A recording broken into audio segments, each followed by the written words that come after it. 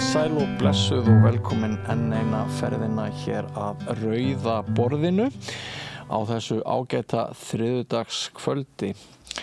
Ég staddur í góðum félagsskap, ég heiti Björn Þorláksson og þú heitir hvað? Ég heiti María Lilja Ingvaldar Þrastardóttir Kemp. Já, þetta eru mörg nöfn. Þetta eru mörg nöfn. Já. Það heiður að hafa öll þessi nöfn hér við Rauða borðið Já, í kynningu fyrir þáttarins. langlífi. Ég er ekki að fara neitt. Þú ert ekki að fara neitt. En hvað segirðu gott? Ég segi brágætt. Er það ekki? Já, jú. Já. Það áttu vona á góðu sjói hjá okkur í kvöld sem að sletti? Já, bara svona sem endra nær. Ég er til dæmis óbúslega spennt að vita meira landnámsþorskin. Ég var nú að veikja það. Það hljómar nú eins og... Sem er rúsinan í pilsu endanum í þætti kvöldsins. Akkurat. Ég veit ekkert um landnámsþorsk og... Nei, Gunnar Smára er ekkert mannlegt óviðkomandi. Eða dýrslegt. Já, eða dýrslegt og hann ætlar semst í lok þessa þáttar að hitta Guðbjörgu Ástu Ólafsdóttur líffræðing og Árna Daníel Júlíusson sagnfræðingur og ræða það hvernig þorskurinn hefur breyst frá landnámi. Já. Hver vill ekki vita það? Ég er svolítið forvitin. Ég vil vita hvort hann hafi stækkað, minnkað eða fengið fleiri ugga eða hvernig það er. Einmitt. Þetta er nú það hann klárari? Já, akkurat, það er nú einn spurningin. Það er ju þorskurinn sem hefur komið okkur svolítið svona lífskjaralega á þann stað sem við erum. Jú, mikið rétt. Já. Þess vegna hefur við síma og bara þú veist. Já, ég myndi segja að þetta væri svona lukudýr þjóðar. Er það ekki? Jú. Já, einmitt. Þetta verður skemmtilegt. Heyrðu, en það er fleira í þættinum og þú ætlar að leggjast í sagnfræði, ekki satt? Jú, það er þetta stóra mikla kvennaár í ár og að því tilefni þá er Sagnfræðingafélag Íslands með viðburð í annað kvöld tengt kvennasögunni. Það er sérst brautriðendur í hópi kvenna sem þessar konur sem hafa sett sitt mark á söguna. Þetta er virkilega áhugavert. Það koma sagnfræðingar og ræða með mig. Svona undir lok þáttar á undan þorskinum. Þetta er það er að næga að taka og þetta er svona að mann hefur fundist svolítið kannski svona óplægður akur í umræðunni. Við vitum allt um karlana og hetjurnar okkar en vitum við í raun hvaða konur það voru sem ruddu brautina. Ég man hvað ég var reiður þegar ég tók viðtal fyrir einhverjum áratugum við einhverja konu í ég man ekki hvað heitir, í kvennarannsóknum og hún var að segja þá að þetta höfundur ókunnur að þýddi það að kona hafði ort en kallarnir vildu ekkert að nafnunar kemi fram og það var bara höfundur ókunnur. Já, akkurat. Bara svona allt þetta þessi ógeðslega útilokun offrekra kalla sem áttu öll löndin, öll miðin og allt frá móti kvölds. Já. Og margar merkar uppgötanir sem hafa kannski svolítið farið svona undir radarinn að því að þær voru fundnar upp af konum. Þannig að þetta var virkilega áhugavert spjall. Já. Nú, ég ætla að ræða við Jón Símsen sem er nýr þingmaður Sjálfstæðisflokksins. Já. Og hann er svolítið óhefbundinn þingmaður Sjálfstæðisflokksins. Hann er bara genginn í Sjálfstæðisflokkin. Og það var algjör grís að hann var þingmaður. Hann bara datt inn held í lokatölum. En þessi maður hefur svona verið sumum Íslendingum kunnur vegna gagnrýni á menntakerfið. Já. Og hann har stundum svona verið í fjölmiðlum út af því. En við ætlum að starta lið, getur maður sagt, nýjum lið á samstöðinu. Við erum svona alltaf í einhverju nýsköpun og reyna að hugsa hvað vilja hlustendur og áhorfendur og áhorfendur að við gerum. Og þessi nýji liður, ég kalla hann svona bara uppi óþekkti þingmaðurinn. Heldur að sé eftirspurn eftir því að við kynnum fyrir fólki svona innri mann, nýrra þingmanna? Já, ég bara getur auðvitað að tala bara fyrir mitt leyti en mér þykir mjög áhugavert að vita einmitt hvað Jón Simsen hefur menntakerfið að segja og hvað hann hyggst svona gera til þess að breyta því inn á þinginu. Og hvaða innri mann hann hefur að geyma vegna þess að þessi viðtöl sko, ég ætla að reyna að hafa þau svolítið persónulega eða þú veist, þegar ég tek þau svo getur vel verið að þú takir það bara í næstu viku eða einhver annar. Mér finnst það skiptir ekki öllum máli hver spyr en ég held við höfum oft sko lúmst mikinn áhuga á að vita hver manneskjan á bakvið framkomuna og með því einu að sjá eitthvað fólk í ræðustól í Alþingi og kannski einhvernum fundum við og stundum með einhvernum þætti í sjónvarpinu þá vitum við samt ekki neitt fólk við vitum ekkert hvað er á bakvið það. Akkurat. Þetta kannski liður í að hérna, við kannski förum að tala svona varlegar hvort annað ef við svona þekkjum manneskina á bakvið. Kannski. Ég held líka sko bara að manneska sem verður þingmaður hún sé oft áhugaverð manneska. Já, þetta fólk sem vill breyta einhverju. Já, ég held hún hafi þurft að sigla í gegnum alls konar hún hafi þurft að sneiða fram hjá alls konar fyrirstöðum sko, á því ferðalagi og það sé svona einhver afburðahæfni að maður getur sagt sem svo hjá öllu fólki sem að verður þingmann. Já, mikið rétt, sammála því. Svo ætla ég líka að tala hérna við hana Kolbrúnu Halldórsdóttur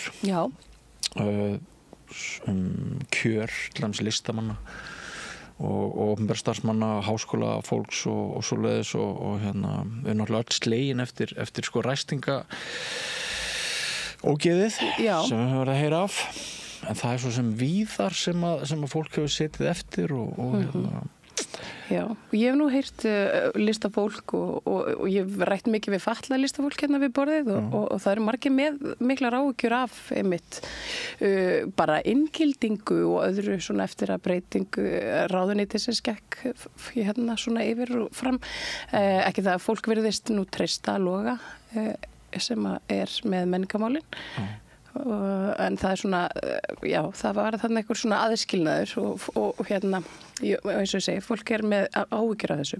Já, Kolbrún Halldórsdóttir er sko með mjög merkan feril. Hún var náttúrulega sjónvarstjarna, hún var hér í meir en 10 ár held ég, eitt af andlitum Ríkisútvarpsins, áður en einhver önnur samkeppni sko, var þar komin.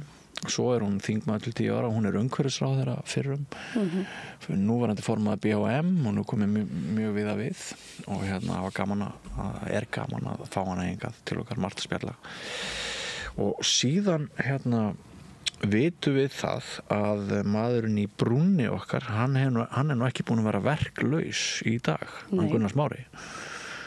Hvað er ég að byrja þar? Herðu, það er það er stórstyrnt hjá honum í kvöld. Það er það nefnilega.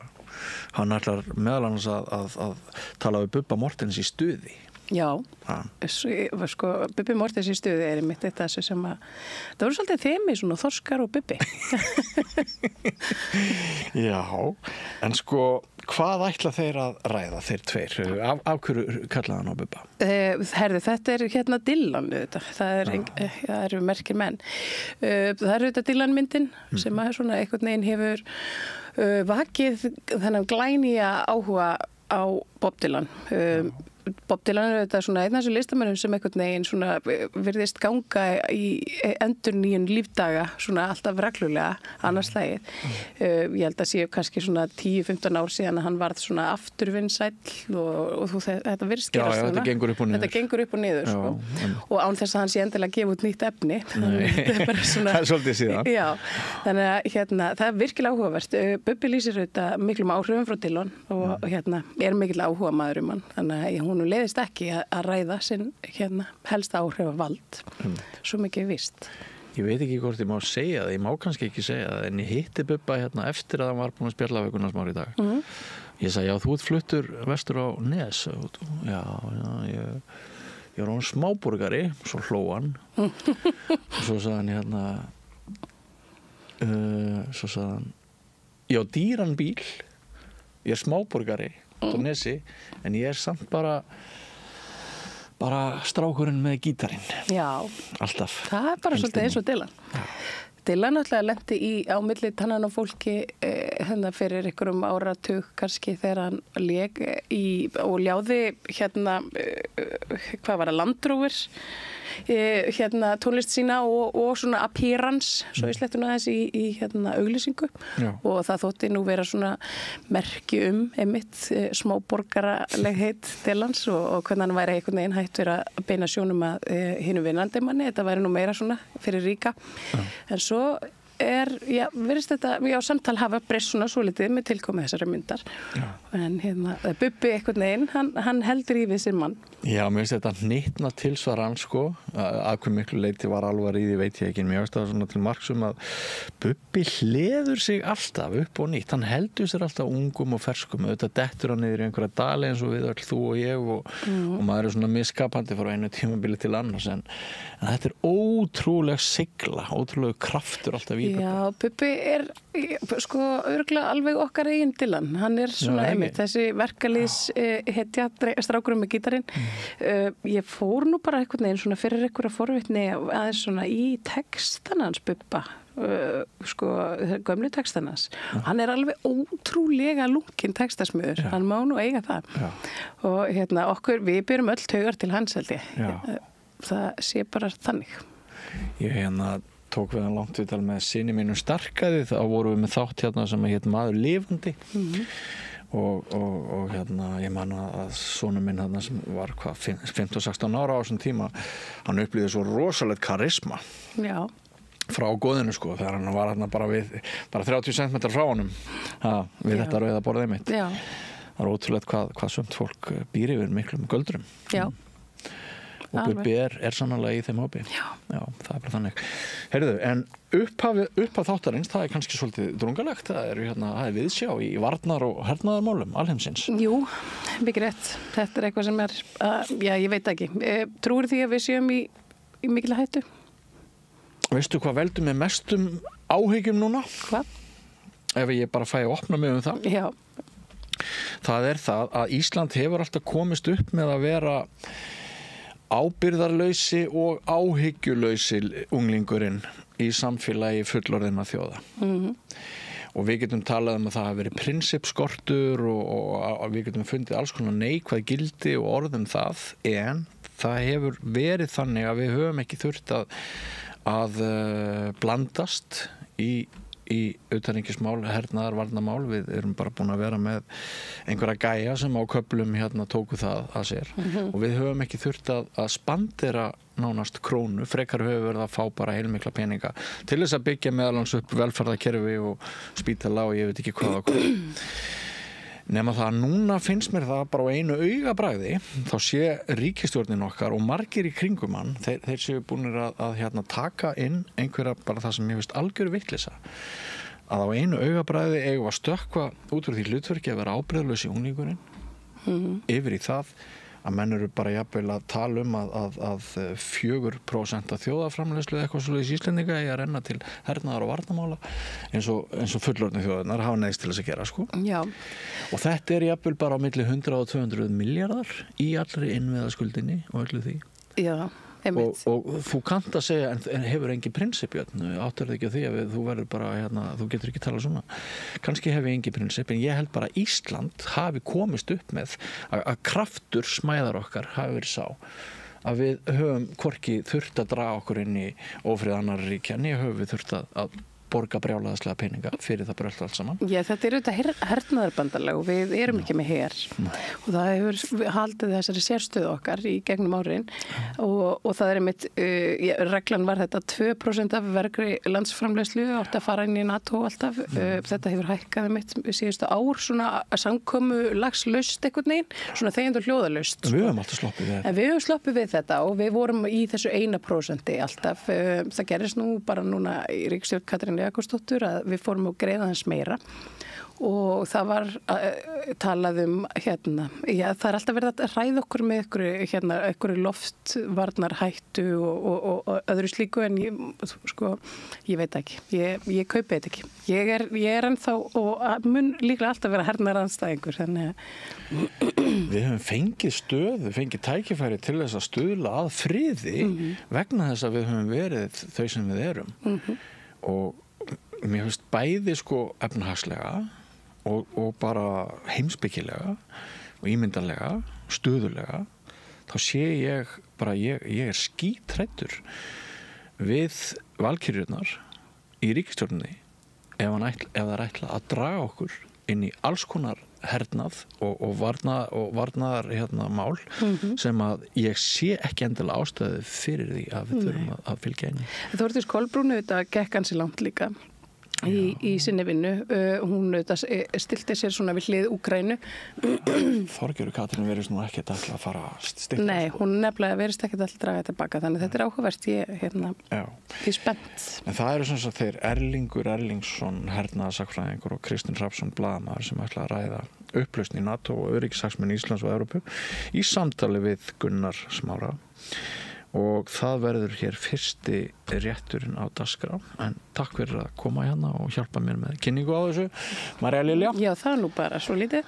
Og ég ætla að biðja ykkur að hafa það í huga að allt þetta ágæta efni sem að þið sjáuð á samstöðinni, það kostar pening að framleiða það. Við framleiða það með glöðu geði, en við gerum það ekki frítt og það er ótrúlega mörg ykkar sem hafið lagt okkur lið og gerst áskrifendur. Greiðið 2.500 krónur eða hærri upphæð fyrir áskrift af þessu efni okkar og við viljum minna á það að ein góð leið til þess að eignast þennan fjölmiðil með okkur er að fara inn á vefslóðina samstöðin.is, skrolla þar niður, finna hnapp sem heitir áskrift og stofna til skuldbindinga. 2.500 krónur á mánuði er nú nánast ekki neitt, það er eins og einn hamborgari. Við viljum líka þakka ykkur fyrir ykkar þátti því að breiða út vinsældir stöðvarinnar með því að hnippa í vini ykkar og dreifa efni okkar á YouTube eða Facebook eða öðru slíku. Það skiptir okkur mjög miklu máli. Við viljum minna á það að við erum útvarpsstöð 89,1 og það eru margir sem hlusta á okkur. Spilarinn.is er app sem að margir nota líka. Þannig að við erum út allt en værum ekki neitt án ykkar og ykkar stuðnings.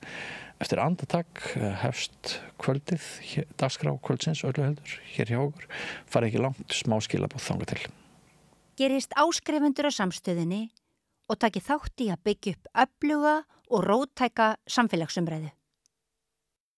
Með því að ganga í leigjendasamtökin styður þú baráttu leigjenda.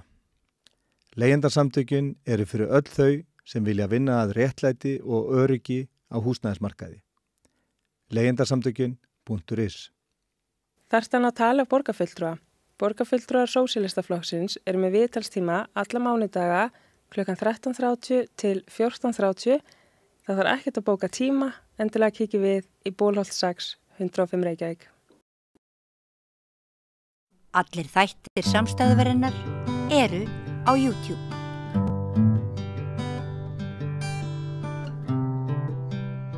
Já, það er öryggismál Evrópu, það er allt í upplausn, NATO er í krísu. Hingað til að ræða þau mál eru komnir Kristinn Hrafnsson, blaðamaður og Erlingur Erlingsson, hernaðarsakfræðingur. Verið velkomnir. Takk. Hérna stærsta krísa í Evrópu frá seinni heimsstyrjöld, Erlingur? Já, ég sagði það áðan, stærsta krísa Evrópu í varnaröryggismálum í 80 ár. Það stóðirnar héldu í gegnum allt kalda stríðið og grundvallar arkitekturinn breytist ekki, en nú er hann spurningamerki að minnsta kosti. Upp í loft. Og það þykir ekki góð staða í öryggismálum. Nei, eitthvað upp í loft. Alls ekki, það er mikið vandamál. Og hvað þarf að það er ekki hægt að snúa tilbaka? Nei. Það er ekki allt eins og áður var. Að minnsta kosti sitjum við uppi með þann Bandaríkjaforseta sem við höfum, kannski ekki þann sem við vildum.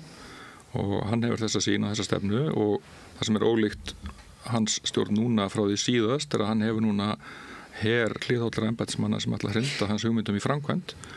Þannig að það mun verða af kannski þessum vitlausustu hugmyndum og verstu hugmyndum.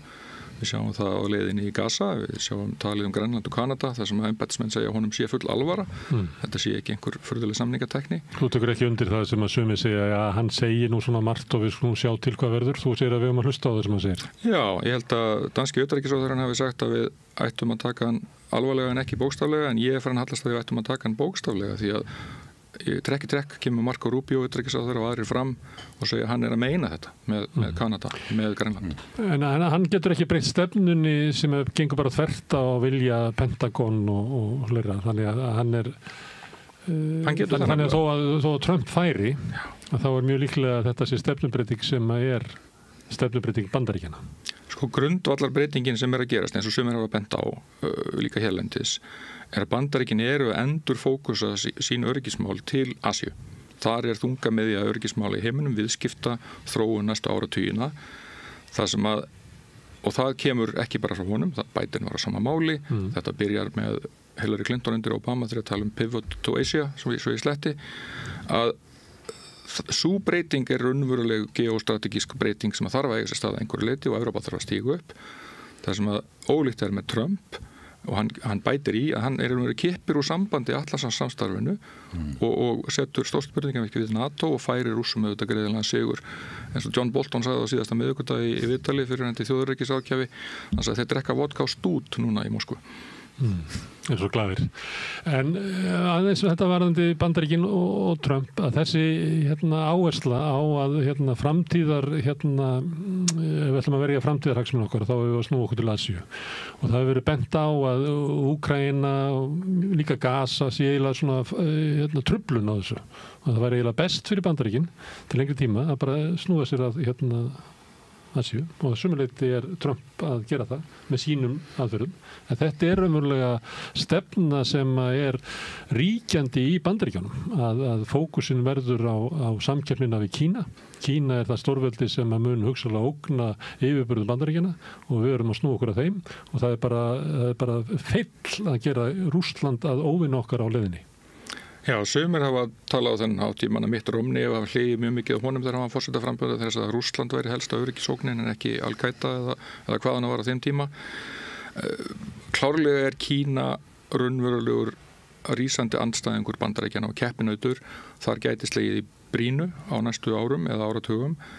En það sem að menn kannski greinir á að það að fókusa til Asíu og leggja áherslu á þetta, þá mjög óklókt að kasta fyrir róða gríðarlega sterku samstarfi við bandamenn í Evrópu sem kostar Bandaríkin tiltölulega mjög lítið í henni stóra samhengi, og þá fórnar þessu mjúka valdi, þá fórnar öllum þessum bandamönnum sem stóðu með þeir í 20 ári í Afganistan og einhverju leyti í Írak í því ævintýri. Hvert geta þið farið? Hvert getur Evrópa farið? Ekki mér heyrist nú margir Evrópumenn bara þrá ekkit frekar heldur en að bara hanga í Bandaríkjunum, að vonast þess að Bandaríkjun verði sem lengst í Evrópu og tefja þetta með einhverjum hætti. Ég sé ekki að Evrópa sé að taka einhverja sjálfstæða svona stefnubreitingu eða? Já, við sjáum hvað Evrópa hefur gert. Eftir að kaldastríðinu lýkur 1991 þá verður svona friðar ávinningur, þetta peace dividend sem var kallað á þeim tíma, varnarmál skorin gríðarlega niður á öllum Vesturlöndum. Síðan fer spennustigið að aukast, við náttúrulega lendum í Balkanstríðunum og fleiru, þannig að Evrópuríkin og Bandaríkin sjá að það þörf á ákveðna hernaða getu. Evrópuríkin ennþá að draga lappirnar þar og eins og þú segir, horfa á að Bandaríkin með þetta leiðtogahlutverk, tryggja öryggi Evrópu, við þurfum ekki að gera eins mikið. Þetta gjörbreytist 2014 þegar Putin hertekur Krímskaga og startar uppreisn í austurhéruðum Úkraínu í Donbass, sendir inn þar ómerta hermenn sína og málaliða. Þá hittast Evrópuríkin með Bandaríkjunum í Brussel í höfuðstöðu NATO og segja ok, nú þurfum við að vakna upp og breyta reiknistæminu og setja sér þetta markmið. Við ætlum að eyða 2% af vergri þjóðarframleiðslu til varnarmála innan 10 ára. Sú klukka rann út á síðasta ári og nær öll NATO-ríkin hafa náð því markmiði. Kanada kannski sker sig mest úr að hafa ekki náði, einhver önnur ekki alveg þar, Ísland sérkapitúli hérna. Og svolítið svæðiskipta meira eitt í austrinu sem hafa sögulega líta á Rússland sem sinn andstæðing og óttast Rússland af skiljanlegum ástæðum. Já. Síður þegar þú ferð vestar þar sem ekki söguleg hefð fyrir því að líta á Rússland sem ógn. Að einhverju leyti þrétt, það aðalega þýleitinu til að þessi austustu ríki sem eiga landamæri að Rússlandi hafa farið fram úr 2%. Baltarnir hafa farið í 3-4%, Pólverjar að keyra í 8-5%. Þeir eru náttúrulega mjög meðvitaðir sérstaklega eftir innrásarstríðið byrjar allsherjarstríðið 2022 að þetta geta verið næstur á matadisknum eða eru ekki tilbúnir. Þannig en stóri punkturinn það að NATO, evrósku NATO-ríkin hafa flest staði við þessa skuldbindningu að fara í 2%. Þannig að það mjög mikið tal núna með Evrópa hafi bara flotið sofanda feigðarósi og einmitt treyst bara á Bandaríkin. Það stenst ekki bara tölulega skoðun. En þetta með því að eyða meiri hernað og þar með að kaupa fleiri hergögn af Bandaríkjunum náttúrulega leiðin til þess að treysta Bandaríkin. Að einhverju leyti. Þetta bara eins og fjárkúgun frá Trump þegar við eyða svona miklu og hann veit að 2/3 af því fara til Bandaríkjana við að kaupa hergögnum. Og ef þið viljið að við vendum ykkur þá verið þið að borga. Já, Trump, það er gott að segja þetta. Trump horfir einmitt á NATO sem hann greinilega skilur mjög illa og skilur ekki bandalags samstarf í heild. Hann horfir á NATO eins og einhvers konar mafíufóringi. Hann að veita vernd og hann vill fá greiðslu fyrir það. Besta dæmi það þessi skelfilegu afarkostir sem þeir setja Úkrænumönnum núna í síðustu viku þegar þeir krefjast þess að Zelenski í München skrifi undir að framselja þeim helming allar náttúruauða af Úkrænu til allrar framtíðar. Og þannig bara verið að stinga mann í bakið. Mér var eiginlega að hugsa til þess að Sovjetríkin fór inn í Póland 39. Trump segir að þessi samningur hafi verið gerður. Hann að vísa til þess eins og það sé gamalt samningur. Já, þeir að semja þetta. Það hefur verið skipst á samningsdrögum. Þetta alls ekki frágengið. Þetta krafan hans sem er náttúrulega verið að níðast á Úkraínu sem er hérna með bjarndýrið í fanginu austanfrá. Þannig að þetta náttúrulega... Mjánum náttúrulega bara eiginlega hruni land. Sko. Já, þeir allavega geta ekki staðið einir gegn þessu, eðlilega. Fjöldi verið myrtir á vívellinum og gríðalegu fjöldi flúi landið. Já, mannfallið gríðalega mikið. Enda mætti segja það, ekkert Evrópuríki, ekkert NATO-ríki hefði staðið sér betur, flest líklega mun ver gagvart svona árás. Kristinn, gerbreytti tímar í Evrópu? Algjörlega, ég held að það sé vanmeti hvað þetta stórt í raun. Það sem ég undrast mest akkur þetta kemur einhverjum á óvart. Því að það var í sjálfu sér yfirlýst markmið Trumps og í hans í kosningabaráttu og hann var löngu búinn að segja það að Evrópa gæti ekki stólað á það að Bandaríkin kæmi til aðstofar ef á það var ráðist og nú sendir hann Vance yfir til München síðustu helgi og hann segir það sem og staðfestir það sem hann búið að segja áður og það í sjálfum sér með því náttúrulega verið að rústa NATO Atlasas bandalagssáttmálan 5. greinin hérna að árás á eitt ríki sé árás á öll þar með úr gildi og þar með NATO-samningurinn úr gildi. Þannig að ég undrast að akkurat núna skuli verða þetta írafár þegar að það máttu öllum vera ljóst að þetta væri í farvatninu. Ég verði að segja það. Og hvað var það íslenska hagsmunni? Við vorum bara á það og þá það aldrei sérstakt að ráðamenn standa hann uppi og hafa það í fanginu að hvort sem það tala hotsteina eða undirstöður íslensku utanríkisstefnu eru brostnar, bæði NATO og varnarsamningurinn sem byggður á forsendum NATO-samningsins. Það farið og hvernig ætla menn að bregðast við. En eins og segi, þetta máttu náttúrulega sjá dálítið fyrir í þessa þróun sem er. Ég veit ekki alveg með þessa auðlindasamninga hvort að þetta var þegar komið í einhvers konar farveg áður en Trump tók við völdum, einhvers konar dílara í þessa veru og við finnst einn dálítið vera misvísandi fréttir sem berast af þessu. En rétt sem Elli segir, það náttúrulega verið að færa alla áherslu núna á og framtíð á Kína. Kína hinn ákjósanlegi andstæðingur. Bandaríkin eru þannig þjóð að hún þarf alltaf andstæðing og Kínverjar eru framtíðar andstæðingurinn. Er þetta ekki bara klassist að Bandaríkin munu ekki una neinu stórveldi að rísa upp í öðrum heimsálfum sem getur orðið svo sterkt að það getur ógnað þeim á þeirra heimsálfum? Er þetta ekki bara morðkenningin einhvern veginn? Já, þetta er hægt og hljótt ef náttúrulega Kína verið að byggjast upp og reyna að halda þetta í hlési hernaðar getu, náttúrulega mjög lítið sem er að vera að byggjast upp í hefðbundni hernaðar getu en því meir hafa það sótt í þessu veðrið á öllum öðrum sviðum og tilvist þessa ríkis efnahagsstyrkur er orðin ógn við hagsmuni Bandaríkjanna. Þannig að það er verið bara að færa áhersluna og segja bara að Evrópa þið verið að sjá ykkur.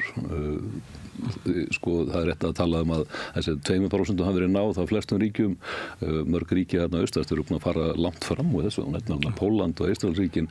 Það Bandaríkjamenn er ekki að eyða hæsta hlutfall af landsframleiðslu til hernaðarmála. Það er Pólverjar og ekki eistar, það er lettar. Þannig að þetta er eins og segi það sem ég er hissa á og kannski undrast núna er að þetta skuli koma svona gríðarlega óvart eitthvað sem að mátti sjá fyrir og viðbröðin eru dálítið panik finnst mér.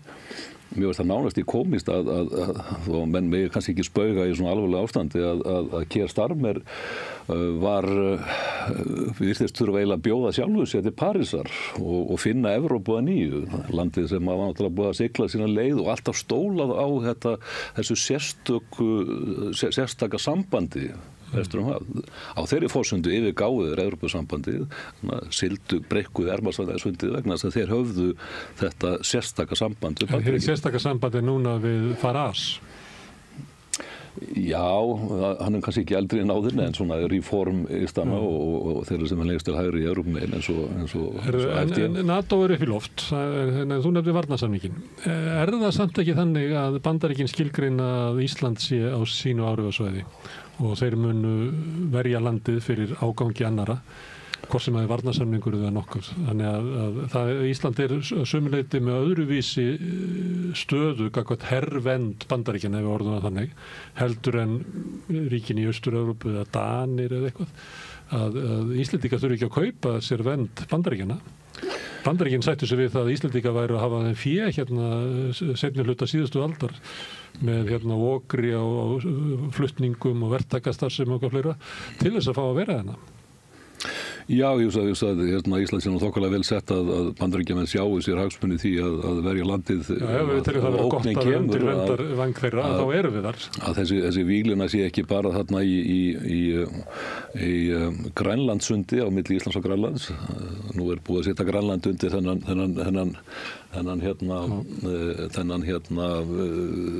þetta mengi sem að Bandaríkjamenn og Trump segir að sé okkar áhrifasvæði. Ég nefna þetta nú, heitir ekki Grænlandssund því að á kortum annars staðar heitir þetta Danmerkursund, alltaf skondi í tengslu við þessa nafnbreytingu og Mexikoflóa í Ameríkuflóa. En ég myndi ætla það að Ísland væri þarna svona kornið fyrir utan og partur af því svæði sem að væri undir smásjóni og vernd. Já, það ekki þannig, Erlingur, að Bandaríkjamenn aldrei þola það að einhver önnur ríki komist til einhver áhrifa á Íslandi? Já, ekki strategískur keppinautur og ég myndi reynda að taka það dýpri ára en ég myndi segja að við erum og höfum lengi verið á áhrifasvæði Bandaríkjanna og þú nefnir Monroe stefnuna, þar föllum við verið undir þetta vestur hveljarðar sem að Monroe miðast við. Það ástæðan fyrir að Bandaríkin koma hérna áður en þeir skerast í leiki í síðari heimsstyrjöldinni, sjá sér leið það til að tryggja sína stöðu gagnvart Atlantshafinu, gagnvart Evrópu. Bandaríkjamenn ekki hérna af einhverjum höfðingskap, þeir eru hérna því það þjónar öryggishagsmunum þeirra og það þjónar öryggishagsmunum þeirra eins og þú segir að halda strategískum keppinautum frá því að ná fótfestu hér. Ég orðaði stundu þannig að þeim alveg saman okkur, þeir ætla bara að tryggja það enginn náið þessu landi, sko. Mjög kalt og stránt til tekið frá svona herfræðilegu sjónarmiði, þá það kannski staðreyndin en svona pólitíkin aðeins flóknar en það. Þetta líka það sem mótiverað á til að hugsa Grænland og það nótur sem þeir hugsa það. Við vitum að það hefur ítrekka komið upp í sögunni að ná undir sig Grænland og Ísland enda líka. Þegar Seward var búin að ganga frá kaupunum á Alaska þá var farið í viðræður við Dani og það eru til fréttir sem birtust á prenti í Bandaríkjunum á þeim tíma 1868 að samningar hafi verið frágengnir og kaupverðið samþykkt kaup á Íslandi og Grænlandi. Þannig að já, strategískt séð þetta ekki ný hugsun. Þetta raun og verið það jákvæðasta fyrir okkur og treystir það að varnarsamningurinn haldi nær óháð NATO. Hann gerður á grundvelli NATO, hann svona NATO plus samningur, gerður að því við höfum ekki her og Bandaríkin gerir aðstofan til að verja Ísland samkvæmt samningnum. Þannig að það ættir raun og verið að halda. Það sem ég hef miklu meira áhyggjur af þessi vinur okkar í vestri sem allar að venda okkur að gjörbreytast. Það núna verið að hóla Bandaríkjana inn og rústa stjórnkerfinu í Bandaríkjunum, brjóta aftur mannréttindi, stjórnarskráin fótum tróðin á fyrsta degi í forsetaembætti Trumps. Þannig að við þurfum að spyrja okkur hversu lengi verður það okkur þóknanlegt að eigi þessu nána samstarfi við þennan bandamann. Í tali ekki með þið framkvæma algjörlega ólöglegar og gríðilega þjóðninsreinsanir í Gaza til dæmis, eða fara að beita hervaldi að einhverjum hætti gegn bandamennum okkar, dönum þá í Grænlandi, eða þá Panama. Það ætti líka, við ættum að láta það okkur varða líka sem smáríki sem er stíð á. Því við viljum verið alþjóðlegur. Þá erum við smáríki sem er í nálægð við stórveldi og herveldi. Við erum kannski svipari stöðu Úkraína eða Við veitum ekki bara allt annars það, bara Vietnam sem verður bara að taka tilliti til þess að Kína þarna við hliðina, en þú gerir ekki bara hvað sem er. Já, en það er ekki bara raunast mat á Íslandi að við erum undir áhrifasvæði stærsta herveldis í heimi og það mun ekki sætta sig við, til dæmis að því að nú alltaf í loft og þá heyrir maður alls konar setningar sagða að nú getum við ekki treysta á Bandaríkin og nú verðum við að fara að treysta á varnir Evrópu. Þetta er kannski valkostur sem okkur stendur bara ekki til boða. Ég meina, það er náttúrulega líkilatriði hér að ef við til dæmis tölum varnir Evrópu, það er vissulega rétt að Evrópusambandið hefur sameiginlega varnarskuldbindingu líkt og NATO á pappír, þó svo að herstjórnar geta og öll úrræði Evrópusambandsins séu miklu minna þróuð heldur en NATO. Það er fyrst og fremst hugsun sem að íslenski stjórnmálamenn og fólk ætti að íhuga, er það valkostur okkar sem ákveðin viðbótar trygging ef að Bandaríkin í raun og veru stíga í burtu frá Íslandi, frá Norður-Atlantshafinu. Sem er næstu óhugsandi. Það er ólíklegt, en ég held að Trump hafi kennt okkur eitt að það er ólíklega er ekki ómögulegt. Mér finnst þetta orðfæri sem að Elín beitti hér og er mjög algengt að tala vinin í vestri sem að allt í núna einu vettvangi breytist í óvinn sé raungnálgun. Það er náttúrulega engin vinir til í alþjóðasviðinu. Ég held að það væri Palmerston Lávarður sem orðaði þetta best á miðja 19. öld um að ríki ættu enga vini, ekki heldur óvini, heldur bara hagsmunatengingar. Og fleiri var enduróma þetta og haldið þessu lofti í ýmsum myndum. Við erum náttúrulega verðum alltaf að horfast í augu við það að þessi félagi í vestri hefur verið að taka eðlisbreytingum býsna hratt í hvernig hann aktar á alþjóðavettvangi og farið fram án þess að það sé endilega smáríkjum sérstaklega til hagsbóta, svona almennt séð. Líklegast hefur ekkert annað ríki grafið eins heftalega undan alþjóðakerfinu á síðustu 2 áratugum, svona frá aldamótum eða svo, heldur en Bandaríkin. Og það vaxandi þunga núna út af Gaza? Vaxandi þunga, Ísraelsmenn að sjálfsögðu koma þarna með langan lista í útbrenti með sagaregistri hvað það varðar, en það er bara staðreynd. Við gleymum ekki þetta lögleysinu sem að hefur verið innan Bandaríkjanna og í það hvernig Bandaríkjamenn hafa hagað sér. Man tala fangelsana á dóms og laga, Guantanamo Bay fangabúðarna sem engin réttarstaða fæst, pyntingar, uppsetning á leynifangelsum meðlans í Evrópu þar sem menn eru pyntaðir og drepnir, löglausa innrás í Írak og síðan til 2003 og síðan þetta stríð í Afganistan sem lengsta stríðið svo Bandaríkjanna í 20 ár þar sem við vorum dregin inn með herafla hreinlega. Þannig að það er margt sem við þurfum að horfa til og kannski endum þetta í varðandi það hvernig þessi vinur svo kallaði þarna í vestri sem vorum í bandalagi við hefur verið að haga sér og hvernig okkar hagsmunir hafa fléttast þar inn í. Það er bara eitthvað sem að fólk ætti að skoða yfirvegað og Ísland að sjálfsögðu á að skoða sína hagsmunir alveg blákalt í þessum heimi sem nú er komin upp, en hann er ekki algjörlega gjörbreyttur. Mér finnst að við getum ekki að horta á það að þetta sé allt í einu orðið svart sem áður var hvítt. Það finnst að vera einfeldni í nálgun. Það er ýmislegt sem afhjúpast sem að hefði átt að liggja í augum uppi, eins og til dæmis veikleikar Evrópu sem afhjúpast svolítið í þessari stöðu.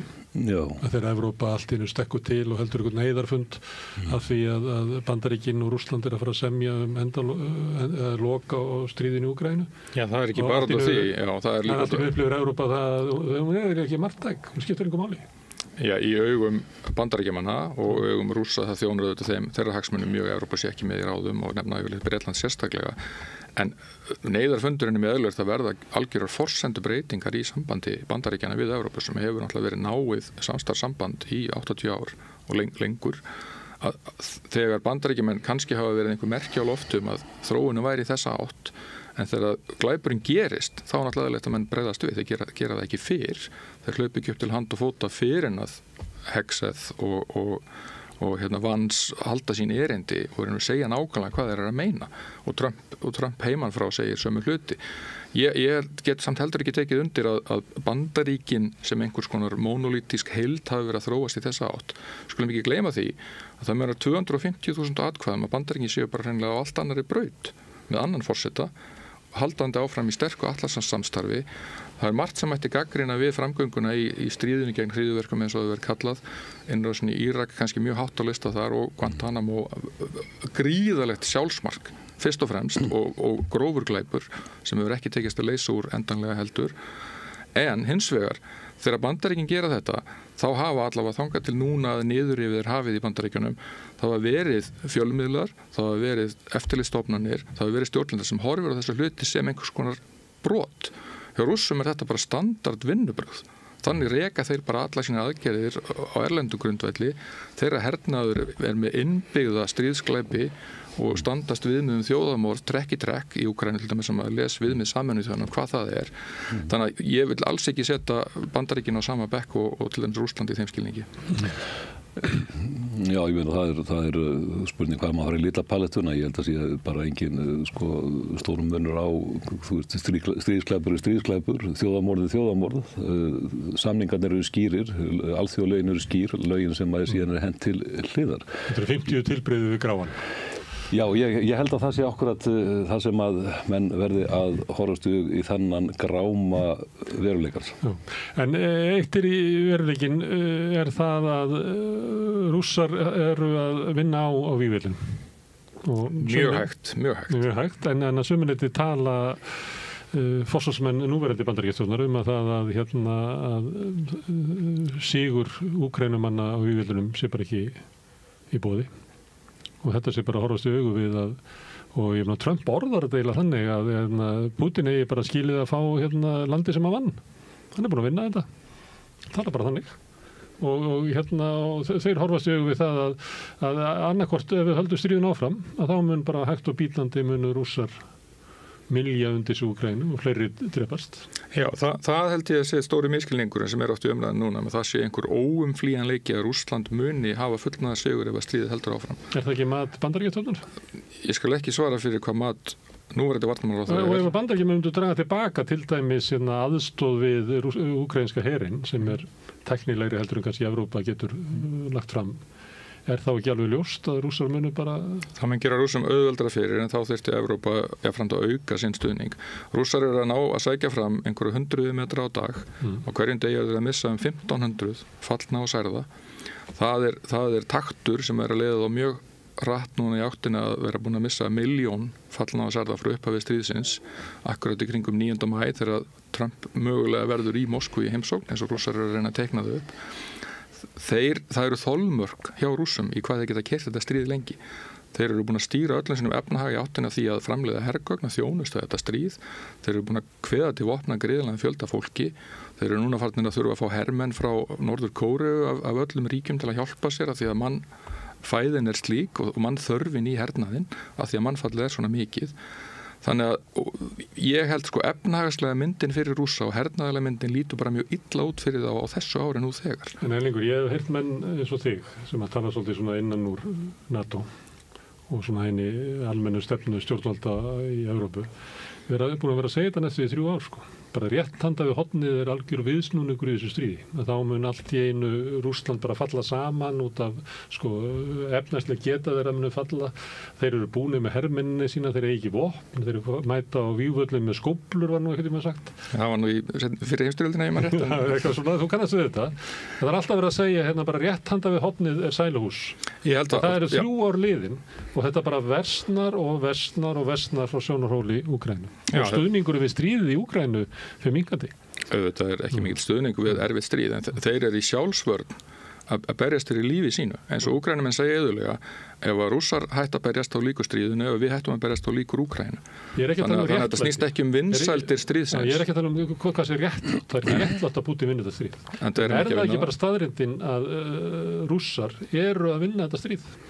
Þeir eru á vígvellinum eru að vinna stríðið 100 metra á dag. Og það frá sjónarhóli Rússa og sjónarhóli herfræðinar er ekki sigur. Það sem við erum að horfa upp á núna í Úkraínu og höfum verið að horfa upp á undanfarna 18 mánuði er það sem að ég myndi kalla á íslensku mulningsstríð, war of attrition. Það snýst... Rússar kunna það? Þeir kunna það ágætlega. Þetta snýst úthald og geta þolað mannfall og efnahagslegar þrengingar og efnahagslegan kostnað af stríðinu. og jú, vissulega rétt hjá þeirra, margir hafa talað fjálglega að gagnsókn Úkraínumanna 2023 myndi brjótast í gegn og snúa taflinu algjörlega. Það var byggt meira á von heldur en raunverulegum staðreyndum. Ég held samt að það mat á efnahagsþrengingum Rússa akkurat núna og þrýstingum sem þetta mikla mannfald vellur, það sé ekki einhver fantasía. Hefur það áhrif mitt ár, hefur það áhrif í loka ársins? Það stort spurningamerki ef við höldum stríðin áfram. Þetta líka kraftur einræðisríkja og alræðisríkja að þau geta haldið út lengur heldur en með lýðræðisríki. Þú vísar oft í eitthvað svona réttlátt, maður heyrir það í umræðinu hérna, að það sé bara ekki réttlátt að Rússar vinna þetta stríð. Nei, ég hef ekki notað orðið réttlæti. Sakfræðingur. Stríð endaði ekki alltaf á réttlátan máta. Nei, ég held ég hef ekki notað orðið réttlæti einu sinni í dag. Þú kannast við það í umræðinu að ef maður segir að Rússar séu að vinna stríðið, að þá svara menn að það megi bara ekki gerast. Það er allt annað. En það er allt annað að segja að það megi ekki gerast, því að það er ákall að við gerum meira til að tryggja að það gerist ekki, því að þó að þessi fyrst og fremst stríð gegn úkraínsku þjóðinni, þá er þetta líka kerfisstríð. Þetta er árás á öryggisarkitektúr alþjóðakerfisins sem var byggður eftir 1945. Ef Rússum tekst að breyta landamærum með valdi og sölsa Úkraínu inn í Rússland, þá er það system endanlega hrunið. En ef að Bandaríkin draga tilbaka sinn stuðning,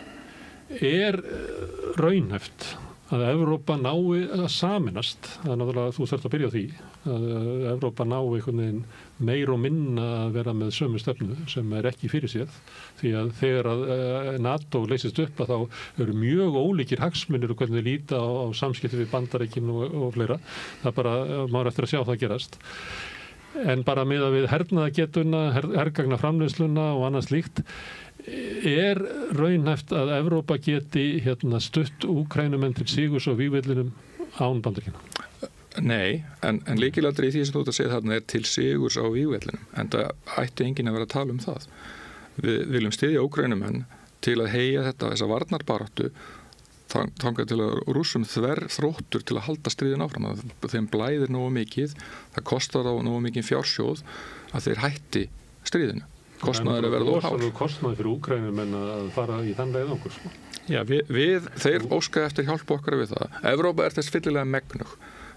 Evrópa styður Úkraínu mun meira heldur en Bandaríkin hafa gert í gegnum stríð. Bandaríkin hafa sendt Úkraínumönnum einhverja 30 skriðdreka, Evrópuríkin hafa sendt þeim mörg 100 skriðdreka. Þannig að getan til þess að styðja Úkraínu, hún er algjörlega fyrir hendi.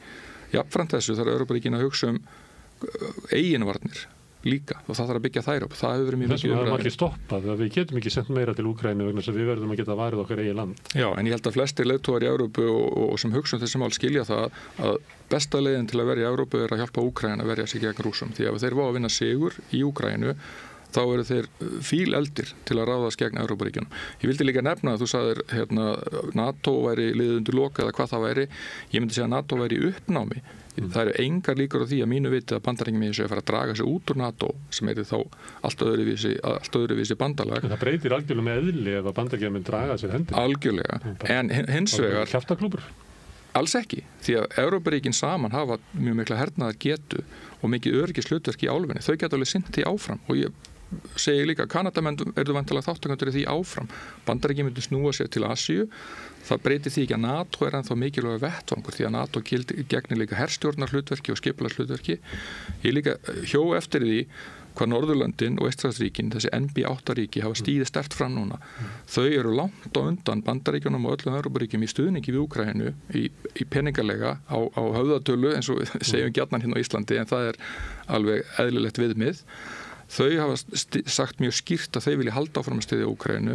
Mette Frederiksen, forstöðumaður Dana, mætir á fundin í París í gær sem fulltrúi þessara ríkja, ekki bara Dana. Þannig ég er ekki að segja að Evrópa muni ljúka þessu verki en ég er tiltölulega vongóður. Nú er ekkert annað í boði heldur en Evrópa leysi þetta verkefni. Og hvernig leggur það til að það verður með því að Evrópuríkin sendi herafla til Úkraínu og á þess að hafa backup frá Bandaríkjamönnum? Já. Myndur þú sjá það fyrir þér? Ég held að það sé ekki mikið list á því að fara út í það aðgerðir og held að það sé ekki pólitísku möguleiki.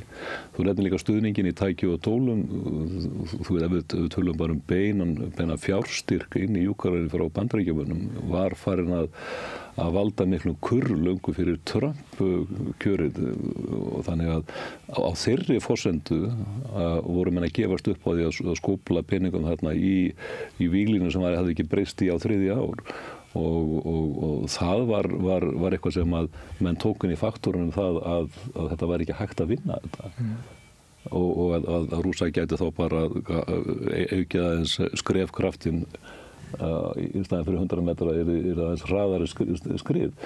Ég held að þetta sé bara staðreyndin og ég get ekki séð fyrir mér að Evrópuríki sendi og hafi viljað til að senda þess að átakasveitirinn í Úkraínu. Keir Starmer fer fram og segir við erum tilbúin að senda herliðin í Úkraínu til friðargæslu en og fljótu síðan að bæta við, svo fremur sem að Bandaríkjum með veita logistical support því að öðru sér gengur það ekkert upp. Á þessu hangir það allt saman. Þetta hangir á Elon Musk, ef hann slekkur á Starlink-kerfinu sínu yfir Úkraínu þá hrynur stríðsreksturinn í Úkraínu, eins og þú veist. Þannig að það er bara, það er eina internetsambandið sem að gera alla samanskýr áfram. Þannig að ég held að það voru margir sem stigu fram mjög skömmu eftir innrásina þegar að byrja að myndast þessi pattstaða sem hefur lítið hreyfst í allan tíma og sögðu það verður að semja þetta, það verður að klára þetta. Menn voru útrópaðir náttúrulega sem einhverju pútinistar. Ég held að ég nefndi áður hérna þætti á þér að það þótti þetta furðu svona að tveir svona statesmenn í íslenskri pólitík, bæði Ingibjörg Sólrún og Ólafur Ragnar Grímsson sögðu sjálfins það sama. Stríð enda með samningum, verður bara að setjast niður og semja enda þetta til þess að bjarga mannslífum, almennu borgurum og náttúrulega hermönnum. Það var ekki gert, var ekki viljið til þess. Vegna þess að það var að keyra áfram á þetta narratífa, það væri einhver sigur í augsýn og það er ákveðin glæpur fólkinu því, að mínum mati, að reyna ekki að enda þessa skelfingu sem hefur síðan kostað fleiri 100.000 ef ekki yfir 1.000.000 mannslíf á þessum tíma síðan. Þetta hefði verið hægt að ljúka þessu fyrr. Það er eiginlega svona í minni sál ákveðin glæpur. Mætti það orða þannig að hvernig Evrópa var í Úkraínustríðinu hafi afhjúpað veikleika Evrópu, bæði í svona hard power, að það kemur eiginlega ljós að öfugt við það sem að fólk kannski hélt fyrir 3 árum, að með að við værum svo miklu tæknivæddari hernað og eitthvað fleira að við getum að stuðningur Evrópu og talningu Bandaríkjanna við Úkraínu myndu snúa stríðskæfinni við, að við hefðum svo stórkostlega yfirburði, það kemur í ljós að það bara virkar ekki. Já, stuðningurinn hefur þetta skipt sköpum, við skulum ekki gleyma hvernig umræðan var fyrir innrás Rússa, fyrir utan það náttúrulega allir sem afnituðu því að innrás væri yfirleitt að fara eiga sér stað, að allir voru á þeirri skoðun og Vladimir Putin sjálfur að þetta tæki mögulega einhverja 3 daga. Þeir myndu rúla hann inn, lenda heraflónu sínum á Hostomel fyrir utan Kyiv, mjög svipaðu þeir gerðu í Afganistan 79 á sínum tíma, taka yfir allt landið og leik væri lokið mjög fljótt. Það var ekki raunin. Auðvitað fyrst og fremst það hetjudáð úkraínsku þjóðarinnar og hersins til að verjast allir Rússar sem skipti það sköpum. Við skulum heldur ekki gleyma því að NATO-ríkin hafa unnið með úkraínska hernum í 10 ár þar á undan að efla getu hans, þjálfa herinn. Það hefur eftir eitthvað að segja. Eitthvað að vopnum. Nú mikið til þess að Zelenski segir að þetta geti verið hryggjarsúlan í nýjum evrópskum herr. Já, auðvitað Zelenski að tala í átt á því að hvetja til þess að standa með Úkraínu. Hann náttúrulega í senda pólitísk skilaboð. Ég vil líka bara segja, Kristinn, eins og þú sagðir að Bandaríkjamenn hafa verið að moka peningum í Úkraínustríðið. Auðvitað það háar fjárhæðir í $milljörðum ef þú horfir á tölurnar sem einhver fjölskyldufæðir í Breiðholtinu, en hins vegar þú horfir á þessa fjárfestingu í vörnum Evrópu, vörnum og öryggisvörnum Bandaríkjanna, gagnvart til dæmis $850 milljarða útgjöldum Bandaríkjanna til hermála á hverju ári, þá þetta hagstæð fjárfesting fyrir Bandaríkin. Þeir eru búin að lama rússneska herinn til margra ára og skaða Rússland sinn andstæðing gríðarlega fyrir mjög lítið fé og verja þessa línu að alþjóðlega skuli verið og það skuli ekki breyta landamærum með valdi. En byrju, þetta myndi gilda, þessi setning hefði gilt fyrir 3 vikum. En núna kemur bara Trump, ef að þetta er rétt lýsingir að vera á stöðu Rússlands og reisir Rússland viðurkennir landamærin sem að Rússland hefur unnið í stríði. Já, hann beitir þessari mjög undarlegu samningatekni eins og sem að kalla að færa andstæðingnum sína ítrustu kröfur áður en að sest niður til viðræðna. Þannig að það utanfrá lítur út eins og hann taki sjóna með Rússa hér frekar en Úkraínumann og Evrópu. En þú varst að tala fjárfestingu? Já, og ég ætla ekki að reyna að verja stefnu Trump, dettur það ekki í hug, sko. En það að þeir sem hafa talað fyrir friðarsamningum mörg ári gegnum stríði núna í 3 ára verða á næstu dögum, það hefur ekki verið hlustað á það á mjög miklu leyti að því að samningsvilji Rússa var nákvæmlega engin. Þeir fyrsta lagi settu þeir fram sinn ítrustu markmið. Það voru fundir í Tyrklandi, stutt eftir að stríðið braust út. Þar voru kröfur þeirra mjög umfangsmiklar. Alveg eins og kröfur þeirra fyrir innrás voru það að allt NATO-herliðir dregið tilbaka til þeirra staða sem það voru 1997 áður en að stækka NATO fyrir austastinn í Evrópu. Þannig að það hefur aldrei verið einn raunveruleg samningsvilji og stríð enda á 3 vegu í raun og veru. Þau enda með fullnaðarsigri, sovjerski fáninn yfir ríkisteginum í Berlín sem brunnið til grunna. Það enda með vopnahléi eins og heldur ennþá í milli Norður- og Suður-Kóreu eða enda með einhvers konar friðarsamningum og líklegast held ég núna ennþá að við náum einhvers konar vopnahlésamningum því að ég sé ekki fyrir mér að Úkraínan í Evrópuríkin muni viðurkenna eignarhald Rússa á þessum 5 héröðum sem hafa sölsað undir sig og Pútín líka í mjög sérstakri stöðu að því ef hann semur nú að víglínan verði frosin þar sem hún stendur núna þá þyrfti hann að gefa eftir rússneskt landsvæði innan gæsalappa sem restin af Donetsk og Luhansk og Zaporizhia af því þeir hafa ekki náðu að leggja undir sig þessi héröða fullu. Þannig að hann pólitískt að því að þeir innlimu þessi héröða í Rússland í ákveðni klípu hvað þetta varðar. Þetta bara útfærslu atriði hvers konar samningar verða enda á borðinu og eflaust gálegast að það verði einhvers konar neutral zone, einhver buffer og alþjóðlegt herlið og eitthvað slíkt. Og hvort það heitir vopnahlið ekki þá var alltaf byssurnar að þagna og þetta mannfall að enda. Kóreustríðið er búið að búið að vera vopnahlið það núna síðan hvað, 1956? 3, já, þannig að það er býst nú nokkuð tíma, haldið enn. Þannig að endalókin er það vígbúnaði beggja vegna ég er aldrei hissa á það sko, mér langar bara að draga fram að það eru búin að vera fullt af vísbendingum um það hvernig viðhorf Bandaríkjanna gagnvart Evrópu og þessu hernaðarsamstarfi sem að hafa sprottið upp og menn virðist hafa mist af einhvern veginn í heildarsamhenginu til að mynda þegar að Bandaríkjamenn ákveða að búa til nýtt hernaðarbandalag AUKUS við Ástralía og Breta og löðrunga frakka í leiðinu með því að láta Ástralía rifta samningum kaupu kábáta og smíði í Frakklandi og flytja það til Bretlands og þetta voru Bretar alveg hæst ánægðir með því og voru ekki eins miklu Evrópumenn þar á því stigi, sáu bara hagsmuni í því. En ég hef alltaf sagt að Bandaríkjamenn hafa alltaf stýrt NATO og Bandaríkjamenn alltaf litið á NATO sem bara part af sínu utanríkistóli til þess að framleggja svona utanríkisstefnu og það verður ekki, þá geta lítið á það öðruvísi að mínum mati. Hlutið hernaðarmaskínu Bandaríkjanna. Já, eftir þetta er ekkert spurning þess að jafnið gildu aðalega sem setjast við hringborðið og ráða ráðan sínum og semja einhverja jafnstöðu þar. Það hefur aldrei verið þannig. Er það ekki tómt mál að tala um að því að þegar er svona óviss ástand þá er alls konar hlutir sagðir. Eitt sem var sagt að ég meina Bandaríkinn lýsaði yfir að Úkraína mun ekki gangi í NATO. Og þá segir einhver í Evrópu í víst, það er náttúrulega tómt mál að tala um það.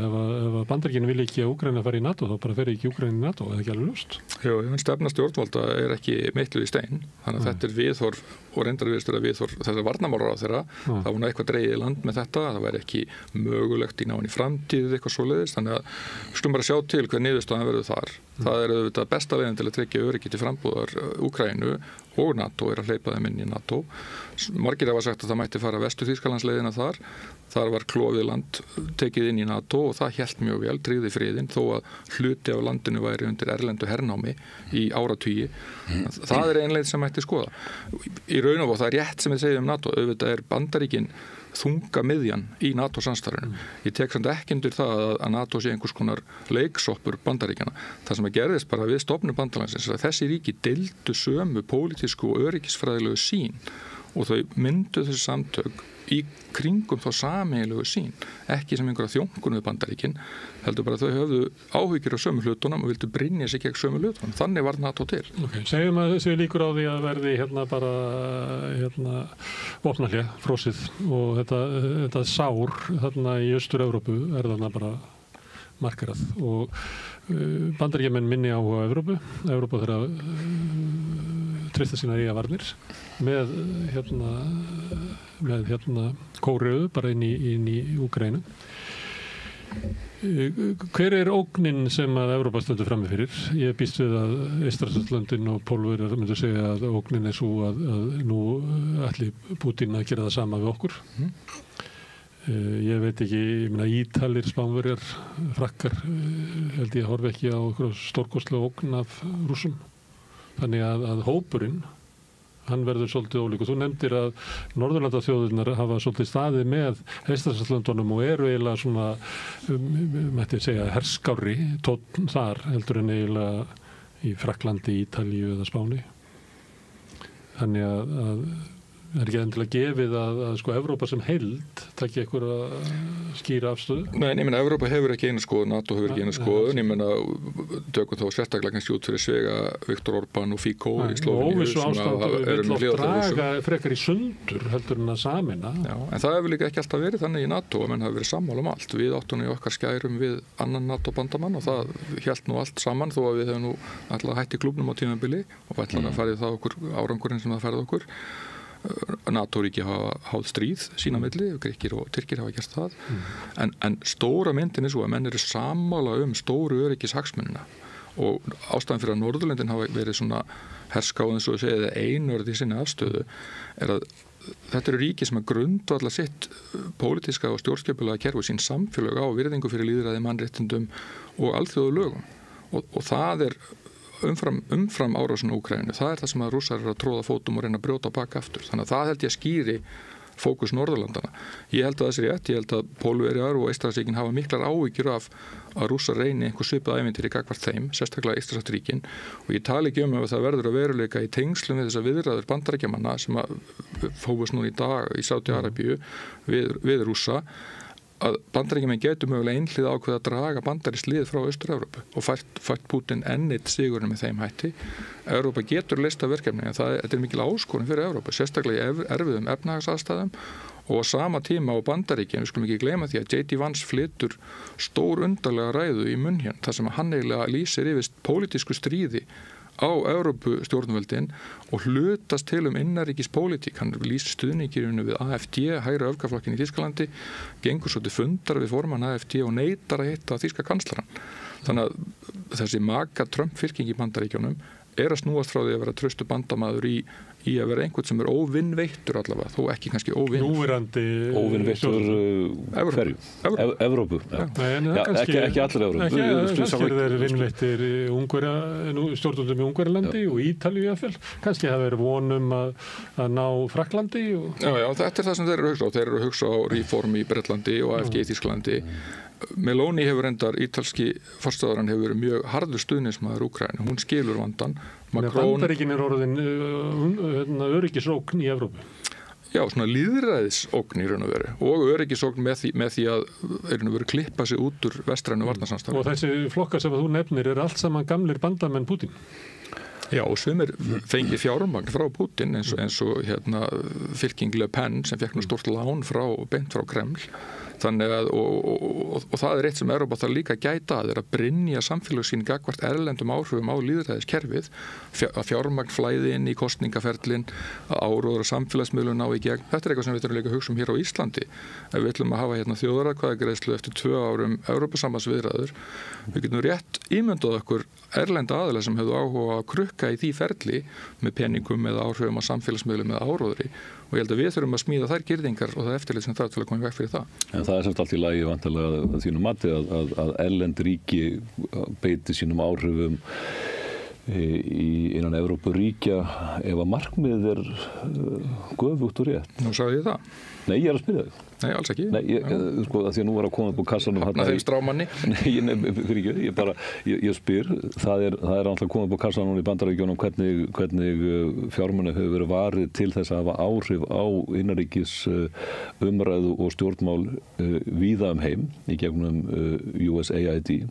Halda á lofti mannréttindum og lýðræði. Svo á yfirborðinu já, það verður svo henta stundum að það verður að stuðla stjórnarfarsbreytingum einhvers staðar og þá er það og ég meina Guðmund almáttuðu Bandaríkjamenn hafa nú ekki beint svona einhverja yfirgripsmikla pallettu að styðja bara lýðræði og mannréttindi gera helstu bandamenn alveg saman hvort að demókratar eða republikanar eða völdin hafa helst verið einræðisherrar herstjórnendur eða herstjórnir þannig að þetta er ekki allt saman dásendin einn þannig að auðvitað er það þessi áhrifaöfl sem hafa verið beitt þarna í gegnum fjölmiðlana meðal annars þúsundir blaðamanna kemur á daginn og hafa fengið styrki frá þessu bandarísku stjórnarstofnunum sem heyrir undir utanríkisráðuneytið, fjölmiðla samtök og einstakir fjölmiðlar. 9 af hverjum 10 fjölmiðlum í Úkraínu eru haldið á lífi með þessu framlagi. Þannig að það eru erlend áhrif. Þess vegna spurði ég, er það þá í lagi af því að það er undir yfirlýstu markmið að styðja lýðræði og mannréttindi eða einhver ákveðin göfu markmið. Þú segir við verum að breyna okkur gagnvart þessu frá vonduköllunum. Ég sagði ekki frá hverju. Ég er að segja það að menn vilja ekki þessi áhrif. Það er gott og blessað en þá verður við að fara alveg konkrétt yfir línuna og segja að það verður allir að vera undir sama hatti annars eru við með tvískinnung uppi varðandi þetta atriði sko. Er það eitt sem að mér finnst svona óma að heyra ráðamenn á Íslandi tala að þá er svolítið eins og sé að tala að sko að við eigum að standa með Evrópu og við eigum að taka sömu ákvarðanir og eru teknar þar og ég er svolítið efins þegar ég heyri þetta vegna þess að ég myndi halda að svona óvissu ástand myndi leiða til þess að hvert einasta ríki myndi skilgreina sína öryggishagsmuni og það er ekki gefið það að við séum með sömu öryggishagsmuni og Pólland það bara er alls ekki eða Frakkland eða hvað sem er þannig að í svona tímum þar sem það getur farið mjög hröð atburðarás í gang mér finnst svolítið skorta á að það sé verið að skilgreina raunverulega stöðu Íslands. Við erum undir aðeins í sambandi við það að við erum á svæði sem að Bandaríkin klárlega skilgreina sem sitt áhrifasvæði og á meðan að kannski Pólverjar að líta á það sem skynsamlega ráðstöfun að raunverulega kaupa vernd ef við tökum stefnu Trump 5% sem eiginlega fjárkúgun. Það verður sjálfsagt út frá hagsmunum Pólverja að taka það ákvörðun ef þeir meta það sem svo en það verður alveg frálegt í okkur. Það var að kaupa eitthvað sem er bara ókeypis. Smári, fólk verður að gera sig grein fyrir þá hvaða Evrópu ætlar að vera þátttakandi og styðja og vera hluti af. Hvað kemur upp úr kjörkosum í Þýskalandi núna eftir nokkra örfáa daga? Verður það samstjórn AfD og hægri blokkarinnar? Skilur og hvaða stefnu verður þá ofan á í öflugasta ríkinu í þessari Evrópusambandsblokk þannig að þetta var líka við vilja mann alltaf ganga inn í Evrópusambandi inn í hvaða Evrópusamband ætla mann að ganga inn í Evrópusamband AfD og Orbáns og Le Pen eftir nokkur ára getur að takast í 4. og 5. umferð og komast til valda það verður alltaf vera að færast í áttina að því þannig að mér veist vanta þetta Evrópa er ekki bara eitthvað sem er svona statískur pakki sem að breytist ekki og það eru áhyggjuefni varðandi ýmsa löggjöf sem verður að taka þar uppi sem mér hugnast ekkit sérstaklega vel einmitt sem varnir gagnvart þessari meintu utan frá ógn þar að segja ógninni af svokallari upplýsingaóreiðu online safety bill í Bretlandi sem er alveg hræðileg smíð og er bara allt og lítið barist gegn og fá litla athygli þannig að það er verið að þrengja þar að þeim gildum sem við erum síðan að bá svona út konstantli þar að segja lýðræðinu grunni lýðræðisins, málfrelsinu og frelsi einstaklingsins. Þess vegna spyr ég getum við réttlætt það að bjarga lýðræðinu með ólýðræðislegum aðferðum? Getum við fórna mannréttindum til að bjarga mannréttindum? Þetta er orðið og ég ætla að spyrja á einfaldan hátt núna. maður gæti, það er óvissa í heiminum og þá fyrir litla þjóð þá bara verið að finna eitthvað hóp sem við getum verið í skjóli við. Ef það er ekki skjóli í Bandaríkjunum þá verðum við að hlaupa til Evrópu. Annað verið það að í svona vísjáfærum heimi borga sig, sumuleyti voru Íslendingar ágætir í kaldastríðinu, gátu verið með viðskipti við Rússa og Sovjetmenn mikil og reyndust okkur bara vel í Þorskastríðinu og víðar og bara ágætis félagar. Ólafur Ragnar hefur mikið lagt upp úr þessu að það er best fyrir smáar þjóðir að vera bara vinir allra. Er það endilega gefið að í panikinni að við höfum að hlaupa þá og vera annarkvort þá bara geirnegla okkur við Bandaríkin eða taka þátt í panikinni í Evrópu eða er boðið upp okkur svona íslenska leið? Já, ég meina í kalda stríðinu þó við höfum selt Sovétríkjunum fisk og fengið olíu tilbaka og einhverja lélega bíla að þá voru við ekki... Fína bíla, það var í fermingavíslu með minni fjölskyldu þá gæti maður labbað út og hortuðu gluggugarna, það voru bara skótar og lötur. En þá allavega... Okkar fólki vel, ódýri bílar því að við áttum ekki efna á amerísku bílum. Nei, en þá vorum við enga síður ekki hlutlaust land, við vorum stofnaðalega NATO og hér var bandarískt herlið, þannig að við vorum algjörlega... Við vorum ekki viðskiptabanni við skilgreinda andstæðinga Bandaríkjanna, sko. Nei, enda held ég að það ekki verið viðskiptabann heilt yfir. En allavega, þetta er rétt sem hún segir. Það eru viðsjárverðir tímar, pólarnir eru að snúast og hafa snúist að einhverju leyti, þá eiga öll ríki og ekki síst lítil ríki sem að geta ekki varað sér sjálf að hugleiða stöðu sinni í því kerfi.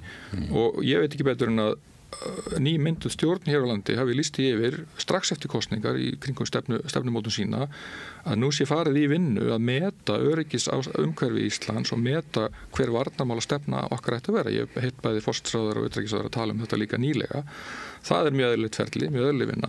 Þannig ég held að þessi ekki verið að tala um að hlaupa eitt eða neitt. Að það þurfa að gera þetta mjög vel ígrunduðu máli. Nákvæmlega sama tímapunkti kemur utanríkisráðherra fram í sinni fyrstu ræðu og segir hornsteinn íslenskra utanríkisstefnu verður áfram aðild að Atlantshafsbandalaginu og varnarsamningi um Bandaríkin. Enda var það mjög eðlilegt að segja það allt þar til í síðustu viku þegar forsendunar breytast gjörsamlega. Eins og segið, þetta var markboða morð þessi atburður að mínum að ég held að vísbendingarnar voru allstaðar inn í kerfinu. Já, þú gefur þér að Trump komist örugglega til valda í kosningum og pólitíkin í Bandaríkjunum stefnir bara á einn veg. Bandaríkin ekki einn Róma. Það orðið meira 2 vikur síðan var kjörin. Þó svo þessi yfirlýsing sé einhverja endurskoðun eða mat og líka það að við þurfum að ræða meira öryggismál, að þá er samt allar yfirlýsingar utanríkisráðherrans eru eiginlega í þá veru að það er eiginlega óbreytt stefna.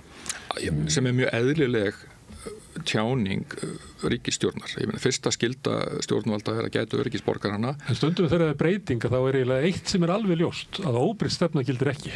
Já, algjörlega. Við veitum ekki hvert við erum að fara, en það verður ekki óbreytt. Nei, en það er samt ekki ástæða til þess að hlaupa upp til hand og fóta og í panik, sko. Þannig að það er eðlilegt að það fari eisist umræða og það er góða punktur sem segir að það var umræða líka í samfélaginu. Það væri í mínum huga mjög vont ef að þessi skoðun á öryggisumhverfi okkar og mótun á öryggisstefnu færi bara fram í stjórnarráðinu og mögulega í einni nefnd á Alþingi. Þetta þarf að vera verkefni alls stjórnarráðsins, alls Alþingis, akademíunar, borgaralegra samtaka, hér félagasamtaka og samfélagsins í heild. Og hér er Rauðaborðið. Algjörlega, og það hefur skort mjög á Íslandi, þessi umræðu öryggis- og varnarmál og það held ég sé verkefni allar sem eru föðurlandsvinnir, þó að þessi kannski ekki í tísku að tala um það núna, Íslands, tekið væntu þjóðina að leggja setta mörkum í þá átt. Ég er algjörlega sammála þessu, Ellingur. Þarna hefur skort mikið á. Einhvern tímann voru við að ræða hérna saman það að því ég spurði það því hann fjárverandi hver var utanríkismála stefna umræðan fyrir síðustu kosningar hjá okkur og nánast engin. Þannig að við höfum bara ekki rætt þetta og það hefur bara alltaf verið þessi framsetning. Það er bara 2 grunnstóður undir öryggisstefnu Íslendinga, NATO og varnarsamningur punktur sem getur rætt Evrópuviðskipti og setja í þjóðaratkvæðagreiðslu Evrópusambands aðild seintum síður einhvern tímann þá þegar að því kemur. En núna þurfum við náttúrulega bara að fara að ræða þessa stöðu og þetta er eitthvað sem verður að vera í samtali við þjóðina. Það hefur bara ekki verið og eins og kannski aldrei verið í sögu íslenska lýðveldisins. Og hluta því er líka ræða stöðu Evrópu sem hefur gerbreyst. Þegar við erum að meta okkar stöðu þá verður einhvern raunast mat á það hver er staða Evrópu sem að mörgu leyti virðist vera ganga inn í einhvers konar pólitískt hnignunarsskeið. Það fá ekki Já, bara það mögulega. innanlandsmálin, heldur bara að sko geta Evrópu til að hafa sko sjálfstæða utanríkisstefnu er bara veikari núna en var á 10. áratugnum. Já, allavega þessna fagna ég því að tímasetning þessara þjóðaratkvæðagreiðslu sem hefur verið boðuð sé eftir 2 ár. Þá gef ég mér að þessi ríkisstjórn ætli sig nú að fara út í 2 ára samtal við þjóðina, að upplýsa til þjóðina hvað hangir á spýtunni, hvað færir okkur aðild að Evrópusambandinu og hvað þurfum við mögulega að gefa eftir. Og þar aftur, það þarf að vera mjög almenn umræða, það þarf að vinna rannsóknir og það má ekki bara koma frá stjórnvöldum ofanfrá. Þetta þarf að vera raunverulega djúp efnislega umræða og líka hvað þýðir þetta varðandi öryggis- og varnarmál eins og ég nefndi áðan.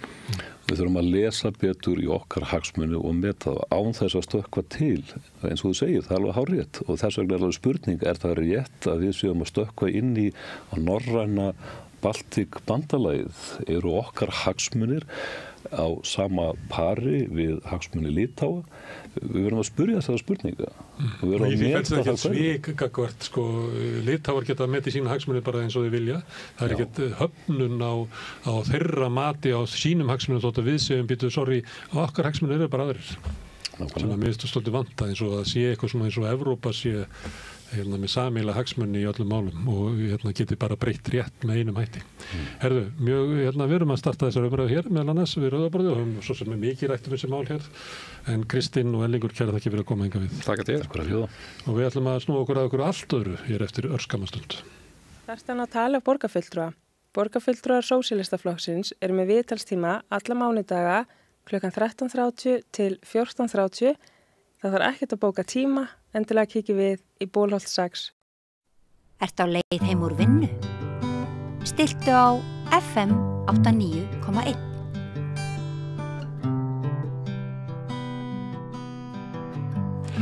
Herðu, við ætlum að tala Bob Dylan æði og tala Bob Dylan við Bubba.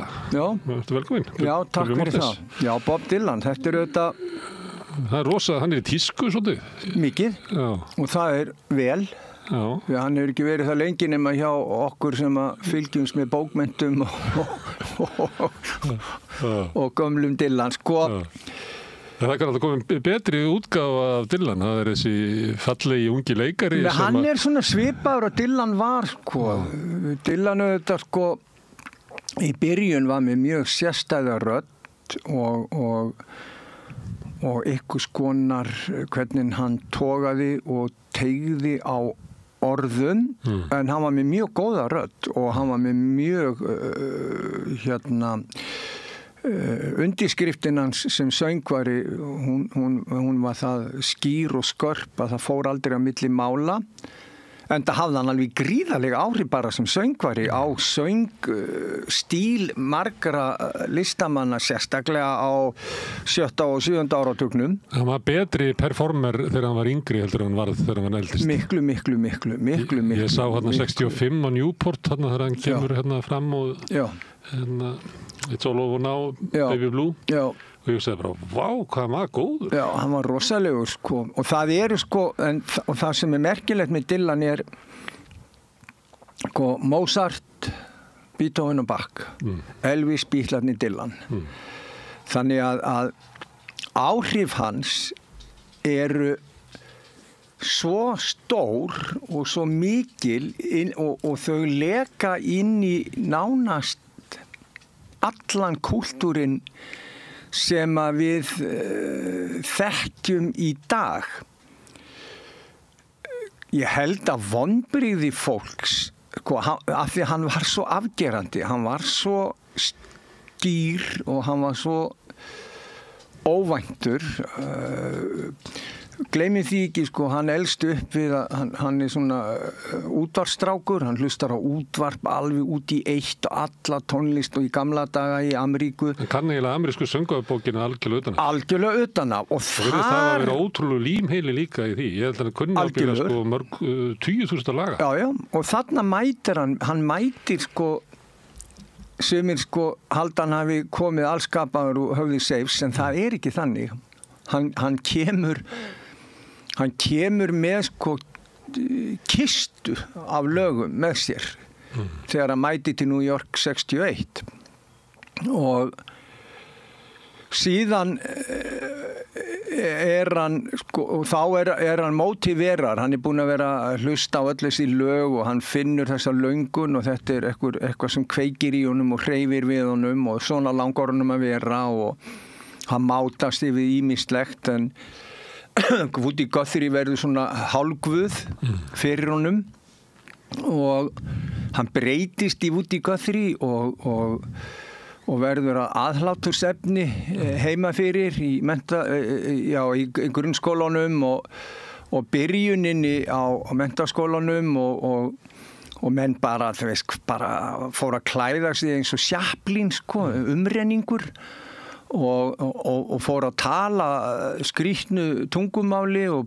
breyttist röddinn hans og svo kemur hann... eins og ungum mönnum háttur. Já, ég minna. Gerðu þú þetta ekki? Varst þú ekki eins og Dylan? Jú, ég breyttist í Dylan, algjörlega og hérna kom að því seinna. En svo mætir hann og það sem hann hefur sem er einkenni þeirra sem að seinna mér skara fram úr. Þú tekur leiðsögn, þú hlustar og þú ert forvitin. Og hann bara pikkar út hver er bestur þarna? Hver er bestur í þessu? Hver á stærsta plötusafni? Hver plokkar best? Hver er besti plokkarinn? Hver er besti performerinn? Hver syngur best? Og hann bara límir sig á þetta fólk og nánast húðflettir það og bara stelur öllu steini léttara. Hann kann að stelur bara því sem er gott. Já, og það er sko einkenni snillings og gott dæmi er það var lengi flökkusaga það hann hefði farið illa með Dave Van Ronk sem var svona hann kemur fyrir í myndinni eitt augnablik en var þetta miklu stærri áhrifavaldur vegna þess að þeir voru mjög nánir sérstaklega á Susi tímabilinu Led Belly hafði tekið upp lag sem hét House of the Rising Sun og var svona einhvers konar húsgangur gamall og gerir að sínu og gerir það bara alveg frábærlega og Dave Van Ronk spottar það og tekur það upp á sína arma og er að flytja það á tónleiku sem svo eftir sér tekið menn bara wow, svo heyri Dylan þetta bara heyrðu þetta er geggjað og svo einn daginn þegar að Hammond er búinn að sjanghæja Dylan inn á Columbia Records þá kemur hann bjó hjá David Van Ronk á þessum tíma og kemur heim til hans og segir, heyrðu Dave, hérna lagið þarna, Led Belly lagið þarna sem þú ert búinn að vera að spila svo frábærlega hérna House of the Rising Sun ætlar þú eitthvað að gera við ætlar að nota það og hann bara, já, ég ætla að taka upp ég er nýbúinn að taka það upp á plötu og hérna en Dave sagði sko seinna mér, hann eyddi miklum tími að leiðrétta þessa flökkusögu og sagði bara, ég var bara í skíunum vegna þess að þegar ég heyrði útgáfu Dylans þá heyrði ég kjarnan í laginu svo hérna sem að Animals síðan svo gerist það að Dylan kemur til Bretlands og heyrir útgáfu hjá Animals og þar skulum við og sem sagt hann var búinn að heyra hann að vísu áður en hann kemur til Bretlands 64 fyrst með John Baez og Alan Price er með honum allan tíman á þessu flakki Marianne Faithfull, blessu sér minningarnar hún er þarna með honum og þeim hann heyrir þessa útgáfu áður en hún fer á plötu og hann sér hvernig þeir eru að klæða sig hann fer í búð og kaupir sér töffarajakka hann kaupir niðurmjóa buxur hann kaupir já, og kaupir niðurmjóa bítlaskó með kúbanskum hælum kaupir sér rafmagnsgítar og hérna kláratúrin kemur heim og menn bara, hver er þetta? Hvað lúkir þetta? Þetta er bara komin eitthvað algjörlega ný útgáfa það Bretland hafði miklu meiri áhrif á Dylan ég held að menn hafi gert sér í raun grein fyrir vegna þess að það er í rauninni breska bylgjan sem fær Dylan til þess að gerast fara í rafmagnið og talandi sko rönn. Og nýjung sem hann kemur með til Bandaríkjanna að sumu leyti bresk. Hún það og það bara og það sem að menn höfðu verið að reyna í nokkur ár að ná svona blues feelingnum yfir í svona rockið poppið. Já, og hann bara kemur með þetta tilbaka og þetta sko út í einu annað. Þú hugsaður út í það sko, hann gerir fyrstu plötuna Bob Dylan, hún selur 5.000 eintök en hún vekur athygli hjá þeim sem að vissu. Svo gerir hann Freewheeling og þar hann bara komin með Blowing in the Wind og fleiri lög og menn bara missa kjálkanir og bringu, bara hvað í gangi 22 ára drengur að skrifa svona. Eftir Freewheeling gerir hann Times They Are Changing. Eftir Times They Are Changing þá gerir hann hérna Bring It All Back Home, Another Side of Bob Dylan, Highway 61, Blonde on Blonde. Þetta gerir hann á 5 árum og þetta svo fáheyrt vegna þess að hver einasta plata hefði vakið sko heimsathygli og hérna hann segist ekkert skil í þessu sjálfur hvað gekk á, bara flóð rann í gegnum hann. Þetta er yfirgengilegt og hérna síðan gerist það að ég lítill strákur í Vogunum í pinkulítilli íbúð og ég var búinn að heyra Tommy Steele, Cliff Richard og þótti bara helviti flott tónlist. Mér þótti bara rosa gaman af þessi, ég var auðvitað alætaði, þú veist, og útvarpið var bara eitt og ein rás og mér fannst engin munur á Skafta Ólafssyni eða Cliff Richard, mér fannst þetta bara alltaf æðislegt.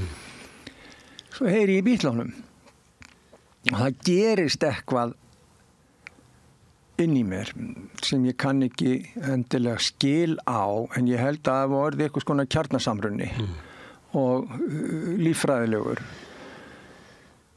og ég man ennþá sko þessa hitasótt sem greip mig svona barnungan og ég skynjaði hvers konar ógnakraftur væri á leiðinni, bæði kannski í gegnum elsta bróði minn og allt það, en líka bara á sjálfum mér. Og þarna byrjar eitthvað konar þessi tilfinning, svona ætla ég að verða, svona langar mig að vera. Þetta málið, svo fara svona plakot og gerðist á Dylan þegar hann heyrði í Elvis. Já, hann vildi verða Elvis. Já, einmitt og þetta var, þetta var eitthvað svoleiðis. Þetta svo rosalegt frelsi eitthvað að þú kemst þangað sko. Þetta bara yfirgengilegt, þetta sko trúarleg reynsla án þess að hafa með trúna nokkuð að gera, en sennilega svona svipuð upplifun að þú endurfæðist. Þú heyrðir hjá þeim Beatlunum að fylg þú mér og þú ákvaðst að fylgja þeim. Það bara svoleiðis. Síðan gerist það að Freewheeling kemur inn á heimilið og ég var búinn að heyra sko Peter, Paul and Mary spila það lag í svona Savannah Trio stíl sem ég fannst mjög flott. Svo heyri ég Dylan flytja þetta. En svo kom á kunni eða skefnunni. Og það eina sem komst að bara, þarna er þetta. Og ég fór í mömmu, ég verið 7-8 ára og sagði, mér langar gítar. Og mamma las mér rétt. Það var ekki mikið til peningur en hún önglaði saman fyrir notuðin gítar, gaf mér í afmælisgjöf og ég fór í gítarkennslu hjá konu í blokkinni og lærði grunngrip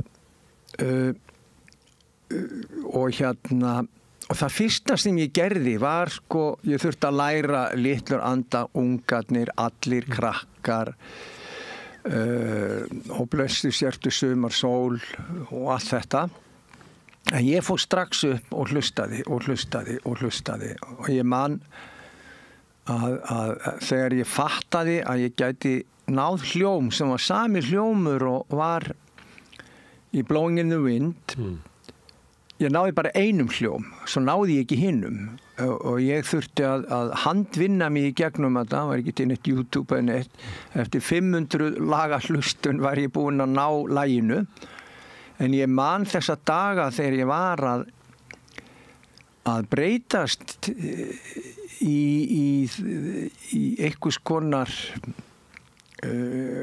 frumu, Dylan-frumu, að því ég fór að sofa kvöldin, þá var ég með hjartslátt í puttunum, ég var svo illt í fingurgómunum. En spenningurinn og gleðin yfir því að ég vissi að því ég vaknaði daginn eftir, þá kæmist ég aftur í gítarinn og þá gæti ég aftur að reyna að klöngra mig í gegnum þetta. Og þarna og svo skildi ég ekki textana. Nei, þú er náttúrulega 7-8 ára, þannig að þú ert ekki komið til vits og ára. Nei, og stóri bróðir, hann byrjar að þýða fyrir mig. Og ég fæ að sitja og hann segir, nú er hann að segja þetta og hvað þýðir þetta? Og hann gerði það, hann bara lagði það á sig að útskýra fyrir mér. Ég vissi til dæmis ekkert hvað ástarsamband var.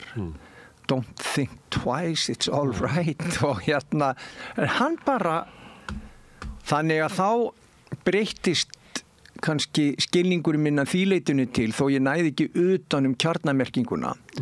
Þá hafði ég færst nær.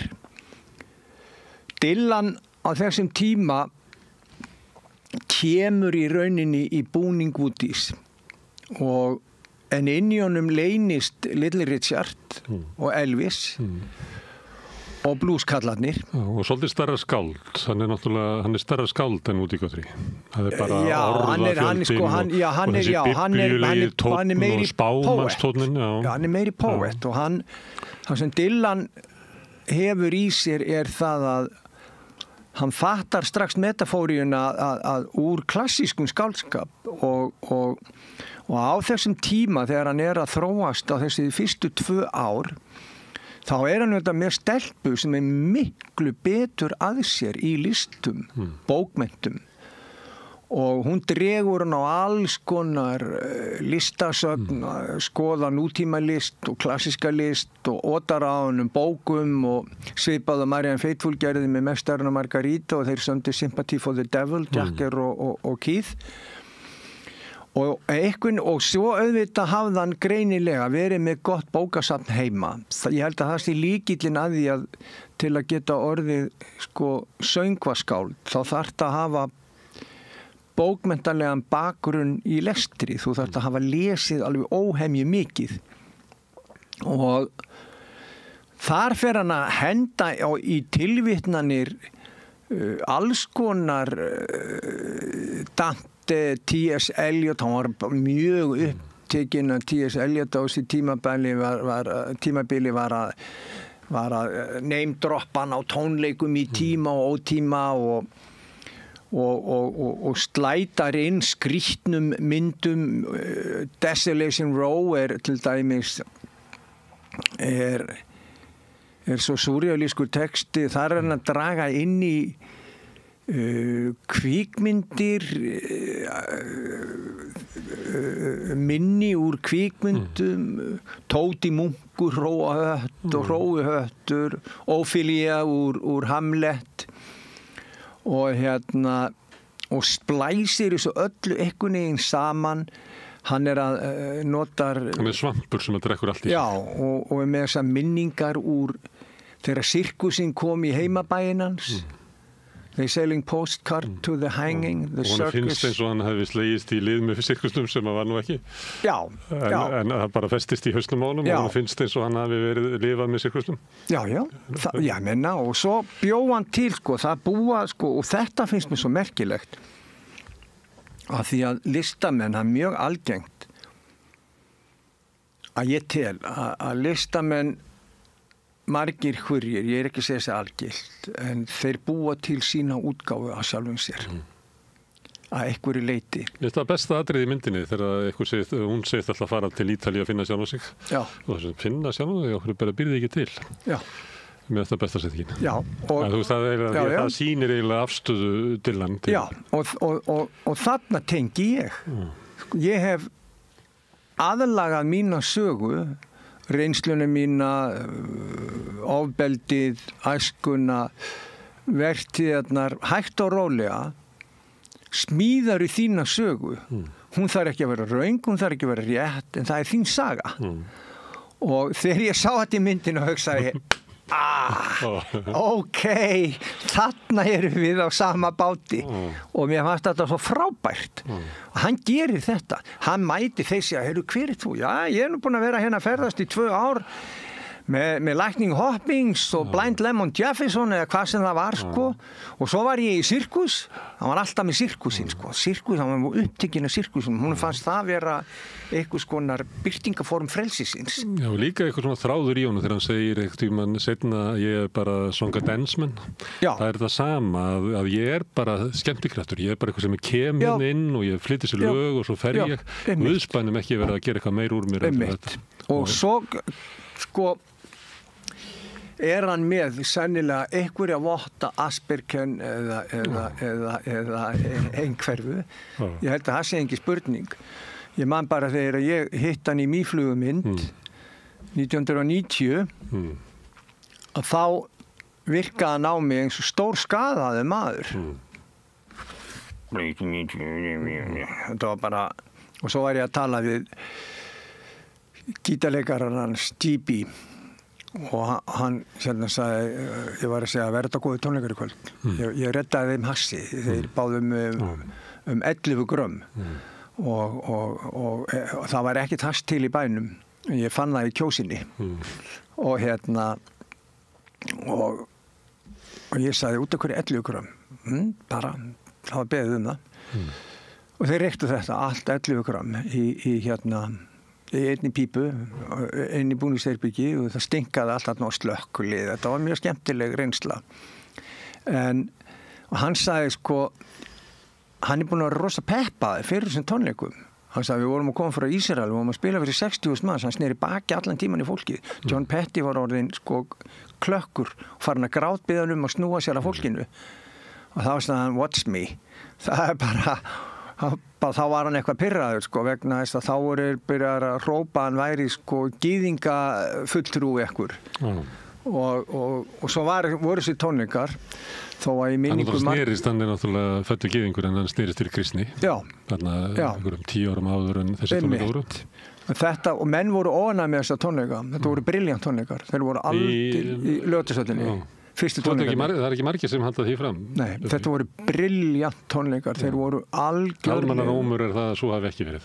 Já, og það er bara, oftast hefur almannarómur ekki rétt fyrir sér í þessu. Þú veist að menn hafa kvartuð mikið yfir þessu tónleikum. Já, en ég held að menn sáu þetta, sko, þeir sáu þetta, þeir sem voru að kvarta, það var gamla gengið. Það voru þeir sem voru hrifnir á honum eins og fólki á Newport Festival áður en hann fór rafmagn. Hann byrjaði á rafmagnuðum tónleikum sem voru æðislegir, byrjaði á hérna Johnny's in the Basement, Mixing of the Government, hvað heitir það hérna? Jæja, manna ekki, nema hvað. Og ég hafði gaman að því ég sá hvað hann var skakkur og hann var að lendi í einhverju hremmingum. En bandi sem var með honum var algjörlega brilljant. Og spiluðu Subterranean Homesick Blues. Já, einmitt. Og hérna, hann spilar í klukkutíma, þá tekur hann upp kassagítar. Það er bara tromma, kontrabassi og kassagítar. Og þar var hann algjörlega á flaueli. Ég er búinn að sjá hann nokkru stundum. Þetta eru bestu tónleika sem ég sé með Dylan. Og hann talaði mér í þessum tónleiku sem hann gerir bara ekki. Og hann sagði við mig GP eftir á. Hann sagði að þetta hefði verið bestu hljómleikarnir í túrnum. Þá var hann búinn að vera túr í 8 mánuði. Hann sagði að þetta voru brjálæðslega góða tónleikar. Ég sagði, hvað gerðist í fyrsta laginu? Út af hverju fór allt í smá hnút? Þá sagði hann, að því við erum í 2 settlista. Og við þurfum, og það, á hverjum settlista eru 30 lög. Við kunnum þetta allt utanbókar. En við vitum, hann lætur okkur aldrei vita hvoru meginn hann ætlar að byrja. Hann bara lappar inn og byrjar. Og þú þarft bara að reykspóla og teika. Og við heldum að hann væri að byrja á Maggie's Farm. Það var sami sláttur. Það var ekki. Og við vorum aðeins smá tíma að koma okkur inn, sko. Ég held, sko, það sem myndist á áðan með Dylan, að hann hefði verið betri söngvari ungur. Já, við getum allir verið saman um það. Málið er það að það er með ólíkindum að skulu þetta vera lifandi vegna þess að hann reykir eins og strompur og hann er búin að reykja af sér röddina og hann er búin að spila svo mikið og svo lengi og var búin að gera það í svo langan tíma hann eiginlega á sér röddina. Þegar að það gerist þá verður hann alveg var við það og hann er að spekulera bara setjast í helgan stein, hann ætla bara að hætta, bara ég er hættur, ég nenni þess ekki. En finnur þá einhverja leið sem hann segir einhver maður hafi kennt honum þessa tækni, en hann finnur sér leið til að geta sungið lögin áfram, en bara allt öðruvísi.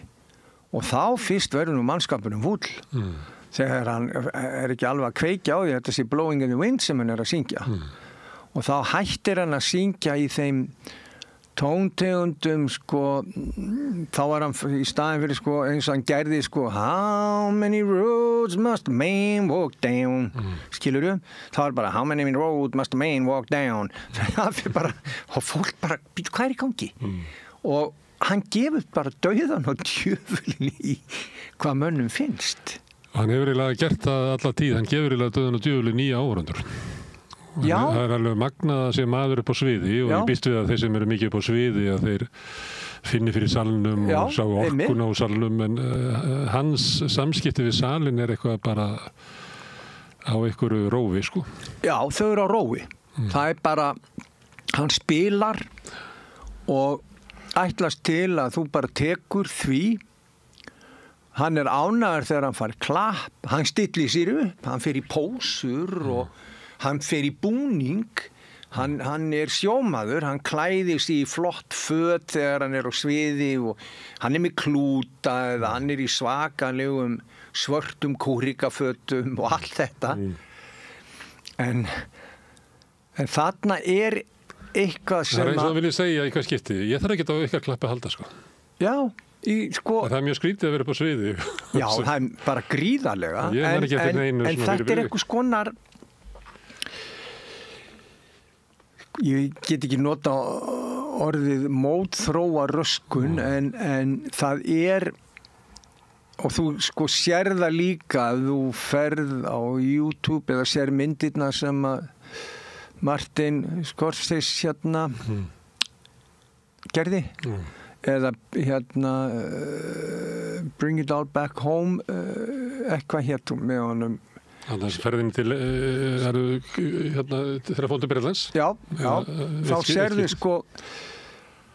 amfítaminneyslan, það er dálítið merkilegt þeir sýna hann ekki í myndinni öðruvísi vantar í myndina meðan hann stópið Já, en hins vegar þá sérðu, sýna er það að hann er að spila lögin helmingi hraðar en originalarnir og þá sérðu þeir, ok, hann er bara út úr geggjaður, hann er bara út úr tjúnaður og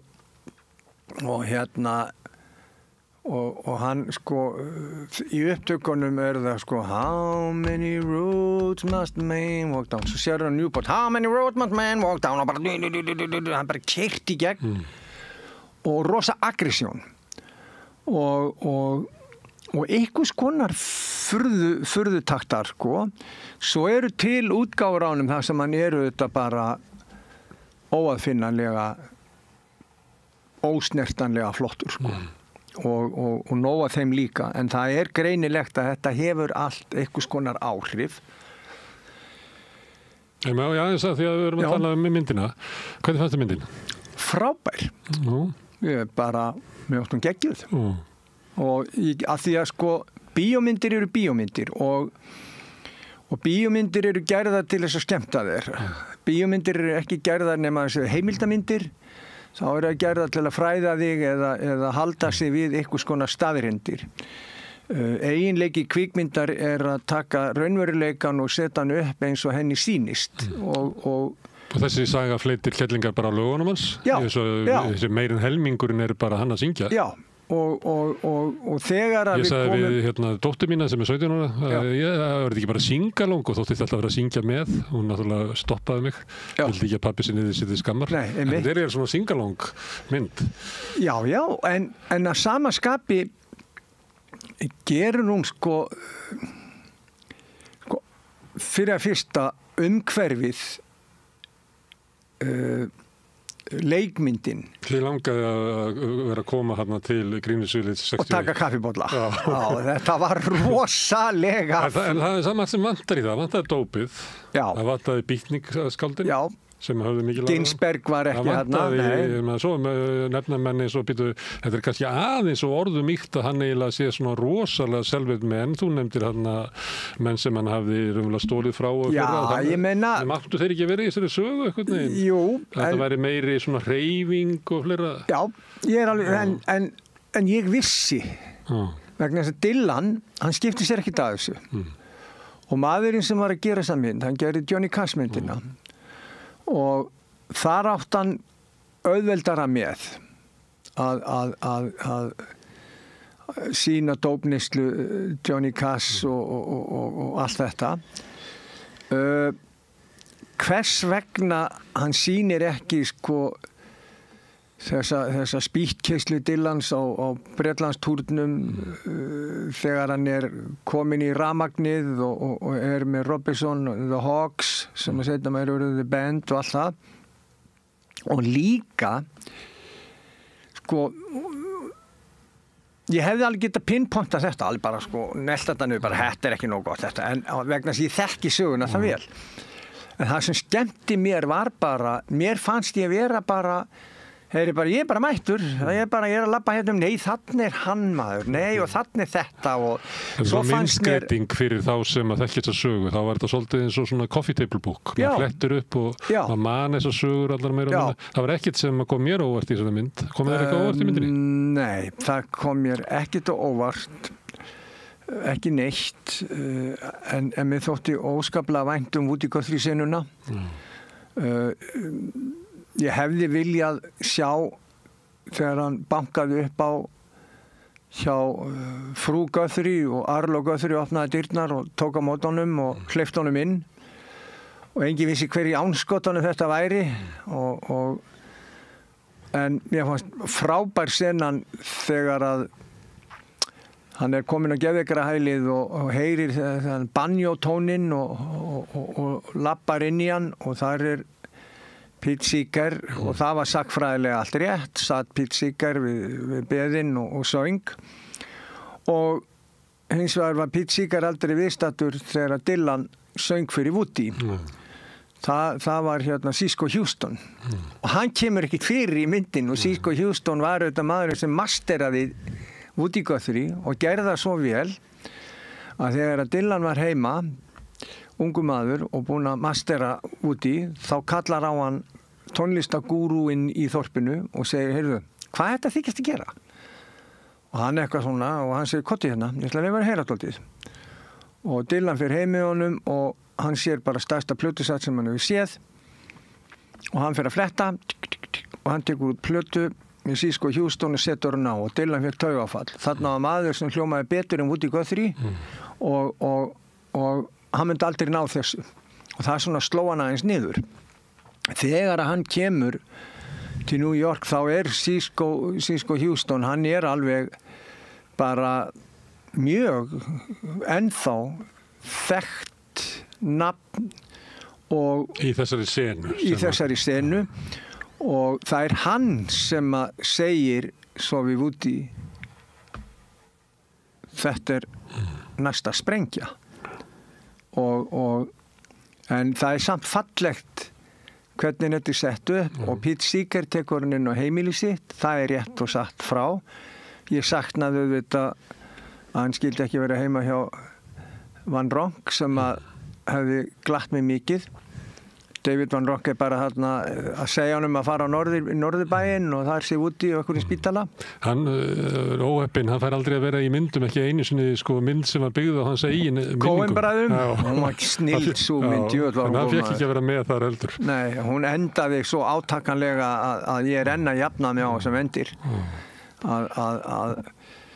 Að skuggina Bob Dylan í lokaatriðin á senunni. En að því sögðu þá fannst mér Edward Norton algjörlega brilljant í hlutverki Pete Seeger og þar voru þeir dálítið sagtfræðilega réttir, Newport Festival, greinilega uppsetningin á sviðinu, uppsetningin á fólkinu á sviðsvanginum, Pete Seeger sitjandi, ljómandi eins og Jesúbarnið, að sjá þannig Ardakinn kominn, hann að fara að bjarga fólksenunni. En að sumuleyti myndi náttúrulega það hvort að ég spila rafmagn og svona, kannski það mikið gert þannig að Pete Seeger benti nú á það var nú bara rafmagnandi kvöldið áður, það voru einhverju blúsarar sem voru að spila með rafmagni. Þetta snýrist ekki það. Nei. Heldur snýrist þetta kannski maður gæti túlka söguna þannig að Pete Seeger vill að hreyfingin, þessi fólkhreyfing sem nátengd bara sósíalískri byltingu, hann var bara kommunisti. Já, hann var gríðalegur. Og tengdist frelsisbaráttu svartra og kvenréttindum og hann mætti alltaf eins og þú og fleiri bara allstað það sem það þurfti á að halda. Hann mætti til þess að syngja með. Hann var rosalega duglegur. Bara músíkin hluti af hreyfingu fólksins. Já, hún hreyfi afl. Já, og svo kemur fáður þetta fyrirbríði sem Bob Dylan og hann sér bara, við getum bara lyft þessu upp, þetta getur orðið mainstream. Já, við munum ná völdu bara með þessu. En þá tekur Dylan svona móderníska beygju og segir að listamaðurinn ekki til þess að þjóna hreyfingunni. Nei, ég enganlegu listamaður, ég fer á mótorhjól þar sem enginn getur verið með mér, kannski ein stelpa fyrir aftan mig, svo keyri ég bara í burtu. Og þetta dálítið svoleiðis og líka held ég að Dylan hafi einhverju hlut mjög líklega hafa hann ekki haft taugakerfi, hann hafði ekki maga eða taugar í að höndla þessa rosalegu frægð sem að var eins og flóðbylgja. Það var byrjað að seitlum fætur hans en hann sá alveg vegginn sem var að koma. Og sem var svo stór og mikil að það bara, við getur engin ímyndað sig hvað það er. Nei, það er dálítið svoleiðis og hann hins vegar gerir það sem að fæstir listamenn gera hann yfirgefur senuna. Hann reynir einhvern veginn að hrista þetta af sér. Og meiri sé að fyrir að gera viljandi lélegar plötur. Hann fyrir að búið til coverplötur til þess að hrista hiskið af sér og gerir svo skrýtna plötur tíma Self-Portrait og aðra plötur þar sem hann að syngja svona standard eins og Mr. Bojangle og Simon & Garfunkel, alls konar The Boxer og svona skrýtna hluti. Og fer til Nashville og eitthvað fleira. Já, það var frábært vegna þar var dálítið grunnurinn hans í countryinu og það sem meira er að þar hann hættir að reykja og hann verður allt unni tenor og hann bara söngstíllinn hann kúvendist If you're traveling to the North Country Fair og hann bara, hvað er í gangi hérna? Og einu ári áður þá gat hann alltaf sungið fyrir hæsi og skrýtnum fraseringum en við skulum ekki gleyma eitt þegar að hann lendir í hremmingunum í út af rafmagninu þá er einn maður sem stendur upp af öllum þeim aragróa listamanna, það er Johnny Cash og tekur hann í skjól, tekur hann heim og peppar hann og það er falleg saga Johnny Cash er í flugvél er að fljúga heim eftir tónleika og hafði einhver vinur hans hafði lyft honum að heyra Dylan og hann skrifar á ælupókan bréf til Dylans og póstar það og sendir honum og segir bara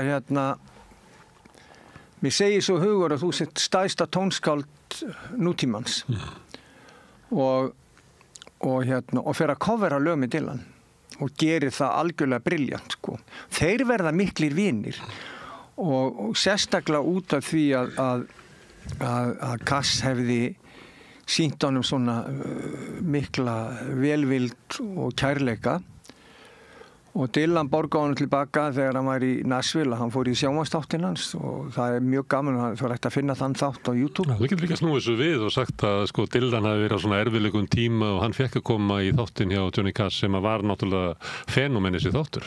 Hann var rosa stór, hann var rosalega stór. Já, það getur verið. Og það margir sem að segja þessa sögu Johnny Cash. Hann kom og hann rétti mig hjálparhönd og það sér engi svona sögu Dylan sko. Nei, ekki nema Rubin Carter. Rubin Carter hérna var nefnleikakappi, gríðarlega góður. Hurricane. Ég þekki nánast alla bardagana hans. Og mjög líklega var hann freymaður. Bara í Ameríku gildir öðruvísi réttafarsreglur en í Evrópu. Þær eru primatívari og þar mega menn gera alls konar hluti í yfirheyslum og lögreglumenn menna ég og þeir mega plata þig og nota alls konar anstíkilegheit til þess að fá þig til að játa og svo framvegis.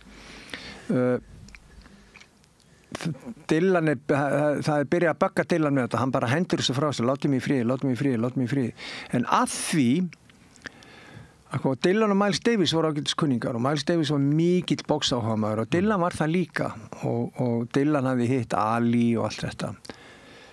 Og að því hann var boksáhugamaður þá ákveður hann að kíkja á þetta og hann fer og hittir Rubin Carter og hann gerir það í töluvert bara langan tíma og ákveður að hans leið til að hjálpa að gera The Hurricane sem var sviðsnafn eða bardaganafn Carters og sem var þess valdandi að mann skrattinn, hann var látinn laus og þetta verður nú að segja við verðum að gera Dylan í kritika þarna hafa nú sýnt kærleik og velvild og hann gerði það margt sko, hann tók meira þess að þátt í Live Aid og hann gaf leiði Amnesty að gefa út coverlög af lögum sínum og hann hefur mætt og sungið á alls konar samkomum þannig hann ennþá svona einhver leiti þessi folklistamaður sem hann var uppalega. Ég held hann sé bara nákvæmlega eins og hann hafi alltaf verið. Það til rosa falleg saga henni. Hann kom til Íslands fyrir nokkrum árum. Þáverandi sambýliskonan hans gospelsöngkona. Hún kom til að syngja í Fíladelfíu, hérna í Reykjavík. Dylan kom með henni.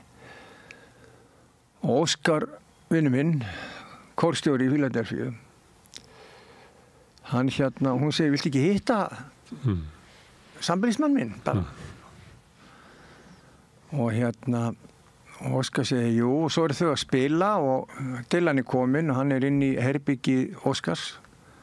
Óskar, þetta er alveg dásamleg saga. Svo kemur Óskar inn og Dylan bregður svo rosalega þegar hann er reykinn í herbygginu. Hann setur hendina fyrir aftan bak þegar hann vil virða trúmanninn. Og nice to meet you, Pastor Oscar. Og svo sagði Oscar, svo stóð bara reykstrókurinn upp með höfðin á honum og hefði myndað svona eitthvað skonar form og og ég horfði Oscar og sagði, og þú hringdir ekki í mig til að láta mig vita þegar að Dylan var á Íslandi í herbygginu í Fíladelfíu söfniðinum og en þetta er skemmtilega að sagða, þetta var út í dúr. En já, og Dylan auðvitað bara... En heldur hann sé ennþá að reykja? Já, ég geti nú trúa því að ég held að sé nú þannig maður. Neil Young er mér sættur. Neil Young er mér sættur. Var ekkert sérlega ánægður með það. Ég las svona edrú viðtal við hann. Neil Young sem hættur að reykja. Já, gras. Já. Það var hálf svona fúll yfir því, fannst þetta leiðilegt? Já. Leiðilegt líf? Já, leiðilegt líf, sko. Málið er það, þegar þú reykir í... Nokkra áratugi? Marga áratugi. Þá held ég að, og með aldrinum, því eldri sem þú verður, því finnst mér að vitlausar að hætta. Sérstaklega með svona efni sem er ekki svona...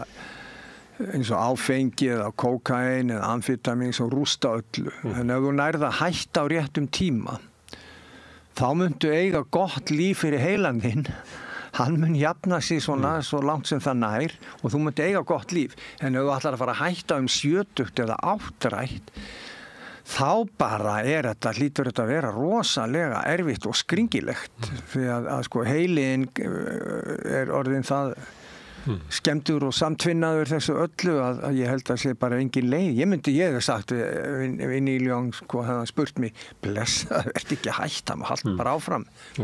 Það getur vel verið að hafi svo jafna sig og sé kátari núna. Já, vonandi. En þótt að Dylan reiki og ég held að hann var í amfetamínu og gott ef hann var ekki ykkur svona heroínu á tímabili sem var oft notað fyrir menn til sem vildu losna út amfetamínu, þá var ekki mér heroín og ég held að hann hafi farið svolítið eitthvað aðeins illa á því og verið svona, það hefði haft áhrif á hann. En þrátt fyrir það allt saman þá hefur hann náttúrulega verið alveg ótrúlega iðinn, þú veist, hann bara eins og Martin Luther eða eitthvað, hans ævistarfi bara eitt herbergi, þú vilt safna Dylan-dóti, þá þarftu að fá auka herbergi í íbúðinni þinni. Já, og Dylan auðvitað, sko, þetta flótti? Þetta kvíði? Þetta vegna þess að þetta eina sem hann kann, þetta eina sem hann hefur ástríðu fyrir? Peninga virðist ekki skipta neinum máli. Hann á þetta alveg gríðalegt magnað eignum. Gríðalegt magn. Hann svo ríkur að það tekur ekki tali, sko. Hann sko skriljóner. Og hann á risa eignir út allt. En dvelur ekki í þeim. Nefna bara rétt kannski í eitthvað konar skilur eftir fingrafar. Hann býr í rútu. Og hann býr bara í rútu á þessum endalausa túsinum og svo bara er rampur úr rútunni og hann lappar úr svo ramp upp á svið að sviðin upp í rútu og keyrir á stað. Þetta er magnað og hann virðist aldrei hafa sko, hann á snekkju og það löngu liðið að hann hafi verið eitthvað að þvælast Karabíahafið eða eitthvað því líkt. Þannig að þú veist, ef maður reynir að svona giska og kíkja og finna út hvað er í gangi, þá finnst mér þetta allt bera þessi einkenni. Þetta er maður sem að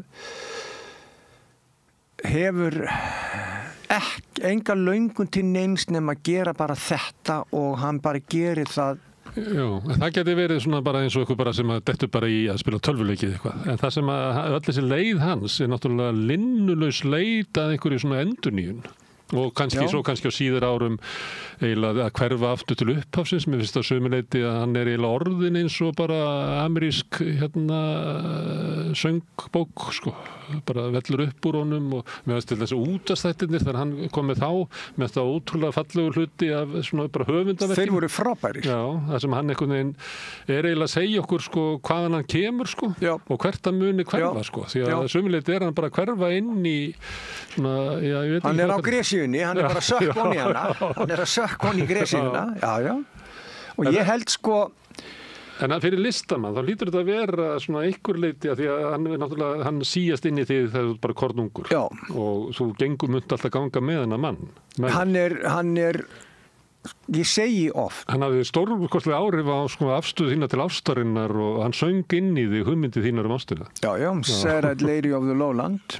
Það er, ég er að skrifa bók sem er tónlistarsaga mín og hún byrjar á þegar ég heyri Beatlunum í fyrsta skipti og svo bara er ég að þræða mig áfram og svo segi ég alls konar hliðasögur og fólk sem ég hitti og upptökur í stúdíu bla bla bla en ég segi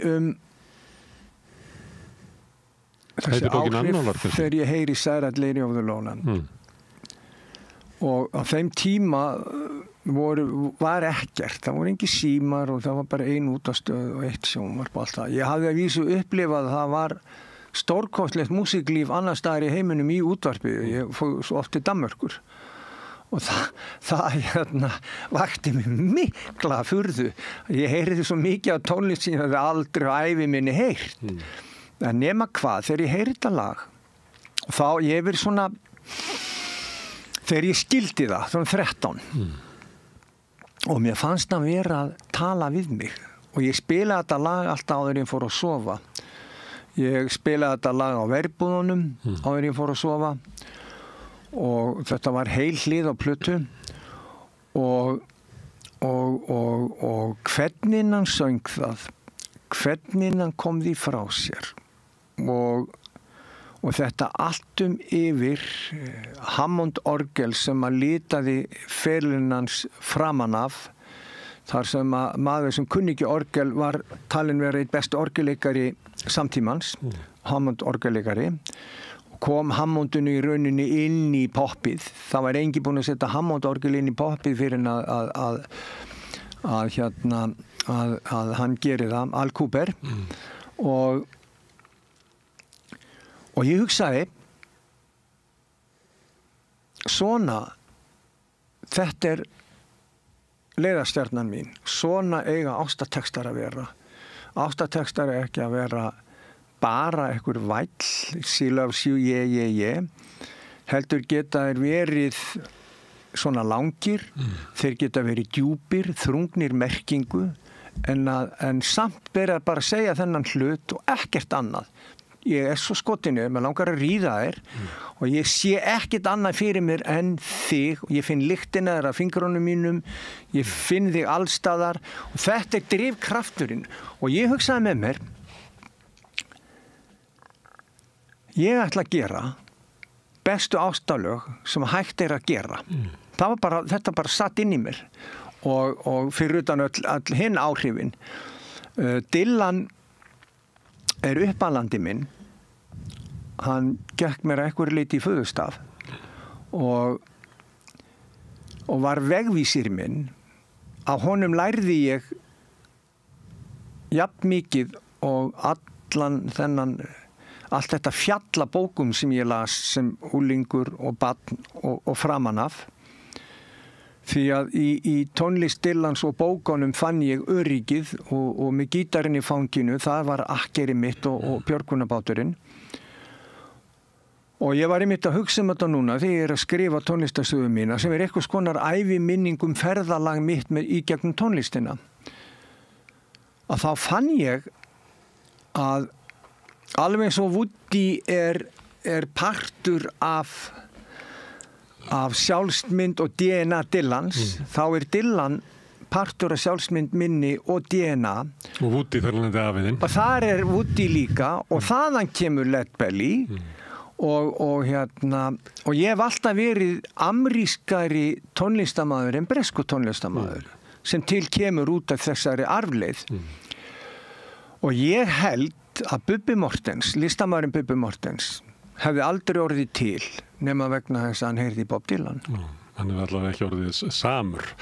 Eitt í þessu að því að þú varst hérna líklega sem barn og unglingur alltaf með gítarinn með þér, svipað og Dylan. Og það hérna, hann var alltaf með gítarinn með sér. Og það sem ég var að hugsa þegar að horfa á myndina var að hann var alltaf að spila. En hann góður gítarleikari eða? Frábær kassagítarleikari. Frábær. Alveg frábær. Hvað svona, hvernig gítarleikari hann? Hann folkgítarleikari. Hann masteraði það ákveðin tækni í þjóðlagatónlistinni. Það pop, plokk. Þar sem að þumalputtinn gengur frá kannski E-D-A eða þá A-D-E dung, ding, dung, dung, dung, ding, dung, dung og síðan það 1 eða 2 puttar. Ég lærði hins vegar að plokka af frönskum gítarleikara sem hét Marcel Dadi og hann notaði sem sagt 4 putta. Þannig að mitt plokk var aðeins frábrugðið. Dylan lærði líka flat top picking sem kemur úr bluegrass tónlistinni. Þannig og síðan var hann með rosa flottan hljómasans, hvernig hann setti saman grip og líka hvernig hann gat smíðað frábærar melódíur úr 3 hljómum. Og þá skulum við bara tala Blowing in the Wind eða All Along the Watchtower. Þannig að sem gítarleikari var hann mjög góður kassagítarleikari. Hann ekki eins góður rafmagnsgítarleikari og þar erum við báðir á sama báti. nema hann vill dóldi vera að gera gítarsóló, hann ætti ekki að vera að gera það, en þau eru samt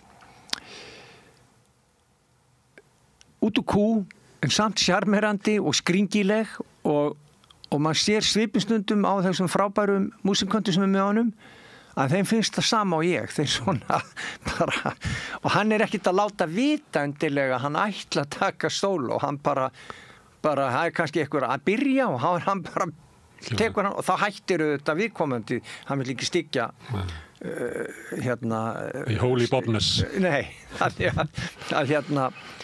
hann bæði og, en hann líka B+ píanóleikari, hann hefur samið mörg lög á píanó og hljómagangurinn það sama hjá honum, hann hverfist svona ákveði svið á píanó, hljómagang á píanóinu.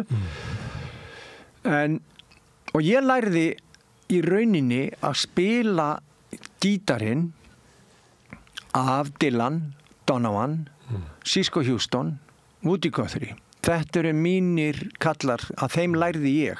Svo þegar ég orðin 15-16 ára þá heyri ég í Daddy og hann breytir alveg leiknum hjá mér og ég fer að tileinka mér stílinn hans. Ég hafði lært í tónskóla Sigurðsveins, ég hafði lært hjá Gunnar H. Jónssoni en ég ýtti því þannig séð allt til hliðar til þess að geta haldið í þennan stíl sem að Dylan, Donovan og Woody og Cisco Houston bauð upp á. Þetta það erfitt að útskýra þetta, en þetta mjög klassískur gítarstíl og sérstaklega sterkt minni í amerískri tónlist. Þetta sterkur skóli. Svo hann frábært tónskáld og getur eiginlega allt í amerískum tónlistararfi. Hann hefur samið frábær gospellög og folklög og rocklög og blueslög. Frábær. Bara endalust. Já, frábær. Frábær lög. Já. Svo var hann náttúrulega hann textahöfundur þó að þú veist að síðan rennu fyrir mönnum hann ljóðskáld og hann var Nóbeli sem náttúrulega ævintýrlegt fyrir að texta það kom mér ekkert óvart vegna þess að bara þessar plötur sem ég nefndi hérna áðan fyrst frá 1961 til 66 bara fyrir þær plötur á að Nóbelin skilið svo geta menn deilt þegar ég heyrði í Kóin 1967 þegar fyrsta platan hans kom út og ég hugsaði bara einmitt þetta er klassísku maður hann var orðinn þekkt ljóðskáld í Kanada og var vonastjarna sinna kynslóðar, það voru bundnar gríðarlega miklar vonir við hann en honum langaði að verða frægur og honum langaði að verða í rauninni poppari, eitthvað svoleiðis. Þannig að hann tekur þennan skóla sinn og setur hann í orð og það hefur enginn gert það betur ef við erum að tala klassíska smíði á textum. Þá Leonard Cohen kóngurinn, hann bestur. Dylan hins vegar ólíkindatól. Hann fylgir engum reglum. Ef hann væri Íslendingur þá hafði menn sagt að hann væri ambögumestari. Og vegna þess að hann lítur einhver reglum, hann kannski með 10 atkvæði í einni línu, 16 í næstu, 8 í þriðju, 12 í fjórðu, hann spýtur þessu út úr sér, hann nota hljóðrím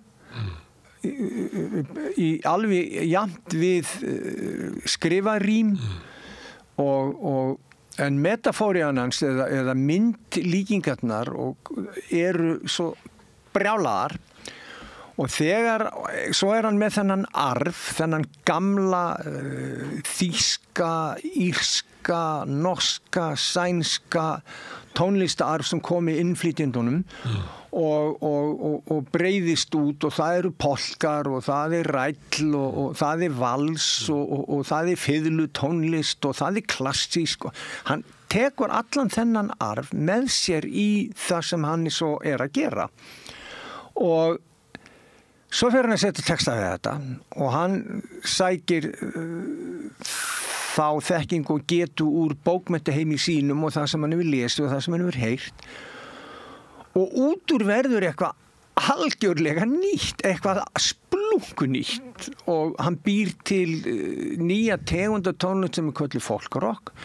Hann kemur með bókmenntirnar inn í poppið. Hann í rauninni gerir poppið marktækt hjá elítunni og mentasnoppinu. Þau get ekki hort lengur framhjá. Þannig að sko auðvitað á hann skilin Nobelinn, en svo eru bara svona bókmenntafólk sem að vill vita betur og vill hanga í einhverju kjaftaði, sko. Ég er með hérna, held ég, þegar að segja, þá er ég með hérna þýðingu sem er alveg aldeilis frábær, en til marks sem það hversu Íslendingar eru samansnúraðir og saumaðir og skrýtnir, þá hérna er það nú þannig að þegar að við fáum sko, þegar við fáum hérna, það er taka tyggjóð út mér fyrir gjöðu og ég setja bara hérna, þetta er eftir Þorstein Valdimarsson, Times They Are Changing, og þá skilur hvað ég er að tala um. Við erum að tala um það að Dylan hefði verið talin ambugumestari, hann laut engum reglum, hann skrifaði skringilega og allt það. En hér alltinu kemur íslensku bókmenntamaður og getur ekki hugsað sér að þýða Dylan á hans sko verður lagan aðeins. Já, aðeins meira. Þér sofendur vaknið sjá voðinir beinn. Hinn vaxandi flóðbylgju stenst ein einn og kannist hver við að hans kostur er einn og knappur sá frestur sem veitist. Að læra að synda eða sökkva eins og steinn, því nú byltist allt og breytist. Þér skáld og þér sjáundur sjáuði nú glögt, því seint er að spá þegar ljósið er slögt, og 12 kastar í taflinu snögt, þar sem teningur veltist og þeytist, hið klökna mun harna, hið harða er stögt, því nú byltist allt og breytist. Þér þingmenn og landsdrottnar lítið á rök, en læsið ei dýrum þér standið í vök, þar sem orusta geisar og sannur að sök, verður sá er gegn réttlæti beitist, það sprengir hans múra, það mólar hans þök, því nú byltist allt og breytist. Þeir mæður og feður neifellið ei dóm, á forsendum vanans ne páfans í Róm, þó að börniðar vaks upp úr brekum og skóm, það bil þeir eldist og þreytist, látið þau hlýða kalli þó þér heyrið ei hljóm, því nú byltist allt og breytist. Sjá línan er dregin og fordæming feld, það er frostinu víkt sem nú bakast við eld, öll þau djást verða gefins, er dýrst eru seld, alltaf dýrast er ókeypis veitist, þeim sem hreyknastir tróna lærast hóverði í kveld, því nú byltist allt og breytist. Þú er ekki sungið þetta? Jú. Ég er með þetta á tónleikum. Já. En hefur reynt að þýða Dylan og flytja Dylan? Já, bara fyrir mig. Já, en ekki leitt neinum að heyra. En sko, heldur... Dylan hefði mikil áhrif á Megas og það er til dæmis John Wesley Harding og Jónas af Hriflulagið, því það var svo mikil ungmenn. John Wesley Harding? Það er eiginlega saman lagi, þannig að Megas var svolítið góður í að stela frá Dylan. Já. Og Megas, sko, en... Hann var óhugsandi án Dylan, sko. Hvað segirðu? Megas var alveg óhugsandi án Dylan. Algjörlega, bara algjörlega. En sko, ef þú setur þetta svo í samhengi, sko, þetta er forneskja. En þetta er alveg list. Þetta er svona 1918 ungmennafélagsandi. Já, þetta er frábærlega gert, frábærlega smíðað, en þetta er næstum því eins langt frá laginu og hugsast getur. Þetta er líkara Pete Seeger. Þetta er líkara Pete Seeger. Þetta er líkara Pete Seeger. Já, þegar ég sá þetta, ég hef alltaf verið hrifin af þessu, en ég hef alltaf sko, þetta munurinn á Dylan og gamla tímanum. Hann liggur þarna, þetta svo skýrt.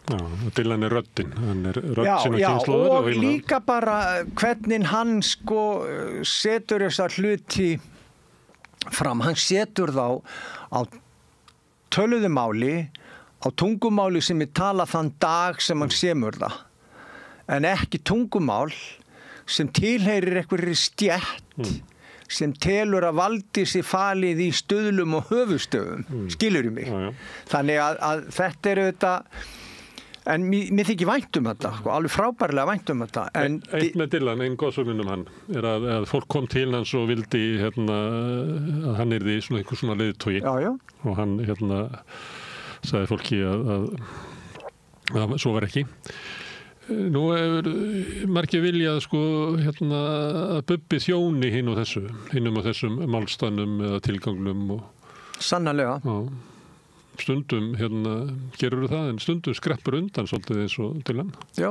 Viltu ekki láta að temja þig Nei, og bara í dag þetta orðið ég ætla að syngja fyrir núna 1. mars ætla ég að syngja til þess að safna fyrir hjálpatólum fyrir slösuð börn og fólk á Gaza en ekki til að mótmæla Ísrael en þetta bara finnst mér skipta gríðarlegu máli að geta lagt lið þarna þannig að einhver lítil stelpa fái fót og líf og þá bakka ég ekki, sko, þá segi ég bara já og ég ætla sennilega í september að styðja kvennaathvarf á Selfossi sem að vinna alveg ótrúlega flott starf en svo eru alls konar svona hlutir sko, og ég reyna að forðast ég reyna að forðast pólitíkina, ég reyna að forðast að vera dregin inn þar vegna þess að ég bara hef engan djöfulsins áhuga á því að vera þar með gítarinn. Þú vilt ekki vera fremstur í 1. maí-göngunni ár hvert eins og Pete Seeger hefði sett sig við það? Já, hann var þetta bara einstakur sko. Which side are you on? Which side are you on? Which side are you on? Það hefði ekki með okkur, það bara mót okkur, það bara hannig. Já, það fyrst svo leiðist það og hvernig var nú þessi kostulega lag hjá honum og Woody I'm sticking to the union I'm sticking to the union till the day I die og ef þú gerir það ekki þá bara hrynja verkefnishreyfingin niður og sjáðu hvað varði í Bandaríkjunum þeir eru betur hlustað á þá Bandaríkjamenn Bandaríkin í dag eru Bandaríkin ónýtt samfélag nánast og það einræði ríkjandi og við erum bara rétt að sjá toppan á ísjakanum hvað að koma. Það bara fyrir miður, það bara þannig og ef þú ert búin að lifa tímanna tvenna og hefur ágætis skilning á sögunni og getur lesið í hluti þá hver helvita maður ætti að búa sig undir að við erum að sjá heimssögulega atburði gerast og hvernig svo löndin fara út úr því, það verður að koma í ljós en ég meina Rómaveldi fjall og öll þessi gömlu stóru veldi sem hafa verið í tímanna rás þegar fallið og svona má lengi telja sko. En Pete Seeger var æðislegur og mamma mín sem var að yfirstjætt, hún dýrkaði hann og sagði einmitt það sem þú varst að segja sko. Hún sagði, þú verður að hafa rödd og þú verður að taka málstað þeirra sem minna mega sín. Og ég hef nú oftast reynt að gera það en svo bara svo erfitt að standa í þessu eilífða stríði sko, hægri, vinstri en hins vegar held ég að þegar að auðræðið orðið eins og það og það eru bara vinir aðals í rauninni sem eru að fá bestu bitana og aðrir þurfa jafnvel að borga og mæta afgangi, þá verður að taka afstöðu, og ég geri það í tónlistin minni. Ég syng það og ég skrif það og þar finnst mér ég gagnast best að það að þegja ekki. Það er sko mesta syndin sem þú getur framið þögnin, að þegja. Ef þú sérð berja einhvern mann, þá lappar ekki framhjá. Þú stígur inn og ef þú sérð óréttlæti eða misrétti, hvort sem það vegna þess að það verið að hengja eitthvað ósekju í MeToo-byltingunni og þó að fjöldin sé með, og þú þá stígur samt á móti, þú stígur inn, þú ferð á móti straumnum, þú segir nei, ég ekki með, þetta ósanngjarnt, þetta á ekki að gerast.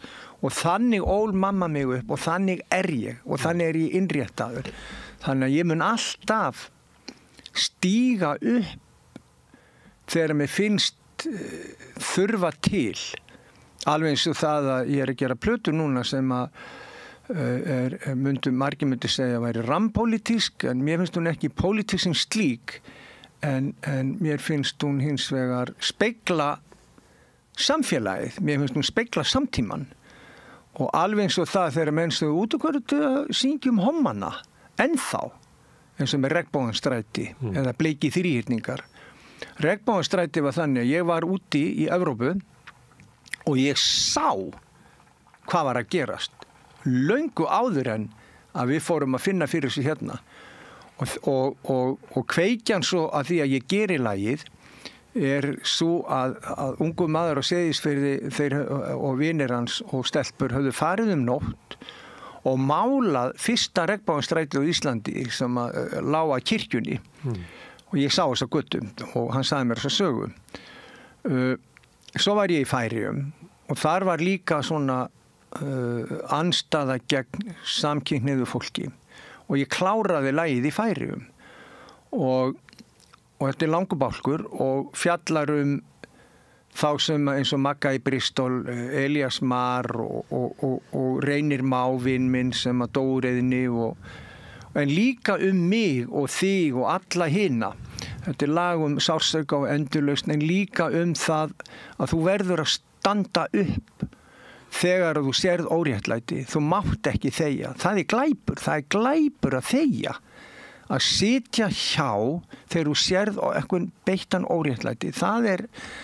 Þar ég ekki með. Þar stíg ég inn og ég alveg tilbúin þess vegna að fórna ferlinu mínum, fórna afkomu minni ef þess þarf. Af því þetta inngróið í mér. Svo hef ég farið alls konar kottnís að ég mannlegur og... Þessi plata sem þú ert að gera, sem þú segir að sem þessi pólitísk, þú ert að gera hana með kassagítar og munnarspil? Já. Með gömlu tækjunum með stillan? Já, og gömlu tækjunum mínum, eins og ég byrjaði. Og ég er búin að vera... Þegar þú vilt segja eitthvað satt sem mikilvægt, verður að strípa hann yfir. Þá ertu ekki með hljómsnir á bakið. Nei, það skiptir vegna þess að þá verður að vera rödd, skilurðu mig, ekki predika, en þú verður að vera rödd og þú verður að heyrast.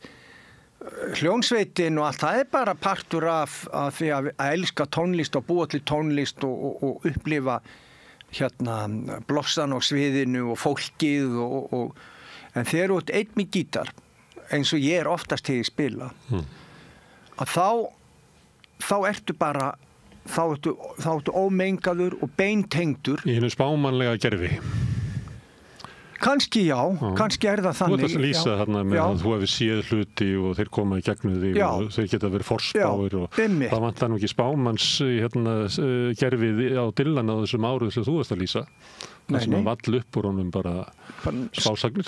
Já, stanslaust. Og það mér finnst það líka svo hrífandi eins og mér finnst skemmtilegustu lögin hans Coens vera þessi löngu söguljóð eins og The Stranger Song sem fjallar par í rauninni og pókerspilara og það eru myndhverfingar sem eru algjörlega sko brjálaðar eins og það að pókerspilarinn situr við borðið og finnur það alltaf fallonum í óhag og áður fyrir var hann svo leikinn með fingurnum í spilin, but now he's rusted from the elbow to the finger. Þetta þetta alveg rosaleg og þetta með Dylan sko, þegar að þú hlustar á þennan tíma þessi ótrúlegu 6 ár þar sem hann snýr tónlistaheiminum á hvolf og breytir í kynslóð tónlistamanna. Það ekki til sá tónlistamaður nánast sem fæddur frá 1948 og jafnvel fram á þennan dag sem ekki undir áhrifum frá honum. Ef ekki frá honum þá einhverju sem var fyrir áhrifum af honum. Já. Þú veist að tala Cohen og Dylan, þannig gömul saga það að Dylan spurði Cohen, hann var hrifinn af Halleluja.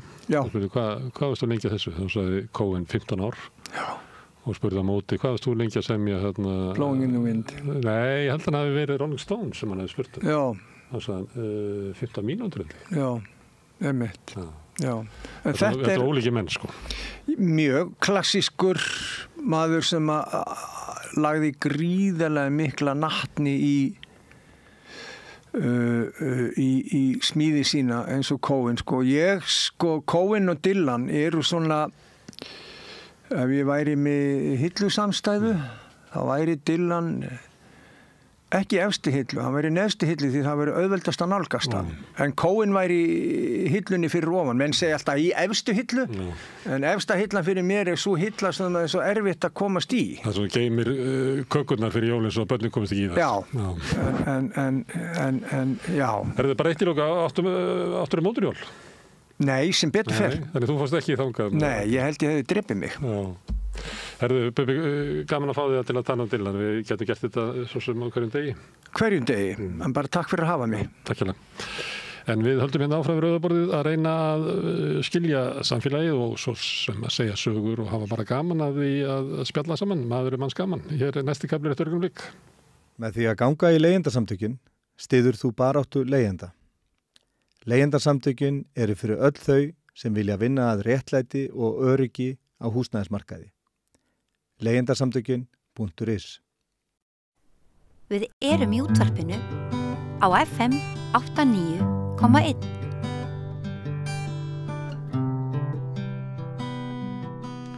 Komið sæl, við ætlum að ræða kjaramál. Hingað kominn góður gestur, Kolbrún Halldórsdóttir. Vertu velkomin. Takk fyrir það. Þú ert formaður BHM. Já. Og marga fjöruna sopið, leikara mentuð, vannst lengi við fjölmiðlun, varstu á RÚV, svo varstu umhverfisráðherra.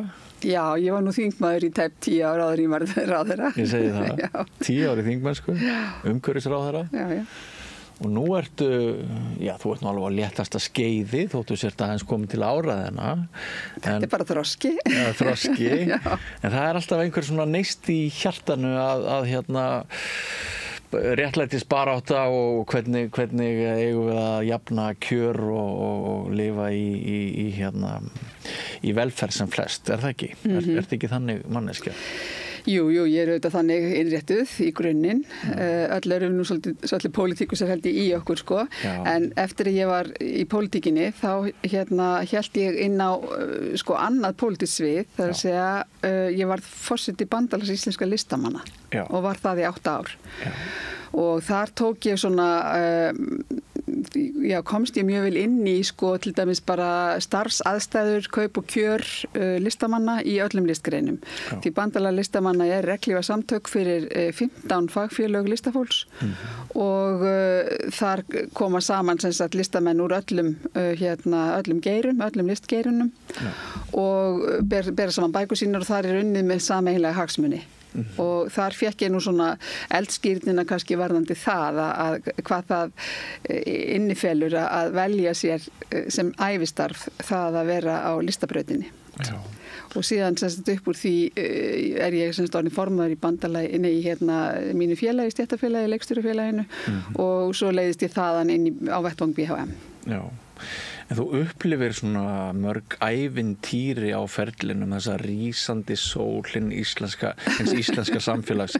Mér finnst ég hafa verið mjög heppin. Ég fættur svolítið eftir þér, sko. Nei, á eftir þér. Ég fættur 65, en mér fannst svona stemningin, sko, að alast upp úr miðri síðustu öld og fram yfir aldamót. Þetta var alveg einstakt svona bjartsýnis uppbyggingarskeið. Upplifir þú það ekki líka svolítið þannig? Sko, það er svolítið erfitt að segja þegar maður hefur einhvern veginn ekkert viðmið, sko. Þú elst upp á... Nei, þú bara hefur þína ævi til að miða við, sko. En ég minna fólk sem hefur bara notið allætis í uppvexti og hefur ekki þurft að líða skort og hefur komist til mennta og sem sagt hefur átt ásturíka fjölskyldu. Ég minna, það ríkir bara ást og friður og bjartsýni og ég var ein af þeim sem að naut þess. Já, ef þú nýtur þess þá er gott á öllum tímum. Já. Sko, rétt áður við förum í umræðuna, var högg fyrir þig að sjá Vinstri græna þurrkast út af Alþingi núna í síðustu kosningum? Já, sko, ég hef náttúrulega ekki fyllt, verið neitt virki í flokkstarfi síðan 2009 þegar ég fer út úr pólitíkin. Ég beinin steig út þarna 2009, eftir kosningarna 2009, vorið 2009 og eftir það hef ég ekki verið faktisk neitt aktív. Þá fór ég bara inn á annað spor og það hef ég bara eiginlega alltaf gert í lífunni. Ég hef verið bara marineruð í einhverjum heimi í kannski einhver 10 ár og svo er ég bara farin og farin í eitthvað annað og þangað fyrir orka mín. Þannig að ég hef ekki verið að setja bindan einu orku í samstarfi eða starfi með VFG í þetta 15 ár. Hins vegar þá verði ég að svara því játandi. Mér fannst þetta virkilega dapurleg niðurstaða í kosningunum, ekkit endilega bara að VFG skildi ekki ná neinum manni inn á þing, heldur bara vinstrið almennt. Ég meina það eitthvað hátt í 20% atkvæða þarna til vinstri sem að bara falla dauð og mér finnst það bara mjög alvarlegt og mér finnst mjög dapurlegt að sjá það gerast hér í heimahögunum. Ég nú aðeins svona, ég hef alltaf haft áhuga á pólitík og ég var aðeins að hefur svona hlera aðeins hvað að gerast í Þýskalandi og það voru ánægilega fréttir sem ég var að heyra bara því ég var út í Evrópu í síðustu viku og hitti þar ungan sænsk-þýskan mann sem að sagði mér að vinstri væri að styrkjast í Þýskalandi og ég heyrði Artur Björgvin Bollason sagði í morgun að það væri að gerast að vinstri flokkurinn Die Linke hann er bara allt í einu núna í skoðanakönnunum að fá bara eitthvað innskot sem að bara enginn getur skýrt hvers vegna og það er unga fólkið að því að veriðist sem er að koma aftur til vinstri. Þannig að kannski er þetta bara tímabundið hjá okkur. Var ekki vinstri ráðandi þegar þú varst í menntaskóla? Var þá ekki bylgjan þar? Jú. Ég menna allt í kringum mig voru vinstri sinnaðir stúdentar og ég var náttúrulega svona hluti af kannski, ég hef alltaf verið svolítið veik fyrir aktivisma og tók alveg þátt í því og ég segi ekki að ég hef gengið Keflavíkurgöngur því það gerði ég ekki en Jú, ég var veik fyrir því og fólkið sem var í kringum mig þó ég var í verslunarskólanum, sko. Já, varstu Versló? Ég tók Versló, ég verslunarprófið, svo fór ég mjög ung í leiklistanám, sko. Þannig ég tek fyrir inn í leiklistaskóla Íslands 18-19 ára eitthvað svoleiðis. Já. Þannig og listafólk hefur náttúrulega líka alltaf verið dálítið gagnrýnið og á að vera gagnrýnið á samfélagið. Þannig samfélagsumræðan í þeim hópum sem ég lendi í listnáminu, hún var auðvitað meirið að minna allt í vinstri og en ég kom náttúrulega svolítið á eftir stúdentu uppreisnunum í París þannig að ég var ekki alveg þar. Nei. Ok, förum þá í kjarnamálsins, hvers vegna þú ert hér hjá okkur. Þú gætir hagsmuna háskólamenntaðra með því að vera formaður BHM. Er staðan þannig að við sem eigum börn, við getum bara treyst í að krakkarnir ef þau elta ástríðu sína og þau fara í sitt háskólanám, hvort sem það er listnám eða annan nám, að þá bara muni þeirra bíða beinn og breiður vegur farsældarlega, efnahagslega eða eru við enn að glíma við svona það að sumt er erfiðar en annað því í lífsbjargarlegu tilliti? Já, þetta er nú snúin spurning, sko. Það er aldrei á vísan að róa. Nei. Varðandi afkomu, fjárhagslega og efnahagslega afkomu þína, sama hvaða nám þú velur þér. En það er auðvitað sérstaklega kannski áhættusamt fyrir fólk sem að velur sér að fara í háskólanám þau sem velja sér að fara í listnám, að þau hafa sannarlega ekki að neinu svona vísu að ganga varðandi laun eða kaup og kjör þegar þau koma út úr skólum. Sem minnir mig aðeins fyrir ekki að grípa fram fyrir þér, en það var svolítið sláandi þessi fréttarna úr Borgarleikhúsinu daginn.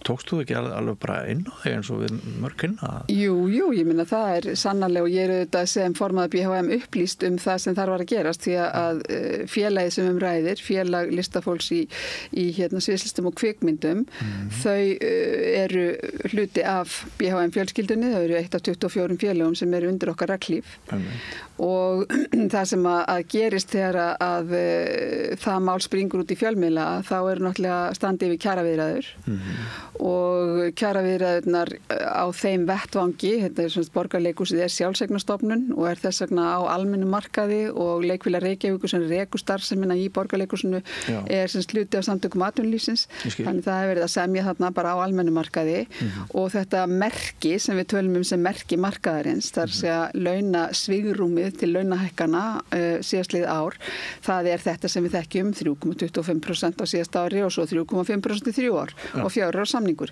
og þetta það sem á borðinu í boði og ekkert annað og það virðist ekki vera hægt að diskutera neitt sem neitt sem lítur að því að viðkomandi hópur eða stétt hafi dregist aftur úr samanburðarhópum eða neitt slíkt, það bara mjög erfitt að fá opnað inn á það í kjaraviðræðunum. Þetta allt veldur því að þessi hópur, sem sagt leikararnir og dansararnir í Borgarleikhúsi vísa sinni kjaradeilu til sáttasemjara. Og svo einhvers staðar í ferlinu, sem ég veit nú svo sem ekki nákvæmlega hvar, þá upplýsist það eða fá forsvarsmenn félagsins upplýsingar það að launastruktúrun hjá Leikfélagi Reykjavíkur sé með þessum hætti eins og kom fram í fjölmiðlum og í greinum frá forsvarsmenni félagsins. Ég hef náttúrulega ekkert í höndunum faktisk og ég bara veit þetta bara sem eins og þið sem lesið fréttir og greinar í fjölmiðlum. En þetta ákveðin veruleiki sem við búum við. Listafólk og það ekki eini hópurinn í samfélaginu sem hefur dregist verulega aftur úr í launasetningu. Það eru meira að segja mjög veigamiklir hópar í háskólasamfélaginu sem hafa dregist verulega aftur úr og ég nefni bara prófessora í opinberum háskólum. Þeir hafa bara dregist verulega aftur úr og þeir hafa ekki fengið kaupmáttaraukningu í sínu launum, þeir hafa meira að segja fengið samdrátt og það má rekja það nánast aftur til aldamóta 2000. Og þess vegna þegar að hópar í samfélaginu, háskólamenntaðir hópar sem að sinna mikilvægum störfum, upplifa það séu aðrir hópar sem að séu metnir meira eða séu verðmætari í peningum talið heldur en þeir, að þá bara, þú veist, þá mætast stálinn inn. Maður skildi ætla ákveði val hefði átt sér stað sem bæri merki mikla þrautseigu og mjög mikinn dugnað og yfirburða hæfni þegar kemur að því að listamenn þykja nægilega framúrskarandi til þess að standa til dæmis á fjölunum í leikhúsum eða hljóta á fjölda umsækjenda stöðu sem lektor, hækka upp í dósent, verða prófessorar.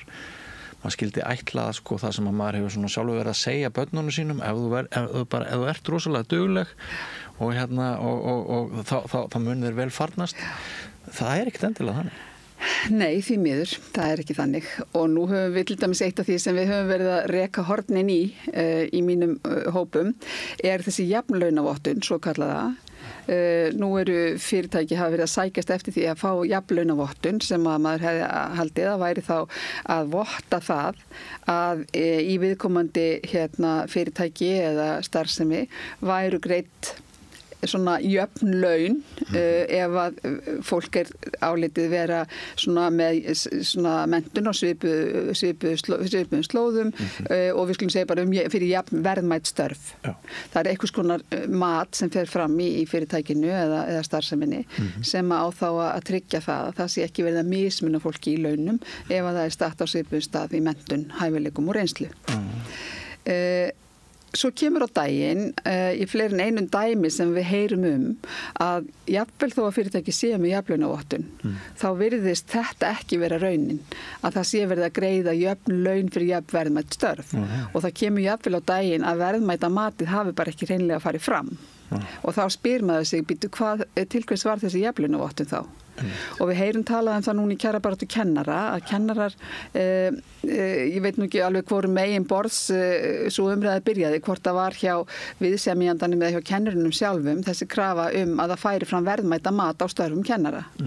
Og virðis mat hjá hinu opinbera ákveð hugtak sem hefur verið unni með undanfarin ár og við erum með til dæmis kerfi hjá Reykjavíkurborg og sveitafélögunum sem svona ákveðið svona starfsmat þar sem var verið að reyna fyrst og fremst að minnka launamunum milli karla og kvenna.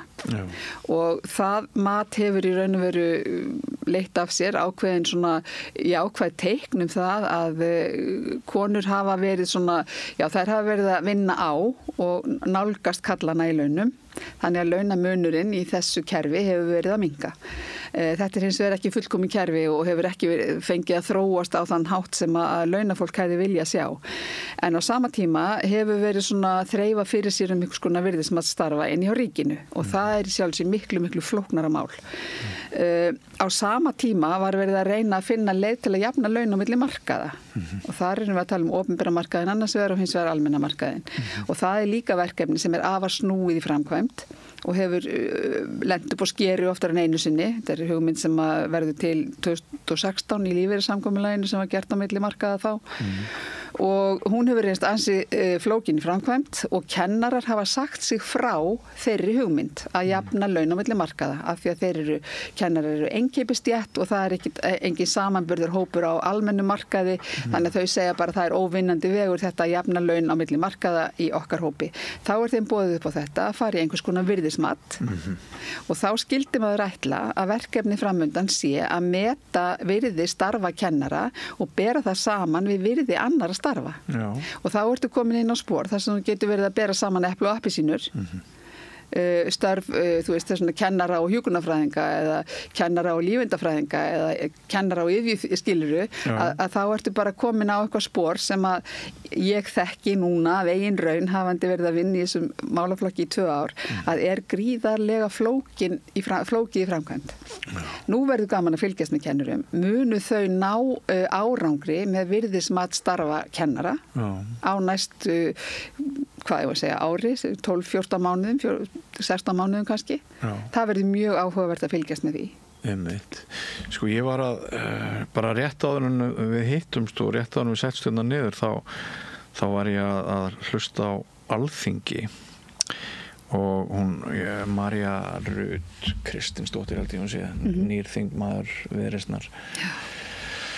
Hún var að segja sko að jafnvel í miðju kennara verkfalli þegar alþingiskosningarnar fóru fram þá varð ótrúlega lítil umræða menntun og gildi menntunar. Tekur undir þetta? Ég tek undir þetta því að ég sé þetta bara á þeim launatölum launakönnunum sem við erum að gera hjá okkur og okkar fólki og þetta á við háskólamennta almennt að menntunin virðist bara ekki lengur metin til launa með þeim hætti sem að hún var. Sko þetta var allt öðruvísi þegar við erum að alast upp á þessum gullaldar árum síðustu aldar. Sem ég var að vitna til. Það var verulegur akkur að því fjárhagslega eða efnahagslega að fara í háskólanám. Auðvitað var líka, þú veist, sjómenn gátu líka haft háar tekjur og iðnaðarmenn og svona, ég menn það svo sem alveg eins í dag. Ég menna það ekkert bundið við háskólamennta að þeir hafi geta vænst ákveðina tekna vegna menntunar sinnar. En þannig var það og þannig það í raun og veru að sérhæfingin sem að fólk færi gegnum háskólanám, hún á auðvitað að skila sér með einhverjum hætti í launaumslagið, bæði vegna þess að við erum að tala langt nám. Ég meina sérnám, segjum bara lækna, hvað það í heildin orðið, þú veist, þegar þú fer læknin sem fyrir sérnám, hann kannski 8 ár í háskólanámi jafnvel meira. Og ef þú ætlar að bera saman tekjur einstakling sem í langskólanámi til þess að ná þeim sérhæfingu sem að samfélagi kallar á, ef þú ætlar að bera kjör hans saman við kjör einhver sem fer út á vinnumarkað 16, 17, 18 ára gamall, að þá verður að horfa á ævitekjurnar. og þegar þú ert komin út úr námi rúmlega 30 þá segir það sér sjálft að það eru færri ár eftir sem þú getur verið í starfi. Já. Og þess vegna eru ævitekjurnar þínar orðnar kannski minni heldur en þeirra sem hafa ekki farið í neitt sérnám eða eru kannski bara með grunnmenntun.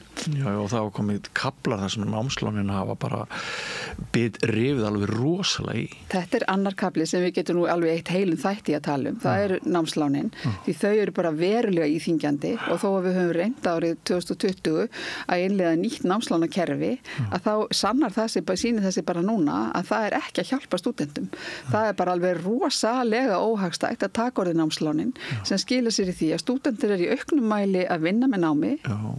Til að sleppa við námslánin. Til að sleppa við að taka námslánin. Það kemur þá niður á náminu. Það kemur niður á náminu, það kemur líka niður á þessum möguleika þeirra að sækjum styrk. Af því þú færð ekki hluta af námsláninu felda niður nema þú standist námsframvindu sem er alveg ótrúlega mikil pressa og þá má ekkert óvænt koma upp á. Þú mátt ekki verða ófrísk eða þú mátt ekki veikjast eða skiluru. Þá ertu bara búin að glata möguleikanum á því að fá hluta af námsláninu felt niður sem í formi styrkjar. Þannig að það er mjög margt óhagstætt við nýja námslánakerfið og sömulegis náttúrulega það gamla. Ég er með dæmi fólk sem er að greiða sínu námslánum fram á grafabakkan löngu eftir að það komið eftirlaun. Og þetta eru ekkert vit í þessu. Og það sem var kannski sárast fyrir þann hóp var að ef þið hefði bara verið uppi 5 árum fyrr, þá hefðu bara nánast verið frí. Já, þú veist, ég fer ekki þangað, sko. Ég meina, við skulum bara vera að horfa á... Leifum því að ég Já, en ég meina, það er auðvitað vilji til að reyna að breyta kerfinu. Hins vegar hefur ekki verið vilji hjá stjórnmálafólki að fara alla leiðina inn á norræna sporið. Þar sem að vægi styrkjana í námslánakerfinu er miklu meira heldur en okkar. Sko, við stefnum, ég meina, og námsmannahreyfingin og BHM, við höfum bara stemt inn á það að þróa okkar kerfi í áttahinu norræna. En okkur hefur bara ekki lánast það fram að þessu og mín kenning er bara svo að því það kemur til með að kosta miklu meira heldur en kerfið eins og það er í dag eða eins og það var. Það sem þú ert bara með lánakerfið, það sem ríkissjóður fær allt sitt tilbaka. Þú myndist á sjómennina áðan og sko það var svona hluti á þessari rómantísku mynd aldarinnar sem leið. Það var að við sömu götuna væru einmitt prófessorar, sjómenn, kannski listamenn, allir með ansi góðar tekjur og gætu búið svona saman í sátt og samlyndi og við höfum oft hossað okkur á að væri svona minni stéttaskipting hér heldur en í öðrum löndum. En sko þessi mynd sko ég hugsa að sjómaðurinn honum hafi gengið betur að halda sínu þarna í fallegu göttinu sinni heldur en prófessornum og listamannum. Er það ekki líka þín tilfinning? Jú, sko, sína gögn það? Já, sko, þú nefnir gögn, sko, ég meina, mitt svar er í raun og veru að ég hef ekki, sko, samanburðin akkurat á þessu núna, en ég meina, mín tilfinning er svo að þetta sé með þeim hætti sem að ef ég á bara rifið þegar ég er að hefja minn starfsferil sem listakona, þá man ég að í leikarafélaginu var talað um það að laun leikara hafi verið þegar Þjóðleikhúsið fór á stað 1950, þá hafi þau verið á pari við laun menntaskólakennara. Já. En ég get alveg sagt þér að þegar ég var að hefja minn feril, þannig 1978 þegar ég er útskrifuð úr skóla, þá var það ekki þannig og það er ekki þannig í dag. Nei. Þannig að listafólki, svo við komum nú aftur að því, það hefur bara dregist verulega aftur úr í öllum samanburði og þetta á sennilega við lang flesta listamenn, en nú vitum við líka að starfsvettvangur listamanna hefur þróast gríðarlega mikið og við erum farin að tala núna ekki bara listamenn í menginu, skilur heldur erum við að tala um fólk sem starfar innan skapandi greina. Og þar erum við með stéttir eins og arkitekta og þar erum við með fólk sem vinnur í tölvuleikjum og auglýsingastofum og í prentin og slíku. Þannig að skapandi greina mengið eru þetta orðið alveg ótrúlega öflugt og það hefur breyst alveg svakalega mikið frá því að við erum ung. Þannig að innan þessa hóps eru þetta orðið svona gliðnun í tekjum og ég er nú bara með svona tiltölulega nýja skýrslu þar sem þetta hefur verið tekið saman framlag menningar og skapandi greina til verðmætasköpunar á Íslandi og þá sjáum við það að sko þú veist að lægstu launin eru hjá fólki sem starfar í myndlist, sem starfar við listnám, starfar í sviðslistum, kvikmyndum og sjónvarpi og tónlist og bókmenntum. Menningararfurinn aðeins lyftist þar, svo aðeins lyftist það líka í prentuninni, fjölmiðlunum og svo þegar út komin upp í auglýsingastofur, hönnun og arkitektúr og tölvuleiki að þá hækkar súlan. Þannig að fólki sem í frumsköpuninni, sem að skapa, eins og ég segi, rithöfundur eða myndlistarmaður, að það það fólk sem sýnilega hefur setið eftir í allri launasetningu og þau eiga enga möguleika á að ná upp í tekjum, sko. Það bara að þau hjakka í svipuðu fari. Ég leyfi mér að segja áratug eftir áratug. Það bara þannig. Og það að hluta til vegna þess að þessi stuðningur sem að listafólk hefur fengið í gegnum hið opinbera sem algjörlega lífsnauðsynlegur og skipti sköpum fyrir það að frumsköpun í listum verði til í landinu, það eru þessi listamannalaun. Og listamannalaunin, þau hafa nú, ég menna Pétur Gunnarsson félagi minn, rithöfundur, kallaði þetta nú alltaf hinn árlega héraðsbrest þegar það var tilkynnt úthlutun listamannalauna, þá ætlaði einhvern veginn allt vitlust að verða og talaði brul og ég veit ekki hvað og þurfalinga og listamenn nefndir ýmsum illum nefnum og sem var og algerlega alveg hræðilegt að skuli viðgangast. Að þú manst aðeins lengra aftur en ég, nær þessi gagnrýni bara marga áratugi aftur í tíman, hefur alltaf verið deilt um þetta? Sko nú náttúrulega þori ég ekki alveg að, sko ég fer ekki að fylgjast með þessu að alvöru fyrir svona kannski þegar ég komið vel fram á 9. áratuginn, sko. Og svo langt sem ég man það aftur, já, þá hefur þetta verið þannig. En sko við skulum átt okkur aðeins á því að listamannalaunin sem eru kannski, ég man ekki hvað eru núna, hvort þau fara í 500 og eitthvað, eru innan við, eru hverju með yfir 600.000. Verktakagreiðsla.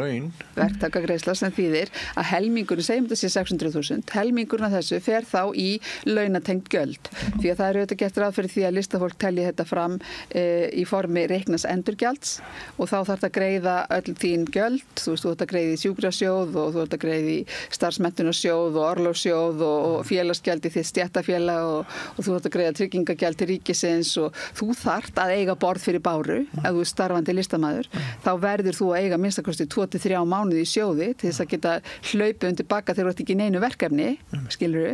Þannig að þú veist að við erum að tala um sko laun sem eru langt undir fátæktamörkum. Þegar þú ert að tala um það sem að listamaður sem er á strípum við listamannalaunum getur reiknað sér í reikna endurgjald. Ég hef einu sinni verið svo fátækur að ég átti ekki bót fyrir borunumir. Það var þegar ég var útnefndur og launaður bæjarlistamaður Akureyrar. Og ég hef alltaf sagt síðan þegar ég fylgist með þessari, ég þakka Akureyrarbæ kærlega fyrir það, sko. Ég er ekki að kenna þeim hvernig þessi rammi er. En ég hef alltaf sagt síðan að þegar fólk er að rífast út af þessum listamannalaunum, klappiði fólki á öxlina fyrir það skuli færa þá fórn að stunda listsköpunina fyrir ekki meiri umbun en þessa sem er í rauninni bara ávísun á fátækt. Já, ég hef nú oft sagt að listafólk, sko, þú talar fórn, sko, listafólk lítur ekki á starfi sitt sem að það sé að færa ykkur að fórn. Það er listamenn vegna þess að það getur ekki annað. Það er bara ykkur ástríða sem keyrir það áfram í þessa sköpun, inn á þessa braut.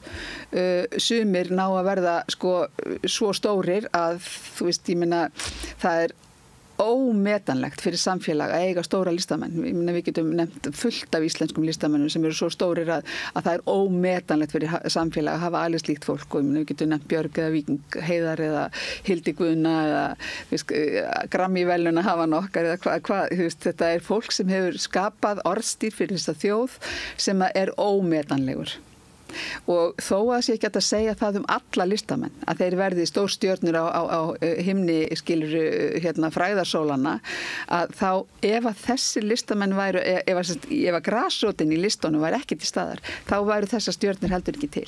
Þetta hangir allt saman. Já, ég ætla samt að leyfa mér að vera pínlítið ósammálaðir. Okay. Ég held að það sé mjög margir listamenn sem eru þeirra gerðar sem þú nefnir að þeir fórna bara öllu fyrir drauminn að þeir ráðu ekki við sig. Þeir eru bara það get ekki annað. Keyrið þeir áfram ástríðu. Já. En ég held að sé líka alveg hellingur af fólki, ungu fólki sem að býr yfir alveg ofsalegum hæfileikum gæti farið listrænu brautina en velur að einhverju leyti á milli fiðluséni sem ákveður frekar að fara í heilaskurlækningar sér það sem næsta punkt af því af því að fiðlusýnið telur að það sé miklu líklegra að það bara muni lifa af með sómasamlegum hætti. Ég held að þessi umræða eigi sér stað inn á heimilum landsins þessa dagana. Já, það eflaust alveg rétt hjá þér og þetta ekki neitt hægt að alhæfa í þessum efnum hver einstaklingur náttúrulega bara sjálfum sér líkur og engum öðrum Já. Og þú veist þannig að það sem ég reyna að segja er að hið verallega umhverfi hefur náttúrulega alltaf eitthvað með það að segja í hvað börnin okkar leita, ekki satt? Jú, ég veit alveg foreldra sem eiga fiðlusnilling, hún nefni það, sem að er ung stúlka sem að hafði hefur einstaka hæfileika sem fiðluleikari og hefur alveg úthaldið og kraftinn í að fylgja því eftir, en líka vegna þess að hún svo vel stutta foreldrum sínum og þú veist þegar að ungi krakkar sem að eru stefna á það að verða hljóðfæraleikarar hvort sem þau verða svo einleikarar eða fara að vinna í stórum symfóníuhljómsveitum einhvers staðar út í heimi, skilurðu, að þetta er gríðarlega krefjandi nám og við sem foreldrar sendum börnin okkar ekkert ein í framhaldsnám í tónlist, skilur eitthvað út í heim, en þá er þetta alltaf spurningum hvaða möguleika hafa foreldrar á að fylgja eftir þessari ástríðu barnsins síns og það hafa auðvitað ekki allir foreldrar tíma, ráð eða möguleika á því að gera slíkt. Nei, því miður þá er vaxandi stéttaskipting í því, hún er vaxandi núna síðustu segja tónlistarkennara sjálfur, ég var með sett af tónlistarkennarum daginn sem bara sögðu það er þannig. Þá voru við mitt í umræðum það að ein keppni ungra Íslendinga 25 ára yngri, EBTA píanókeppnin sem var komið á fót árið 2000 og hefur að jafnaði verið haldin með bravúr 3. hvert ár. Það búið frestin í tvígang vegna fjárskorts.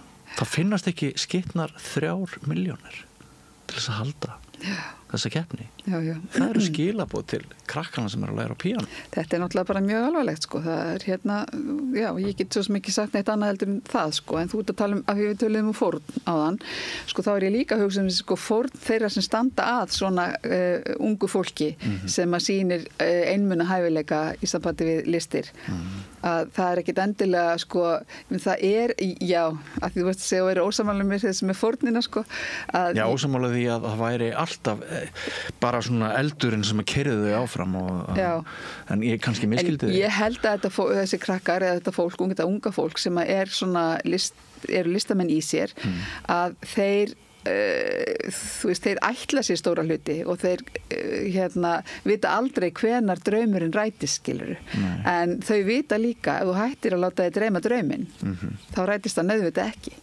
Þannig að þau vita alveg að meðan ég held mig í draumnum og í þessari ástríðu minni þá er alltaf von á að það skili sér fjárhagslega líka. Það er líka bara, hún er sérkennileg svo tilfinning að mann langi til þess að loka fyrir eyrun á barni sem langar í leiklist þegar það gengur fram hjá útvarpinu í hádeginu og Ríkisútvarpið er að segja okkur að það sé miklu betra að kunna eitthvað Excel-skjal í Borgarleikhúsinu heldur en að standa á sviðinu og rífa úr sér sálina sem það er búið að þjappa saman með alls konar briljans og botlausri vinnu með fullri virðingu fyrir Excel-skjalinu og þeim sem starfa á skrifstofunni. Þetta er bara þetta er það líka eilíða verkefni hjá okkur í samfélaginu að reyna að sporna við því að einhverjar ákveðnar stéttir verði jaðarsettar í launasetningu og ég veit það alveg af eigin reynslu að listafólk er ekki með fókus á því hvað það fær í laun. Það er með fókus á því að hafa verkefni og það er með fókus á því að skapa. Þar liggur all þeirra orka og þá segi ég, þá er það á ábyrgð okkar hinna og í þessu tilfelli sem ég, núna þessi veröld sem ég starfa innan, að stéttarfélögin þurfa auðvitað bara að vera hluti af þessu öryggisneti sem heldur utan þetta fólk og þess vegna er það stéttarfélögin sem láta í sér heyra þegar að þau finna að fólkið þeirra er orðið órétti beitt og ójöfnuðurinn í launasetningun er orðin þannig að það verður ekki lengur við að unnað. Þá rísa stéttarfélögin upp og þetta er nú bara til marks það hversu mikilvæg stéttarfélögin eru í baráttunni fyrir betri kjörum og þau bara eru algjörlega lífsnauðsynleg og þess vegna hef ég bara sagt og það hef ég nú sagt í gegnum tíðina að allar tilraunir manna til að gera lítið úr stéttarfélögum og stéttabaráttu við skulum nú bara passa okkur að það er nú mér að mæta og mörgum fleirum dálítið grimmum ef við förum að tala niður stéttarfélögin. Já.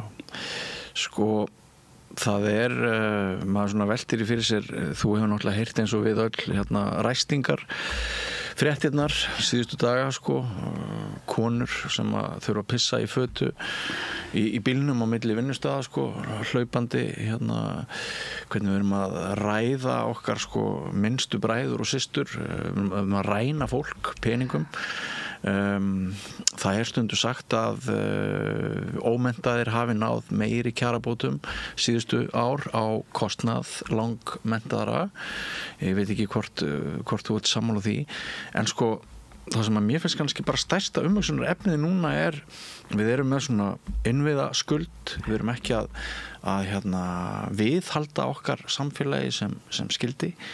Það virðist vera sem að launin séu bara að víða sér pottur brotin, háskólamenntaðir að sitja eftir. Það síst minni áhætta að fara út í listnám núna heldur en áður veraldlega og svona alls konar spurningar í hvað fara peningarnir okkar? Af því þú ert nú bara svona pólitíkus líka fyrirverandi þingmaður til 10 ára og ráðherra bara í hvað fara þessi peningar? Loka spurning, einföld. Sko, stutt og langt. Þú veður náttúrulega alveg yfir völlin, það þverjan endilangan í þessum orðum þínum. Sko, fyrst langar mér nú að segja varðandi ræstingafólk og þá sem eru lægst launaðir. Sko, það hefur verið gert átak í aftur og aftur, þetta samning eftir samningir, raun og veru lífskjara samningarnir og hvað heita þessi samningar sem hafa verið gerðir, alveg, þú veist, frá 2000 og, hvernig það byrjar, 12-13, eitthvað leys, en hvað það? Þá hefur verið svona sameiginlegur skilningur fólks að það þurfi að gera verulegt átak í því að hækka lægstu launin. Og ég vil nú meina að háskólamennta fólk og þau sem eru ofar í launastegunum, þau hafi sýnt þessu ekki bara skilning, heldur beinlínis tekið þátt í þessari vinnu. En það svona ákveðin fylgifiskur þessarar aðferðar.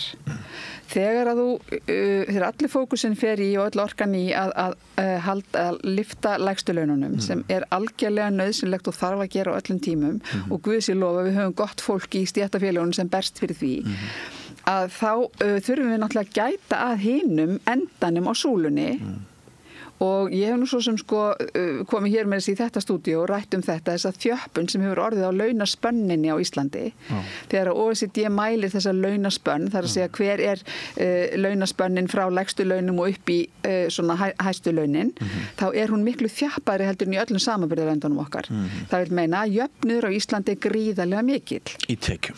Já, í tekjum, þetta er í ráðstöfunum tekjur. Hann ekki endilega í öðrum. Nei, þetta eru ráðstöfunum tekjur. Ég minn góður að við fyrir að tala eigna ójöfnuðin. Það er alltaf annað kapli. Nú ég bara að tala ráðstöfunum tekjur fólks. Og þá erum við komin aftur í því sem við vorum að tala áðan í þessari aðferðafræði með að ýta lægstu laununum upp og halda þeim á einhverju nívói sem að fólk getur svona lifað af eða framflýtt sér á en sleppa því að hleypa því upp í efri lögin þá gerist nákvæmlega þetta sem við vorum að tala að háskólamenntunin, æðri menntun hættir að vera metin til launa. Og þetta auðvitað ekki hægt að una við, sérstaklega ekki í samfélagi sem búið að í sameiginlegu átaki byggja upp gríðarlega öflugt háskólaumhverfi. Við erum að reyna að keyra okkar háskóla inn í samanburðarkanala við bestu erlendu háskóla í heimi, skilurðu. Og ég meina, og akkur umbunum við þá ekki því fólki sem fer í námið sem þessar menntastofnanir bjóða í launum. Ertu bjartsýn á lausn kennara verkfallsins núna? Ég var að lesa eitthvað smá viðtal við ríkissáttasemjara áðan. Nei, ég verð að segja, ég er ekki bjartsýn. Og það ykkur alveg svakaleg tregða að mínu mati í launagreiðendum og ég veit ekki alveg, ef við erum að tala opinbera launagreiðendur, þá veit ég ekki alveg hversu mikið þrýstingu kemur frá stjórnmálunum í þessu efni en rammi fjárlaga auðvitað, bæði fjárlaga ríkisins og fjárlaga sveitafélagana auðvitað ákveðin og þessi launagreiðendur ætla bara að fylgja þessu merki markaðarins sem að nota bene að setja á almenna markaðnum en ekki opinbera markaðnum og ég veit ekki hvort ég á að fara að orða það, ég meina opinberir starfsmenn verða náttúrulega fyrir alveg ótrúlega ómaklegum árásum frá aðilum á borði samtök atvinnulífsins eða félag atvinnurekenda eða viðskiptaráðskiluru. Það er endalaust verið að tala niður þau störf sem að opinber starfsfólk sinnir og þú veist, það er mjög ómaklegt, virkilega ómaklegt og við höfum nú verið að reyna maldi í móin sem að stýrum þessum samtökum sem að þetta háskólafólk á nú heima. En sko ég vil meina það að launagreiðendurnir og svigrúmi sem hjá ríkinu, til dæmis tölum bara ríkið, það er ekki mikið. Og hvers vegna það ekki mikið? Það að mínum mati vegna þess að ríkið hefur ekki sinnt því að afla ríkissjóði tekna með þeim hætti sem að eðlilegt hefði verið. Skattleggja. Ég er ekki að tala um skatta endilega. Nei, ég er ekki endilega að tala um skatta nefnilega. Hvað ertu að tala um? Ég er til dæmis að tala um auðlindagjöld. Einhverju kalla það skatta. En ég meina, mér finnst til dæmis alveg ótrúlega skrítið að við skulum ekki geta tekið hærri auðlindarentu og ekki bara sjávarútveginum. Ég er að hugsa um orkuauðlindina, ég er að hugsa um sjávarauðlindina. Bankarnir? Ég meina, sko, loftslagið okkar skilur mig. Ég meina, ég vil meina að það séu tekjumöguleikar hjá ríkissjóðu og hjá hinu opinbera sem hafi ekki verið nýttir. Og því þú spurði mig, ég meina heldur eftir bjartsýn á að verkfall kennara leysist. Ég er ekki bjartsýn á að launastruktúrun í samfélaginu hjá opinberum starfsfólkum sem hafa setið eftir sannanlega leysist fyrir en að hið opinbera átta sig á því að það verður að auka tekjur sínar. Af því það verður ég meina, við erum að upplifa alveg ótrúlega skort á fólki í vissum greinum. Við nefnum bara heilbrigðisgeirann, við nefnum bara Landspítalann, okkar stærsta vinnustað. Við státum okkur af góðu heilbrigðiskerfi og við viljum hafa það gott og við viljum hafa það vel rekið og allt það. En það orðið þannig að það orðið verulegur skortur á fólki, það bara fer ekki inn í þessa vinnustæði því álæður orðið svo mikið, fólk fær ekki laun í samræmi við álag og þeir eru svona fáir sem að standa undir störfunum þá þurfa bara allir að hlaupa hraðar og þetta gengur ekki til lengdar. Þannig það eru stórir gallar í kerfinu okkar eða svona áskoranir sem við verðum að takast á við og mér finnst eina af þeim birtast mjög skýrt í átökunum sem eru við kjaraborðið hjá kennurum. Við komumst ekki lengra en það var mjög fróðlegt og ánægulegt og lærdómsríkt að spjalla við þig, Kolbrún. Kærar þakkir fyrir komuna. Takk fyrir að bjóða mér. Og ekki fara langt, áhorfendur, góðir og hlustendur, við höldum áfram hér með Rauða borðið eftir andartak. Allt það besta ókeypis. Fáðu þér vatn að drekka. Samstöðin, þar sem manneskjurnar koma saman. Gerist áskrifendur á samstöðinni og taki þátt í að byggja upp öfluga og róttæka samfélagsumræðu.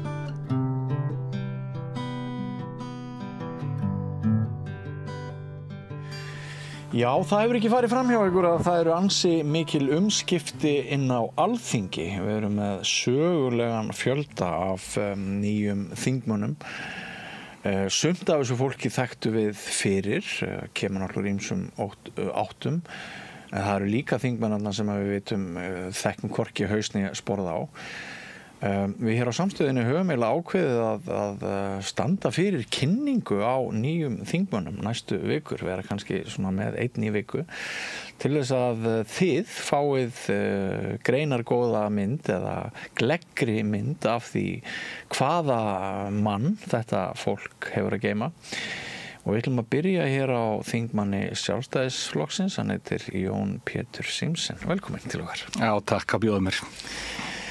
Það var ekki endilega svona ljóst að þú myndir hljóta þingsæti þegar þú tókst slægin hérna í fyrra vetur, en þetta fjall réttu megin og þú dast inn eiginlega bara í loka tölum, ekki satt? Jú, þetta, þegar ég fæ bóðum að vera í þriðasæti Reykjavík Suður, þá ræði ég þeir náttúrulega fjölskylduna, því að það er náttúrulega, ef að það ólíklega skildi vilja til, ég myndi dettin á þing, þá er það bara breyting fyrir fjölskylduna þegar maður er svona opinber persóna, en þetta var fyrst kynnt fyrir mig sem svona varaþingmannsæti Já. Og fórstu með það í huga? Já, ég fór með það í huga en auðvitað væri allt annað bónus og ég hafði reyndar aldrei verið með neitt þingmann í maður og hafði ekkert hugsað mér að fara á þing. Nei. Ég gat ekki hugsað mér svona harða prófkjörsbaráttu þar sem að yrði eitthvað hjaðningavík innan sama flokks og ég nefndi því ekki og hafði bara ekki áhuga á því en þegar þetta tækifæri kemur upp og mér finnst líka vanta bara svona málsvara fyrir börn og menntun, kennara og skólakerfið í heild sinni þótt að mæta svolítið afgangi á þinginu og þannig að mér rann líka blóðu til skildunar að ef að þannig myndi vilja til þá gæti ég kannski líka komið inn á þing sem varaþingmaður í eitthvað tíma þá gæti ég látið eitthvað að mér kveða en þetta var alveg skemmtilega óvænt þarna í hádeginu og sunnudeginum daginn eftir kjördag að þegar þessi rúlletta fyrir gang og ég hafði aldrei verið inni nóttina, hálfa mínútu en ég skildi þetta inn og ég var ofsalega ánægður og þakklátur bara þjóðinni fyrir það að treysta mér fyrir því að vera þingmaður þjóðarinnar. Í ljósi þess að þú nefnir börnin myndirðu lýsa þar sem mjúku manngerðinu í Sjálfstæðisflokknum? Ég veit ekki hvernig við getum skilgreint okkur sem mjúk og hörð. Ég í ákveðnum hlutum ég grjótharður og ég mýkri í öðrum. Ég held að sama eigi við flokksíski mín en ég alltaf samt með ég hef alveg ýmsar tengingar út fyrir menntamálin í atvinnulífinu og öðru slíku en mér finnst ef að menntamál eru mjúkmál, ég segi þau eru ekki mjúkmál, þau eru hörðmál vegna þess að þau eru í raun efnahagsmál og þau bara fjalla samkeppnishæfni þjóðarinnar og það kannski eitthvað bara sem fólk áttar sig ekki á og þetta eru grjóthörð efnahagsmál ef við náum að virkja kraftin í hverjum einasta íbúa landsins, hverju einasta barni og lyfta öllum upp og ná að hámarka lífsgæði allra þá náum við í besta út úr þjóðinni og þá eykst samkeppnishæfnin og við höfum það öll betra hvar sem í þjóðfélaginu við erum og fyrir það vil ég standa og svona einstaklingsframtakið. Ég ætla einmitt undir lok viðtalsins aðeins að beina spjótunum eða sjónum okkar að því sem að gerast hérna akkurat í menntamálunum þennan daginn en þá það spurningin hvernig verður maður eins og þú til? Hvar ertu fæddur? Ég fæddur í Reykjavík og elst upp mín svona fyrsta ár sem ég man eftir mér úr Njarðvíkum úr ytri Njarðvíkum. Hvaða ár ertu fæddur? 1971. Átti heima þar á Holtsgötu og pabbi var kennari í skólanum þar í Njarðvík, hann fekk vinnu þar þannig að við fórum þangað og hann sé Sigöldu á sumrin og dró svona björg í bú fyrir fjölskyldan og mamma var heimavinnandi. Einhver systkini? Já, ég á 2 bræður, einn sem 4 árum eldri og einn sem 2 árum yngri. Þú ert miðbarnið? Ég miðbarnið. Fékkst enga athygli?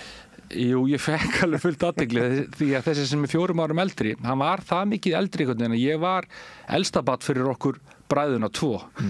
En síðan flytt ég upp í Breiðholt og þar 6 og 7 ára í Breiðholtsskóla og það sem pappi að kenna líka ég eldi bara starf pappa og mamma heimavinnandi þarna ennþá og svo endan flyst í bústaðahverfið þar sem ég slít svona barðskónum og gengi í Breiðagerðisskóla og Réttarholtsskóla og svo menntaskólan við Sund og svo háskólan þannig að það svona skólagangan. Kennaraháskólan á þeim tíma? Já, kennaraháskólan á þeim tíma og það svona hefur verið svona ákveðin svona kennara element í mér.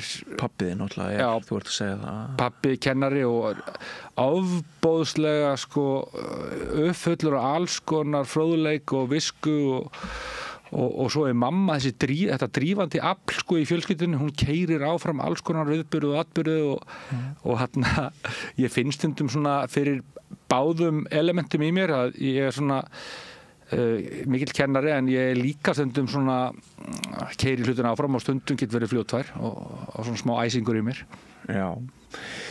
Og þú ertu kvæntur maður í dag? Já, ég kvæntur og það gerðist árið 2000. Sigurborg Brynja Ólafsdóttir heiti kona mín. Já. Hún líka kennari og reyndar fór síðan í meira meistarnám og upplýsingafræðingur, bókarsafnsupplýsingafræðingur. Já. Og við erum búin að vera gift þá í 25 ár núna í ágúst. Já. Og eigum 3 börn saman. Já. Ástu Kolbrúnur fædda 99, Hafstein 2001 og Pétur 2009. Já. Og þetta fjölskyldan og svo eigum við hund líka sem heitir Kvika og áttum annan sem heitir Askur og Páagögg sem heitir Gómi. Já. Elsta barnið verður þá hvað, 24 ára í ár eða hvað? Já, 25 ára. 25. Já.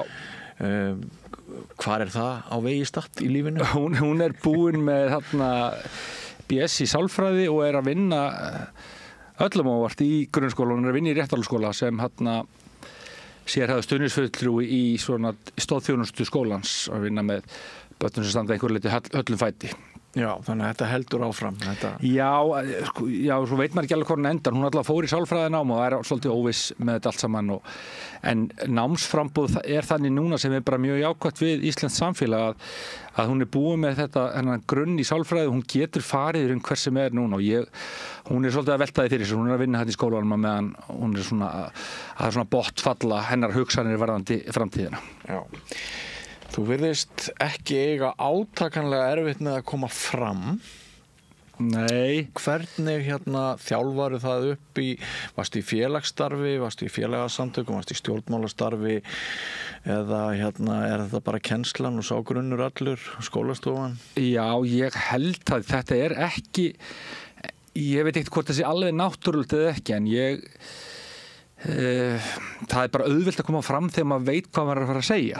Það alltaf svolítið flóknara þegar maður einhvern veginn í óundibúinn og erfiðar að tjá sig en ég man bara eftir fyrstu kennslustundinni sem ég hitti umsjónarbekki mín að það var ekkert létt neitt, þetta voru bara einhverjir gemlingar 12-13 ára krakkar, 25. Þarna stóð ég í minni fyrstu kennslustund og var orðin hafði innan gæsalapa völd yfir dálítið mörgum. En ég einhvern veginn hef valist í það. Ég var líka flokkstjóri snemma og verkstjóri innan Vatnsveitunar, sáum 100 og eitthvað krakka þar, úrlinga, upp í 25 ára. Og þar var maður einhvern veginn, ég held að ég sé góður að axla ábyrgð og bera ábyrgð á sjálfum mér. Og þú sóttist snemma í það?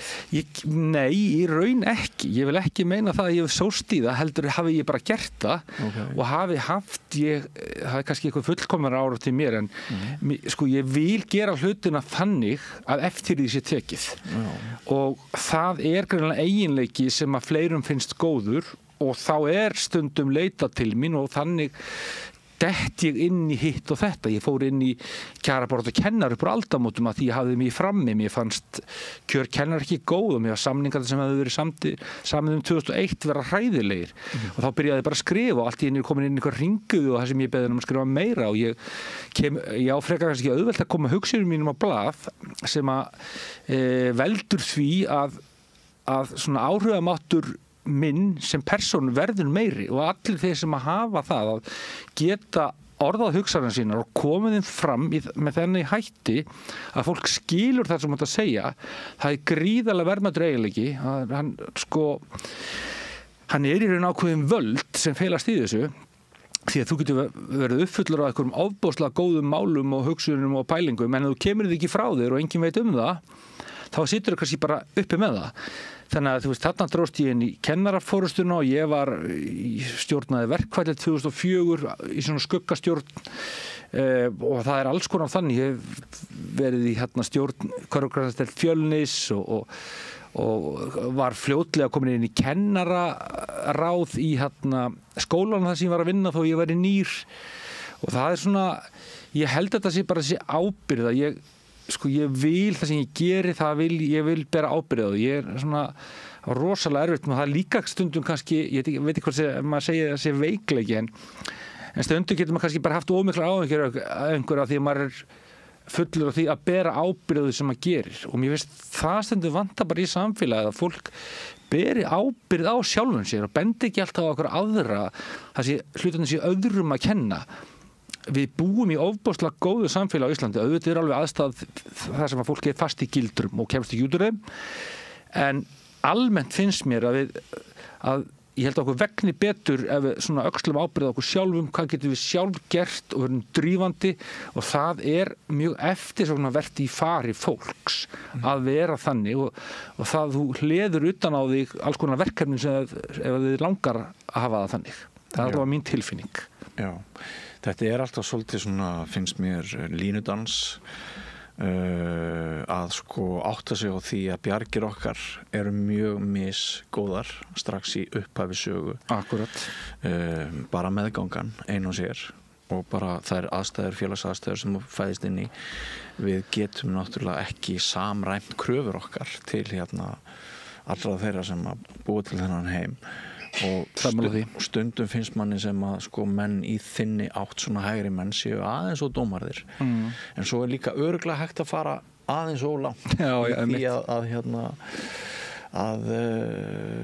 hvað maður að segja, gera ekki þær kröfur sem við ættum að geta gert hvert til annars. Já, ég má segja, maður veit hvort maður sé heppi með foreldra en þegar pabbi mann sé kennari og mamma manns heimavinnandi þá maður ofboðslega mikið með foreldrum sínum og þegar foreldrar manns einhver sérstökum vandræðum og hafa virkilega áhuga á börnunum sínum það náttúrulega hjálpar lengi býra fyrstu gerð og fyrstu 1000 dagarnir í mínu lífi þrátt fyrir ég muni ekkert mikið eftir þeim þá ég alveg viss að þeir voru mjög góðir því að auðvitað hafi uppeldisaðferðir breyst og allt það en ég held að ég búi að mjög góðu uppeldi frá því að ég var bara smábarn og síðan bara þá ég alist upp mína skólagöngu og svo mitt líf áfram en alls konar áfull komið líka inn en sem man líka þá bara kenna manni svo lengi sem þau slá mann ekki alveg af þá verður maður venjulega sterkari eftir áfull já, ég veit ekki sko hægri menn held ég almennt séu tilbúnir og ég held að við viljum allir hægri menn að það sé öryggisnet sem grípi fólk sem að fóta sig ekki eða verður einhvern veginn á í lífinu eða eitthvað kemur upp á hverjum sem við erum að kenna. Já, líka bara sko hugmyndin hvað mögulegt sko ef við fæðumst með forréttindi þá áttum við okkur yfirleitt ekki á eigin forréttindum. Nei. Þannig að sko það líka bara hugmyndir okkar hvað öðru fólki gerlegt sá best til þess fallin til að svara því sem að fæðist bara með ekki neitt. Já. Enga forgjöf og vinnur sig upp úr engu, ekki satt. Jú, ég held að sko Íslands samfélag sé ágætt með betri samfélagum í heiminum fyrir fólk að fæðast í. Ég held að það sé staðan. Ég var í gegnum skólastarfi við alla flóruna og fánuna í þessu. Það eru börn sem fæðast með mjög mikið og önnur bara með mjög lítið eða ekkert og alls konar erfiðleikar en það geta flestir hámarka sína möguleika og ef þeir ná því þá lifa þeir oftast góðu lífi og hamingja og farsæld ekki fólkin í efnislegum gæðum sko. Það kannski fyrir mig að segja það í einhverjum voða fínu í voðalega jakkafötum og með einhver þingmannalaun sko. Ég hef bara alltaf fundið það sjálfur mér að fjárhagsstaða mín auðvitað vont að hafa fjárhagsstöðu þannig að maður sé að berjast í bökkum við að láta endan á saman. Maður þarf að verða blankur til þess að geta rætt blankheit. Blankheit eru. Ég var svo heppinn að ég misti eiginlega allt mitt eftir hrun. En samt ekki fasteignina. Þannig að það kendi mér óbúslega margt að hafa ekki lengur efnað að fara í klippingu og þurfa kannski að kaupa Ritz-keks bara einu sinni í mánuði. Bara eitt pakka. Þarna ég sammála þetta bara við alla þætti lífsins, saman með heilsuna. Við tökum hana sem sjálfgefinni. Þú veist, það ekki fyrir en við lendum í einhverju sem þannig að við þurfum að hugsa okkur að við gerum okkur grein fyrir því í hvaða stöðu við erum og í hvaða stöðu við vorum. Og þetta ættu við öll að hugsa og reyna, sko, við getum rétt hjálparhönd og við getum sko stutt fólk, hrósa fólki og gerum það. En það bara svo verðmætt fyrir fólk, mig og alla aðra ef þeir setja sér eitthvað svona mark hvort sem það er stórt eða lítið og þeir ná einhvern veginn að uppfylla það. En það má náttúrulega ekki vera þannig sko, og það vont ef að samfélagið þannig og einhverjir búa við þannig kjör að þeir séu fastir í einhverju og sjá enga möguleika að komast það þannig. Það þannig. Allt annað væri ánýtun á raunveruleikanum. En við höfum það samt ef við skoðum bara þróunina hvernig við höfum það almennt þá höfum við það miklu betra núna heldur en þegar ég var úlingur til dæmis, þegar ég var úlingur þá borðuðu við, það er ekkert að því, borðuðu fisk 4 sinnum í hann var þverskorinn ýsa því hún var ódýr og svo skyr í hádeginu og haframjöl á morgnana, það var ofboðslega góður matur. Maður har ekki keypt spægipilsa eða appelsínsafi á þessum tíma því að þetta var bara dýrt. Ég er ekki að segja ég hef upplifað eitthvað fátækt, alls ekki. Þetta var bara gott, ég pældi ekki eins og í þessu. Ég var bara hamingjusamt barn sem var að trillast einhvers staðar og það voru ekki erfiðleikar heima sem eru ákveðin forréttindi kannski. Við höfum það veraldlega, við höfum meira umleikis í veraldlegu tilliti heldur en á okkar uppvaxtarárum en okkur líður ekki endilega betur. Jafnvel líður okkur verð. Já, þetta er nefnilega, þetta er góður punktur. Ég er algjörlega sammála þessu. Ég held að börn á þessum tíma þegar ég var úlingur að ef að líðan þeirra hefði verið mæld þá, ég held að hún hafi verið töluvert betri heldur en líðan barna í dag. Það er að segja sko þeirra barna sem ekki féllu milli skips og brygg. Við náttúrulega vitum það að við vorum ekki með einstaklingsbundna aðstoð. Gott þú takir þetta fram. Þau börn og þau náttúrulega bara duttu alveg niður og það var enginn sem vildi vita á þeim eða einu sinni. Það var bara hræðilegt að verða vitni að mörgu því sem var vitni að í skólanum. Bæði af hálfu okkar barnana gagnvart öðrum börnum en líka bara af hálfu kennara og til dæmis í mínum skóla þá var náttúrulega engin hugmynd það að lesblinda væri til þegar ég byrjaði í grunnskóla sko.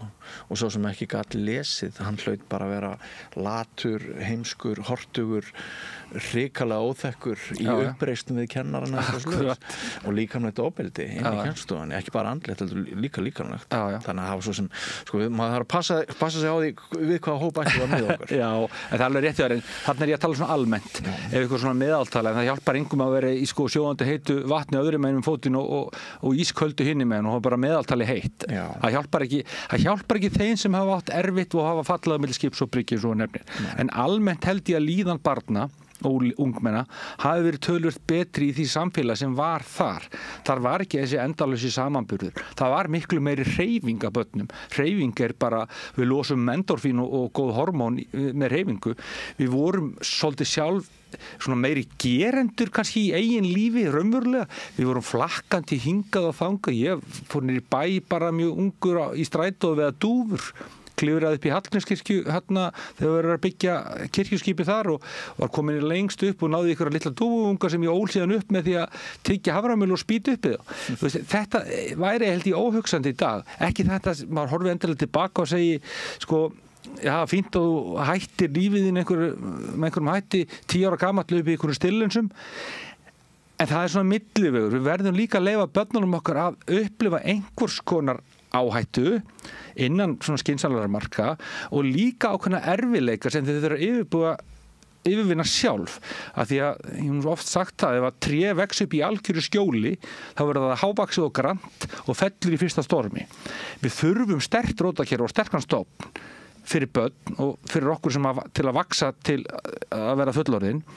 Við verðum að fá líka kljást við ákveðna hluti sem ekki þess eðlis að þessi bara hættulegir og bara lífsskemmandi. En ég held að við sem samfélag séum einhvern veginn svolítið að ryðja öllum hindrunum og vegi fyrir börnunum okkar og leyfum ekki sjálfum svolítið að takast á við eitthvað sem kemur upp í félagslegum samskiptum því að það er líka bara félagsfærni fyrir aðeins fram þar sem þú gerir eitthvað á hlut annars þú færð þá einhver félagsleg viðbrögð frá jafnaldra og þá lærir þú svolítið þannig beint og að þú ert alltaf bara litla prinsessa eða litli prinsinn hjá mamma og pappa þá getur aldrei tekist á henni eitt mótlæti og þá líður þau líka bara illa.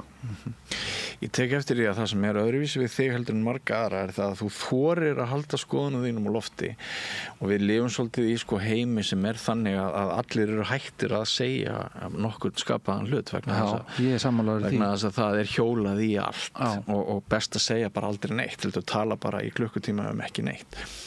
Og sumir mun nú saka mig fordóma þegar ég segi þetta og það getur vel verið að hafa alls konar fordóma. Já, við höfum það allir. Maður veit það kannski oft síðastur sjálfur. En sko þetta að svona þora að halda skoðun sinna á lofti sem hlýtur þá að ég álíkta að hún hafi aflaðir óvildar manna líka og umdeilanleika. Rífur það ekkert í? Jú, það rífur alveg í en þetta er einhvern veginn Ég hugsa svona, þó ég sé fljótferðsundum, þá ég oftast búin að hugsa málin í sko 20 klukkutíma áður ég fer að tjá mig þau sko. Það er samt ekki víst að þú komast að rétti niðurstöðu. Nei, það er ekkit víst sko. Það er hugsað lengi. Nei, en það er bara reynslan. Ég hef alveg svona reynslu úr allavega rosalega mikið varandi samskipti. Allavega búin að umgangast alveg 3-4 þúsund manns í kringum börnin og foreldrarinn sem ég hef umgengist í gegnum tíðina. Og lært mikið af börnum. Já, alveg bara mjög mikið og kent þeim náttúrulega líka, vil ég meina, mjög mikið. Kannski eitthvað. Já, alveg pottið mig, ég bara alveg viss það. En það sem að, sko, maður verður að þora að tjá sig. Ég samt alveg viðurkenni það, ég ætla ekki að þykjast bara, ég ritskoði mig aldrei. Ég geri það líka og ég segi ekki alveg alltaf allt sem að mér býr í brjósti af því að það kannski það skadar þá málstæðin til skams og lengri tíma, það ásist á stund ákveðnar upplýsingar. Maður verður svona að meta það svolítið sjálfur, en almennt held ég að í mínu umhverfi sem frekar vinstrisinnað sem að skólaumhverfið að myndirðu lýsa því sem vinstrisinnuðu? Já, ég held að er bara manngerðin sem leitar í kennslu, hún frekar til vinstri heldur en hægri? Ég held bara að það sé bæði þannig og svo líka þegar þú ert opinber starfsmaður og launin er ekki alltaf há og þú ert einhvern veginn á þeim vinkli að þú sko lífsskoðurinn mótast held ég svolítið af því líka, en svo á ég ekkert kannski með það að dæma það hvort að skólakerfið sem vinstri sinna eða ekki. En þú kannski upplifir þig sem svolítið frávik inn í íslenska kennsluheiminum áður en þú fórst á þing? Sko einhverju leyti, en samt ekki. Ég náði alveg ofboðslega góðu sambandi við það fólk sem ég var að vinna með bæði í Melaskóla og Réttarholtsskóla og átti svona í mjög farsælu sambandi við, held ég meira að minna bara alla, auðvitað komið upp einstaka tilvik þar sem að einhver ágreiningu var, en þá hafði ég sérst sterka tilhneigingu til að ræða það og fá einhvern botn í þau mál. Sko, en mér finnst í svona skólapólitík þá finnst mér ég hafa verið svolítið kannski á skjön og fólk hefur alveg ótrúlega oft sendt með skilaboð en það þorir ekki að standa með því sem ég segja því að það óttast einhvers konar dóm, einhvers konar menntaelítu sem að stjórnar hefur gríðarlega mikil óformleg völd inn í þessu kerfi og heldur stíft í þau völd og eru svona ákveðin hópur einstaklinga sem gerir það. Og ég hef talað gegn þeim og alltaf meira opinskátt að því að þar eru sérhagsmunir sem að ráða ríkjum að mínu mati umfram almannahagsmunni. Hvað áttu við? Þá ég bara við að þeir einstaklingar sem að eru þarna í þessu óformlegu völd að þeir hafi sem sagt haga því að hafa þessi völd vegna þess að þeirra sýn og þeirra pælingar, verja þeirra starfsheiður, aflaði mögulega tekna með því að selja eitthvað sem er í þessu nafni en ekki annar nafni, einhverju sem skilar ekki enn árangri. Þannig að það er alveg mjög viðkvæmt fyrir marga ef að það verða að krukka í sjálfsmyndina þeirra að segja, heyrðu, við erum ákveðna stöðu núna sem er búin að vera upp í 25 ár og þú ert holdgerfingu þessara stöðu, þú ert búin að tala fyrir þessu sem hefur skilað, þá getur það alveg reynst erfitt fyrir það fólk að horfast í augu við það og það þarf ofboðslegt sjálfstraust til að horfast í augu við það og segja bara, heyrðu, það er eitthvað inn í gangi. Við þurfum bara að leita aftur til rótana, til hvers erum við hér? Við erum hindi þáu barna en ekki til að halda upp eigin egoi. Ertu þarna að tala einhver hluta forystumanna kennara? Ég að tala svona óformlegan hluta þeirra sem stýra ofboðslega mikið skólamála umræðunni hér á Íslandi. Og þeir sem eru inn í kennarakreðsónum vita svona hverjir eru svona til dæmis mótfallir samræmdu námsmati og telja því öllu til foráttu. Samt sem áður núna komið eitthvað samræmt námsmat sem engin æmtir eða skremtir við að því að þetta fólk hefur einhvern veginn með einhverjum hætti komið því meira þannig að. En nýlegur menntamálaráðherra okkar lýsti því yfir daginn að hún væri sammála þeim sérfræðingum að það þyrfti ekki samræmd próf aftur inn í íslensk grunnskólakerfi. Þú ert ósammála því. Það núna, hún var einmitt að segja það í Pontífíkjar og það í þessu matsferli sem hefur verið núna frumvarp til laga til umsagnar í allsherjar- og menntamálanefnd. En fyrir nokkrum dögum var þetta haft eftir henni? Já, þá sýnir kannski bara á hvaða stað hún í umræðunni. En eru til sem sagt bæði samræmd próf og önnur típa á samræmdu prófum? Þetta... Nei, það bara að skoða þetta frumvarpsdrögin hafa bara talað samræmt námsmat. Það samræmt mat. Já, mat. Já. En prófin, þú vilt próf, það ekki samræmt próf aftur? Já, hver munurinn á samræmdu prófum og samræmdu mati? Já, ég veit það ekki. Nei, ég ekki alveg viss allir viti það neitt, sko. Nei. Og ekki, þannig að, já, það sem ég segi bara, við erum með samræmdan námstíma sem 10 ár, með samræmdan námskrá sem með ákveðin viðmið. Við erum að borga fullt af peningum fyrir þetta. Börnin okkar, það svona ákveðin jafnræði sem þau að standa þannig að við erum að vita hvernig standa ákveðnar til dæmis stofnanir, mögulega ykkurir kennarar eða svæði eða eitthvað slíkt sem að leggja bara ekki nógu mikla áherslu á til dæmis ykkurar greinar í skólanum. Það svona, og þetta líka fyrir, segjum bara börn sem komi úr erfiðum jarðvegi en nái með einhverjum hætti í gegnum kannski góða kennara að blómstra. Að þau fái bara viðurkenning á sinni getu í gegnum það að þessum þau geta bara sýnt fram á hæfni sína í ákveðnum greinum. Þannig að þau séu ekki bara einhverjir séu valdi peninga eða félagslega stöðu, þau geta bara keyrt áfram sín börn. Og ég tel að samræmt próf eða samræmt námsmat, það sem reynir á ákveðna hæfni sem að til dæmis byggir bara hvernig þú tjáir í ræðu og riti og ef við mögulega gera á félagsfærni og starffræði og öðru slíku. Ef þú hefur þetta eftirsótt af atvinnulífi, þetta eftirsótt af fólki almennt. Þú vilt vera í kringum fólk sem að getur gefið þér endurgjöf á sjálfan þig, jákvæða eða neikvæða og þú getur bara þroskast í svona samvistum við menn og mér finnst þetta hjá þeir sem að flokkast í hvort sem þetta vinstri eða hægri, þeir sem allavega til vinstri eins og stjórnmálur almennt flokkuð. Mér finnst skrítið þeir sjá ekki möguleikana á því hvað jöfnunartæki samræmt námsmat getur verið. Og nú ég ekki að tala að samræmt námsmat heldur sé einhver allsherjar dómur því að við getum ekki mælt allt í samræmtu námsmati en við verðum samt sem áður að hafa einhverja mælingu á það hvernig við höfum náð þessum viðmiðum sem lög kveða á Börnin okkar eiga bara rétt á því að vita hvaða þjónustu hafa þau fengið í gegnum skólana á sinni skólagöngu.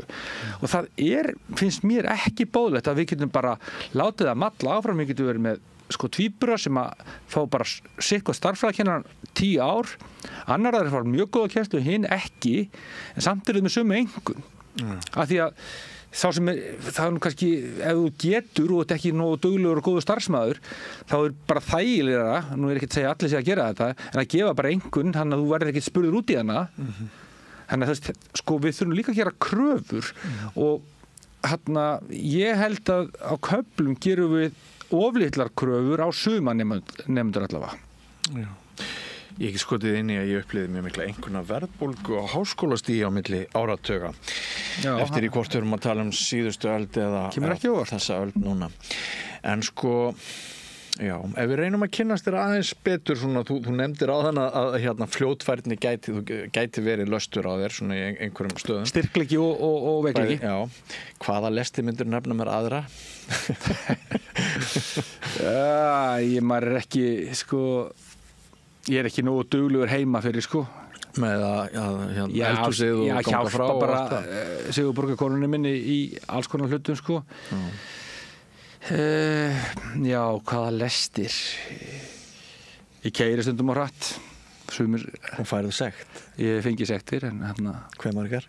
Ég kemur tíðina, ég er örugglega 5 til 10 sektir það á löngu tíma Nú erum við hvernig umræðu. Nei, ég bara ekkert en ég ég get, já, ég veit ekki hvað ég að segja mér það kannski þyrftu aðrir að ég getur verið svolítið svona kvass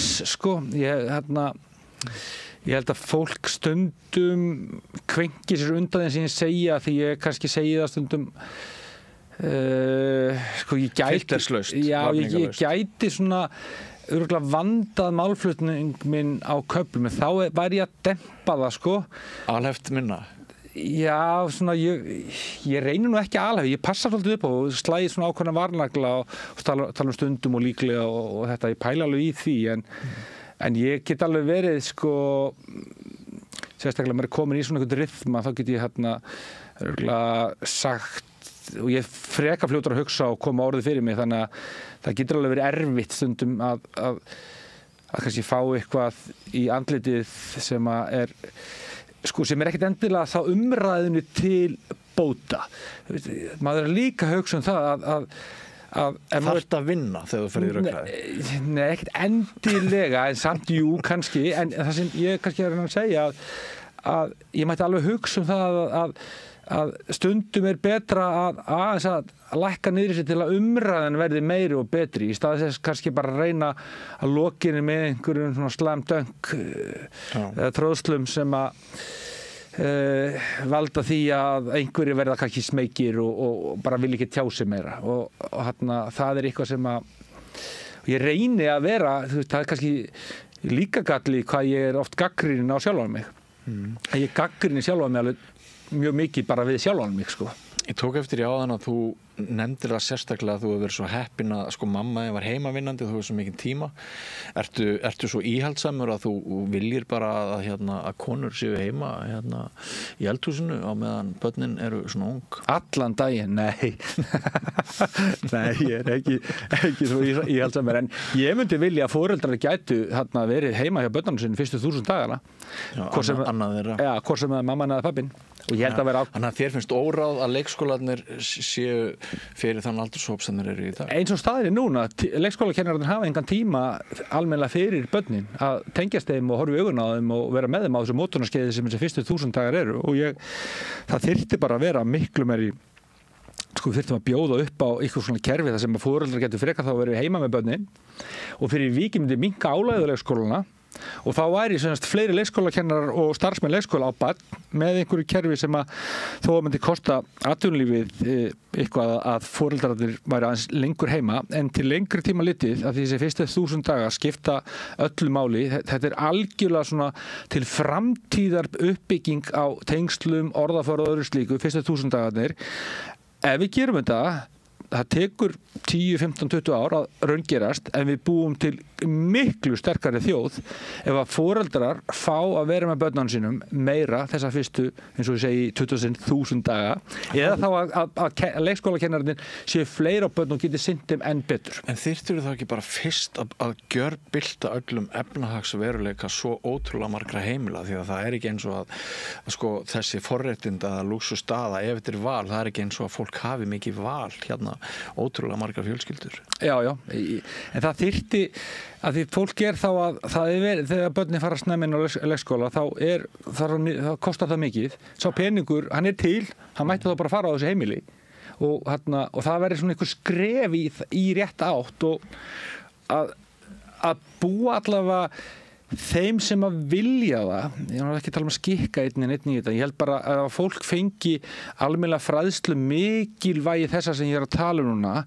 þá held ég að mjög fáir foreldrar myndu fara í vinnu frá börnunum sínum þessa fyrstu 1000 daga ef þeir fengi að ætti eitthvað mögulega á því og mér finnst í raun að allir ætti að eiga mögulega á því, það ætti ekki vera háð efnahag þessi fyrstu 1000 dagar. Mér finnst að við sem ríkt samfélag ég veit ekki hvort ég tala eins og eitthvað vinstrimaður, ég tala ekki eins og vinstrimaður með þessu, það sem ég er í raun að segja að við erum að búa til sterkara samfélag með því að gera þetta til lengri tíma litið, þetta er ákveðin einskiptistími sem þetta kostar eitthvað penning, já þetta kostar meiri penning, en eftir að það er liðið, þá er þetta bara komið inn í kerfi og við erum bara það verða færri sem að þurfa að fara á örorku, það verður betri orðaforði, það verður allt miklu, kostnaður varðandi erfiðleika verður miklu minni í framtíðinni. En þetta er sparnaður til lengri tíma litið, mikill.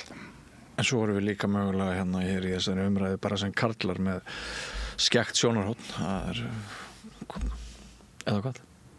Já, það getur alveg verið Ég er ekki kona, þannig að ég get ekki sett mig beint í spor þeirra, en ég held að bæði karlar og konur, einhverjir myndu kjósa það og ég held ef við hugsum bara mikilvægið á þessum fyrstu dögum og í æviskeiði Bars, þá held ég að sko, ég myndi allavega sjálfur vilja, og þegar ég fór í fæðingarólof eða var með krökkunum mína því ég var kennari þegar börnin mín eldri voru lítil, þá hafði ég rosalega tíma því við sumarið höfum við svona töluvert svona frjálsari tíma með endurmenntinin okkar, þannig að við getum nýtt hann í alls konar, og þá var ég með þeim mjög mikið eins og pabbi var með okkur, börnunum sínum sem kennari, og það fannst mér tími sem að til framtíðar bara besti tími sem ég hef eytt í eitthvað. Því þarna náðum að tengslum við litla stúlku og lítinn dreng sem að liti á mann eins og einhverja guðlega veru, og maður gæti haft ofboðsleg áhrif, og bara þessi og maður vissi það að maður var að það var ákveð öryggi sem við upplifum kringum okkur foreldrarna. Þau gátu alltaf að leita til okkur með einhverja hluti, maður talaði við þá með fjölbreyttum orðaforða og var alltaf að spyrja þá alls konar hluti, hvað var í fána og hvað var í flóra, og benda á stein og fugla og ánamaðka, og þessi tími að vera með börnunum sínum sem að ég hafði efna á þá sem kennari var algjörlega ómetanlegur. Og fyrir vikið þá var maður í góðum tengslum við þessum unglinga, og ef það kem eitthvað upp á þá leituðu til manns, og þetta ánáttúrulega sérstaklega við feður sem eru oft farin að vinna mikið og reyna að draga björg í bú og kynnast ekkert börnunum sínum, og leið og kemur eitthvað upp og þá grætur barnum fyrir mömmuna, og þegar börnum 2, 3, 5 ára þá fara til mömmu eitthvað að, og pappin svona eitthvað refsivöndur. Það rosalegt tap fyrir það kalla sem í þeirri stöðu. Þetta kannski allt öðruvísi hjá foreldrum sem eru 25 ára í dag heldur en við erum að tala saman nóturnar og upplifa en vonandi.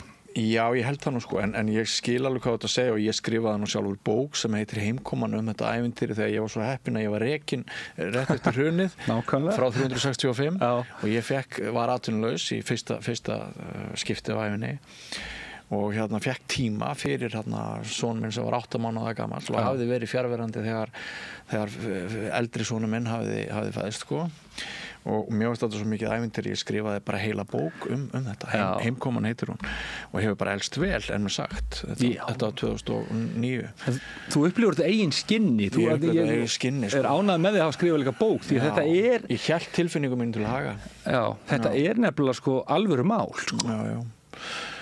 En hluti af því sem við erum að segja er jarðsprengjusvæði eiga síður, og þú verður dæmdur harðlega fyrir sumt af því sem þú ert að halda fram, vegna þess að við lifum í þannig veröld að það er bara allar byltingakendar hugmyndir, þær eru ekki mjög vel sér. Já, það verður einhver að þora að stíga þessi skref og inn á það jarðsprengjusvæði. Ég engum háður og það bara þannig. Nú ertu háður flokksaga Sjálfstæðisflokksins. Ég bara þingmaður og háður sjálfur mér. Ertu ekki undir einhverjum flokksaga? Ég hef ekki orðið sérstaklega var við hann Er það ekki bara því það limbo núna? Bjarni ætlar ekki að halda áfram og þú ert að bíða eftir næsta formanni. Kann ekki vera að svo verður þú svona mótaður inn í eitthvað hlýðni agabandalag sem Það hefur verið ansi erfitt að móta mig og fá mig til að hlýða einhverja sem ég trúi ekki á það bara margt í stefni Sjálfstæðisflokksins sem ég trúi á, og ég mun bara fylgja því og held að það sé svona best fyrir þjóðina. Ég að taka menntamáli núna föstum tökum og var mikil umræða í gær og hefur verið hávær það, og ég hef alveg gagnrýnt það. Mér finnst menntamál hafa verið afgangsstærð í langan tíma hjá ríkisstjórnum, og það þar á meðal Sjálfstæðisflokkurinn. Þannig að þá þarf maður bara að gera eitthvað í því, og ég að gera það með því að hafa dottið inn á þing. Það eru fleiri syndir feðrana hjá Sjálfstæðisflokknum. Það náttúrulega öll þessi spillingamáli kringum formanni Bjarna Ben og svona mikil tiltekt núna. Núna koma Sjálfstæðismenn fram og viðurkenna það að þeim hafi liðið illa út síðustu árum. Þetta áherslur hafi allar farið hinn almenni flokksmaður hafi horfið þetta stétt með stétt hafi farið þetta voru svona elitismi og allt það, þannig að sko það eru rosalega mörg verkefni það ekki sem að þú sér fyrir þér að þeim flokkur standi frammi fyrir núna ertu bjartsýnn á landsfundurinn og nýr formaður minni leið ykkur eitthvað inn í nýja og svona betri tíma hvað varðar viðhorf hins almenna manns vegna að það ekkert rosalega gott gagnvart Sjálfstæðisflokknum. Þið fengu þau skilaboð þegar þið fengu 19,8% í síðustu kosningum. Sko, ég einhvern veginn ekki það, sko, ég kann rosalega lítið á Sjálfstæðisflokkin sem slíkar. Ertu bara nýgengin í hann? Já, ég hef ekkert verið... Bara fyrir þetta prófkjör? Nei, ekki prófkjör, fyrir þessar kosningar? Þannig að ég ekkert, þú veist, ég þekki ekki innviðina og þú veist, ég bara að kynnast fólki núna. Þannig að ég veit ekkert alveg hverju stjórna eða hverju sinna hvaða stöðum í Valhöll og þetta svona síast inn. Kannski eru mestu verðmæti nýðar á meðan þú veist það ekki og þeir alveg sama? Já, ég eins og ég segi, ég engum háður og sem óvinnilegt þegar maður tala við sjálfstæðisflokksins. Ég veit það nú ekki. En ég vil ekki tala með aðra. Það þannig að ég bara horfi á málin eins og þau koma fyrir mér og reyna að kynna mér þau eins og vil og ég get. Og reyna síðan bara að vera heill í því. Ég held að ég kom ekki til að stala mikið gegn stefnu Sjálfstæðisflokksins, en það var alveg, þú veist, það eru örugglega í menntamálum ekkert allt kannski, þeir eru meira kannski fyrir það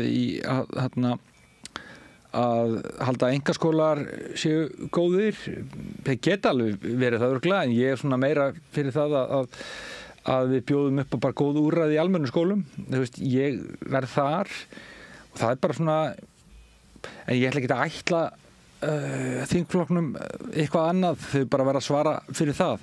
En ég held bara þessi grunnur að við höfum þetta atvinnufrelsi, ég held að peningurinn almennt sé betur borgi hjá fólki til að stækka kökuna heldur en að ríki sé að skipta þessu öllu niður og svo vil ég bara heiðarleg stjórnmál, ég vil sko að við búum í þessu norræna velferðarsamfélagi þar sem það eru borgaðir ákveðið miklu skattar og það fari í samneysluna. Ég vil að þeim peningum sem vel varið en það sé ekki sóun þar og það sé ekki og ég held að sé ákveðin sóun í opinbera kerfinu.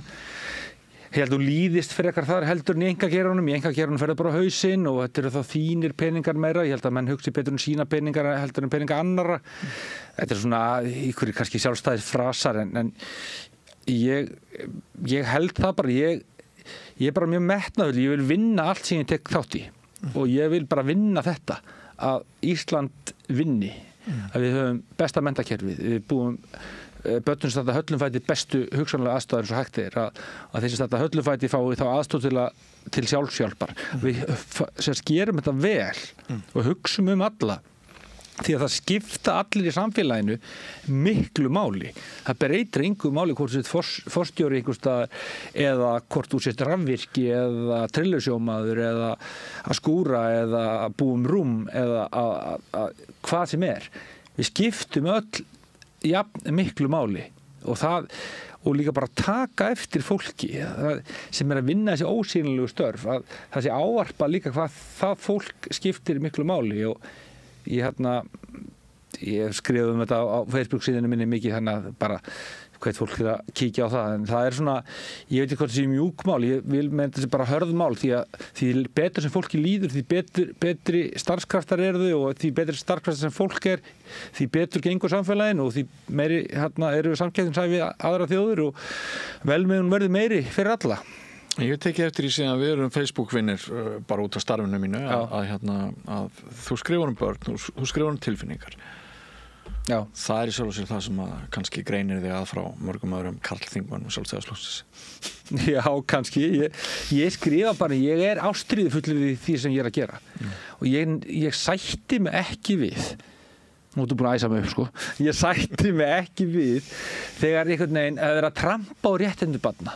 Og það þessi að hunsa það hvernig þeim líður eða hvernig þeim gengur. Af því að fólk nennir ekki að setja sig inn í það. Ég sætti mig ekki við það og ég læt bara fólk heyra það. Var einhver tíma traðkað á þér sem barni? Einhver óréttur þarna freudinskur langt aftur í tíman sem að þú ert að svara fyrir? Nei, þetta skemmtileg spurning maður. Nei, en samt sjá hvað situr í manni.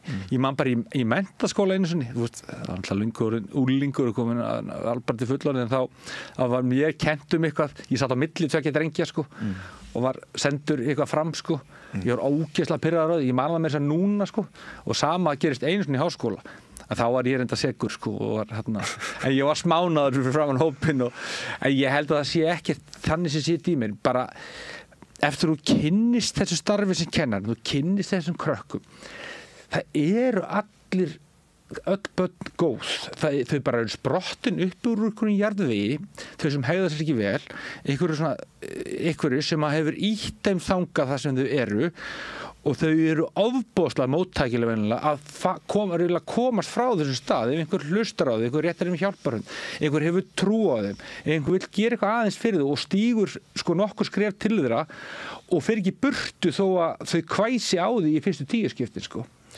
Þetta einhvern veginn, og svo það sjálfselskan í mér að finna þegar þetta gengur vel, sem að gerir bara 99,9%, að finna það hvað þessi krakkar eru þakkláttir og hvað sko svona alveg fölskalaust þakklæti og væntumþykja, það bara eitthvað tilfinning sem að mér finnst sko vera þess virði að ég hef alla tíð verið í þessum bransa sem að vinna með börnum og úlingum, að ég hef alveg verið líka í atvinnurekstri og er í því á svona hliðarlínunni, en það hefur aldrei fangað mig alveg eins og þetta að geta haft áhrif á líf annara til frambúðar, og það einhvern veginn ómetanlegt. Þess vegna eru störf kennara svo mikilvæg og góður kennarar eru verðmæti þessi starfskraftur sem getum bara fengið, og þess vegna þurfa að laun þeirra að hækka.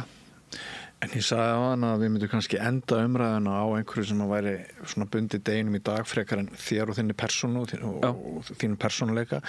Þakkaði kærlega fyrir að svona opnaði aðeins þitt innra líf í þessu spjalli. Mér finnst þetta bara fara ágætlega af stað.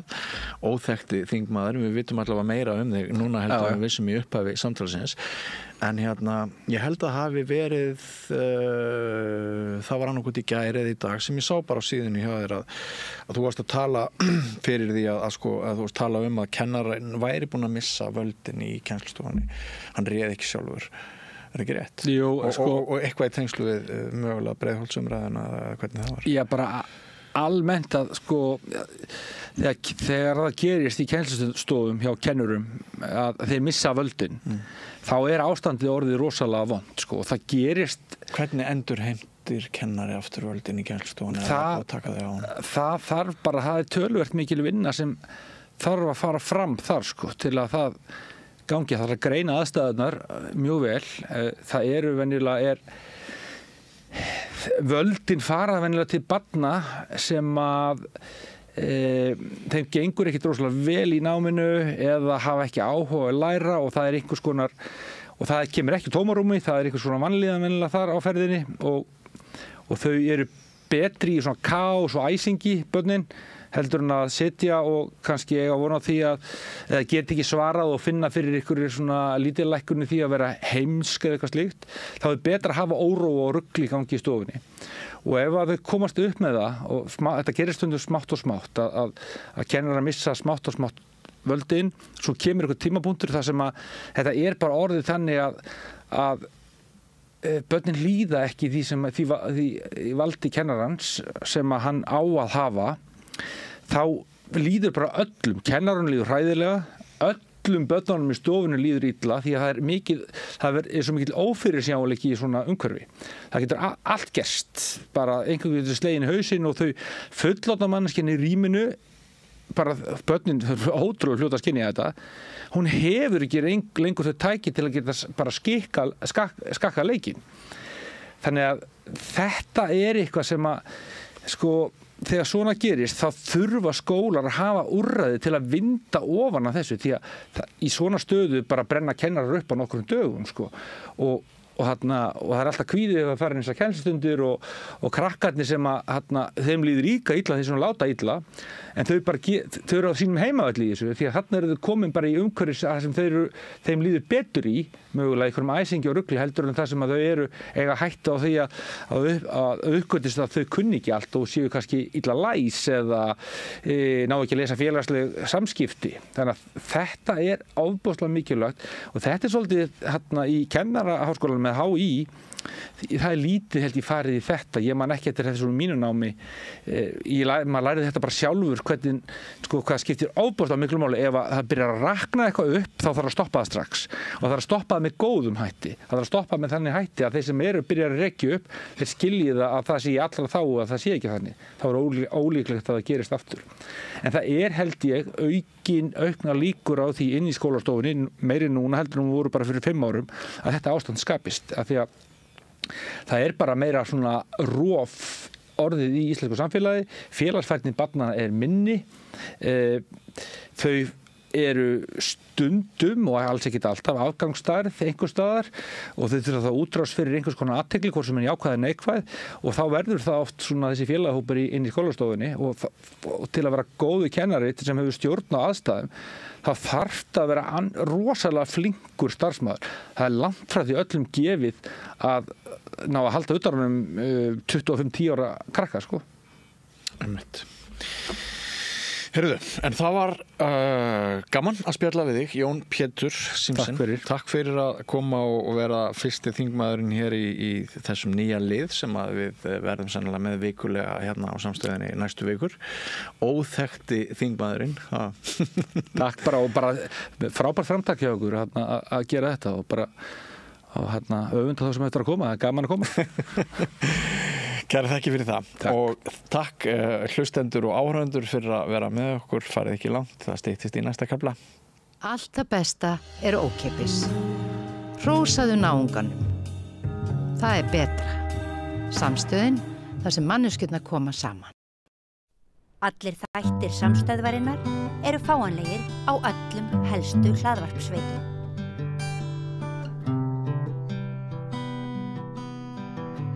Já, komið sæl aftur og velkomin að Rauðaborðinu. Ég heiti María Lilja og hjá mér Agnes Jónasdóttir, fyrirgefðu, stjórnarkona í Sagnfræðingafélagi Íslands. Vertu velkomin. Takk fyrir. Það já, þú ert nú hingað komin til þess að ræða við mig viðburð sem á döfinni, bara sagnfræði viðburð brautryðjendur í hópi kvenna, svona í gegnum söguna. Já, við erum semst á morgun, annað kvöld í Þjóðarbókhlöðunni, klukkan 7:30, 19:30. Ætlum við að hittast og hlusta á 4 frábæra frumælendur, tala svona, já, brautryðjendur í gegnum söguna í svona frekar víðu samhengi og ætlum við förum ekki yfir megnið af 20. öldinni með þessum 4 konum. Það Rakel Adolfsdóttir sem fagstjóri á Kvennasögusafninu. Hún ætlar að koma og spjalla svona eða ræða við okkur kvennasögu og þetta starf sem að hún starf sem þar á Kvennasögusafninu og já, og líka aðeins tala kvenna árið og eitthvað svoleiðis. Svo Sigríður Jónsdóttir sem sérfræðingur á Leikminjasafninu. Hún ætlar að koma og tala við okkur svona rannsóknartækifæri á sviði leikhússögu og hvernig svona skörun kvennasögunar og þeirra órannsökuðu efna sem til í leikhússögunni. Og svo verður Auður Eir séra með okkur og hún ætlar að segja okkur frá því hvernig var að vera fyrst kvenna til að vígjast til prests, sem mjög spennandi. Og svo verður Kristín Svava Tómasdóttir, sagnfræðingur. Hún ætlar að tala Jóhönnu Knudsen, fyrstu lögreglukonuna á Íslandi og umdeilda konu. Og það nefnilega málið með kvennasöguna. Það er ekki bara hægt að fjalla þær sem okkur finnst flottar og sem, hvað maður segja, sem saga þeirra stends tímans tönn vel. Það eru líka að fjalla hinnar. Og það auðvitað nægu að taka. Það þetta mikla kvenna ár í ár og fyrir þau sem ekki vita, ertu til í að útskýra fyrir okkur svona, hvað felst í þessu? Ég verð að viðurkenna, ég ekki mjög mikið inn í því heldur, en þetta hópurinn sem stóð að kvenna- og kváraverkfallinu 2023 þau samtök og einstaklingar sem voru skipulagsnefnd fyrir það hafa kallað eftir kvenna árið 2025 þar sem að það eru lagðar fram kröfur að bara uppræta í rauninni þau vandamál sem enn eru óleist í kynjajafnrétti á Íslandi og ef ég skilið það rétt sem ég hef séð þá eru það að leggja aðalega áherslu á ofbeldi, úrvinnslu ofbeldismála og og launamun og stöðu kvenna á vinnumarkaði. Það er svona allavega þeir 2 póstar sem að ég sé mest fjallað hingað til hér og þetta er náttúrulega í tilefni af því að í ár er 50 ár frá kvenna árinu 1975 og kvenna frídeginum sem að hinum fræga þessum stóra fyrsta sem það nú reyndar söguleg staðrenda var átti mögulega að kalla kvenna verkfall en það var svo lendingin að kalla það kvenna frí til að svona sætta mismunandi sjónarmið í innan hópsins. Akkurat, þetta kvenna verkfall þótti hægri konunum í skipulagshópnum vera of harkalegt og beint gegn stjórnvöldum og meðan að hitt var meira svona diplomatíska leið kannski. Meira svona sameininga og ekki beinlínis kannski hefði þeim fundist líka að tengdist vinnumarkaðunum þó of beint og væri þá dregið úr áhrifunum sem að frídagur heimavinnandi myndi hafa. Ég er svo sem ekki alveg með þessa sögu á þannig á hreinu. Já, hérna kvennasagan er auðvitað hún er auðvitað bara alls konar eins og þú segir, það eru auðvitað ekkert allar konur sem að voru svona í sögulegum skilningi alltaf réttu megin við það sem að okkur þykir svona hvað við segja, bara ásættanlegt í dag. Er mikið tilefni til þess að lyfta þessum brautaröðundum í hópi kvenna eitthvað sérstaklega? Ég meina, einhverju myndi segja að jú, nú hefur feminismin gengið of langt. Eitthvað svoleiðis.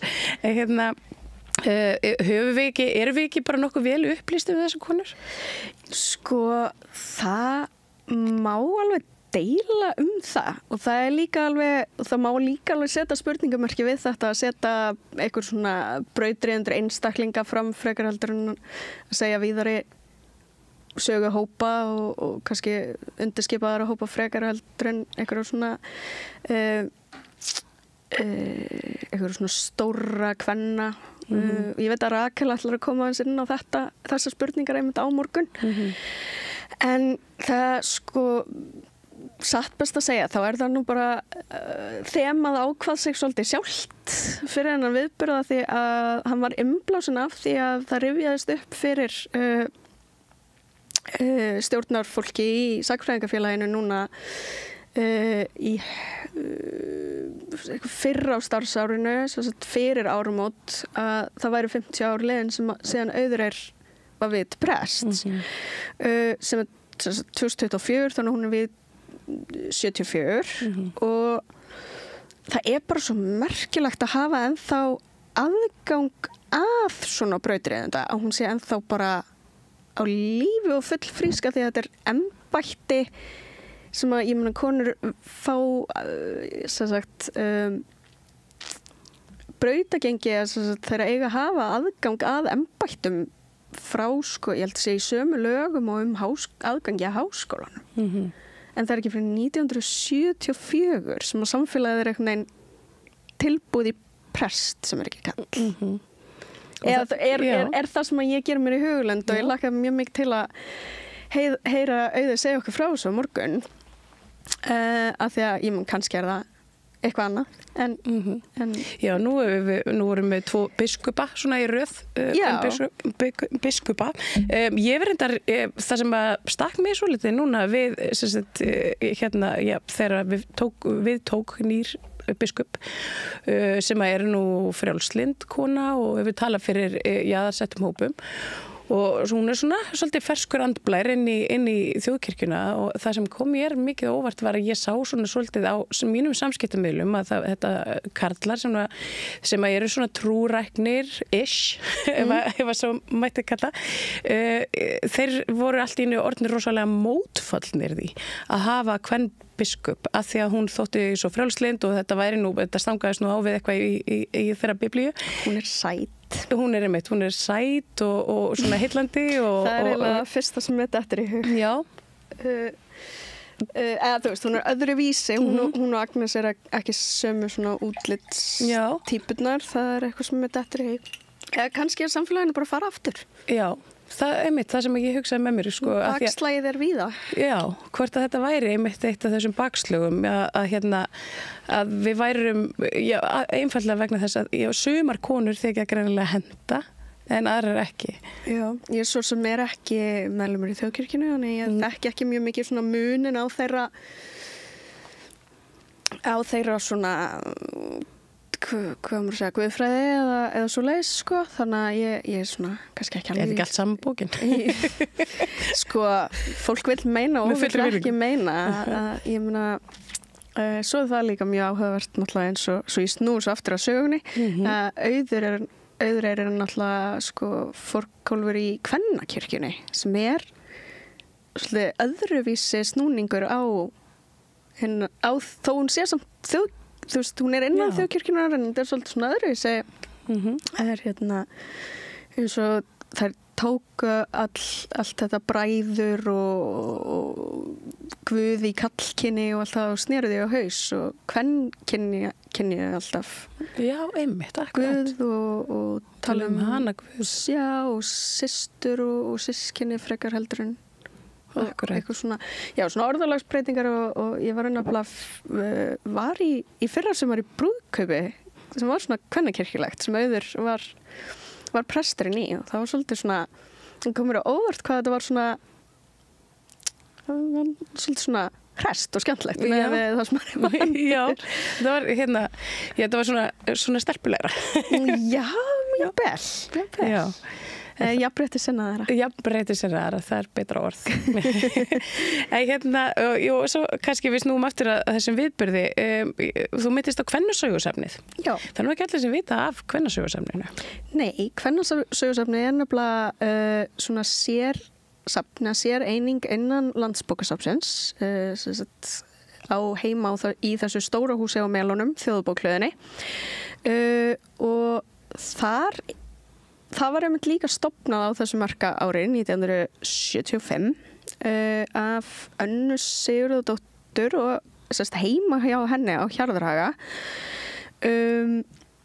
og það var einhver hópur af konum með henni í þessu en hún hefur verið svona andlit safnsins eða upphafsins svolítið og þær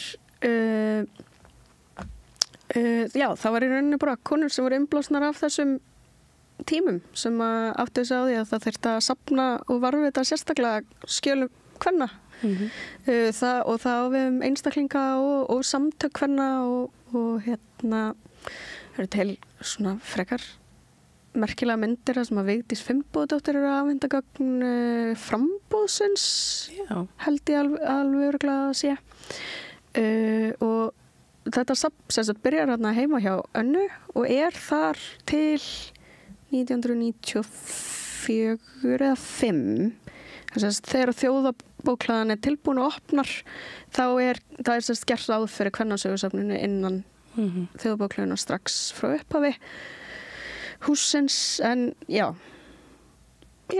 og þar starfar ein kona við það að varðveita og safna og skrá og miðla sögu íslenskra kvenna. Já, sem er stórmerkilegt. Ég rakst einmitt á vinnu þessa safns fyrir nokkrum árum síðan, áratug. Þegar við uppaf druslugöngunar, þá allt í einu þú veist, vorum við alltaf inni með rosalega mikið af einhverjum svona gögnum sem við hugsaum hvað við að gera við þetta. Við verðum að varðveita þetta, treystum okkur einhvern veginn ekki beint í það sjálfar, við vorum bara einhvern veginn svona blötur að bóka eirun og hræddar að þetta myndi einhvern veginn glatast og það var eitthvað sem að benda okkur á kvennarsögusamnið og sem alveg bara stórmerkilegt. En hvað svona í sögunni, hafa konur einhvern veginn, ég meina við vitum það svo sem alveg en svona merkisatburðir í sögu kvenna og merkilegar konur, við þekkjum þær kannski ekkert endilega og svona fyrir hvað þær stóðu og hvað þær gerðu. Er þetta eitthvað sem verður farið yfir á morgun? Einhverjar hetjur sem við hreinlega vissum ekki að við ættum? Það getur verið, en það er kannski líka eins fyrir að fara í þetta þú veist, sagnfræðingar náttúrulega vilja alltaf nútímans vilja kannski svolítið setja spurningamerki við svona hetjusögur og svoleiðis en þetta er samt einhvern veginn ennþá þarft þú veist, það er ekki mörg ár síðan að það voru gerð rannsóknir sem var bara verið að telja nöfn kvenna í sögubókum fyrir grunnskóla og þær voru rosalega fáar og þetta er svona þessi hugmyndum að þekkja sögu sína til að vita að maður geti gert eitthvað eða breytt einhverju þú veist, og einstaklingurinn hafi eitthvað svona eitthvað vald yfir lífið sínu í rauninni og líka bara að sjá hvernig hlutinir hafa breyst og hvernig þeir hafa ekki breyst þú veist, ég var að lesa svona smótutúr, ég var að lesa Börn í Reykjavík eftir Guðjón Friðriksson núna á dögunum og það er saga Reykjavíkur er bara saga sprungina skólabygginga og vanemda í leikskólamálum það er bara þetta er bara sama og við erum, þú veist, smábarnafóreldrar til í dag þannig að það er alveg, þú veist, ég held að okkur sé rosalega hollt að vita hvernig hlutinir hafa verið og þú veist líka að sé til fólk sem hefur breytt alls konar og ég meina, þú veist, þetta er ekkert nákvæmlega eins en það er svona hvern stef en Áttu þér uppáhalds svona konu í eitthvað brautriðenda í Íslandssögunni? Ég er nefnilega eina af þessum sem hefur meira verið að skoða hópa og jaðarsetta. Ég er sem sagt sjálfsakræðingur sem hef aðalega skoðað ástandið.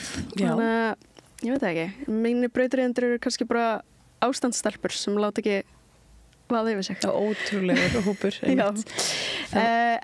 eða svona í það er erfitt að setja svona fingur á okkur eina, þú veist.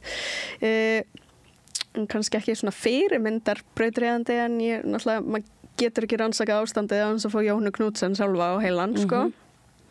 Og bréfin hennar og svona.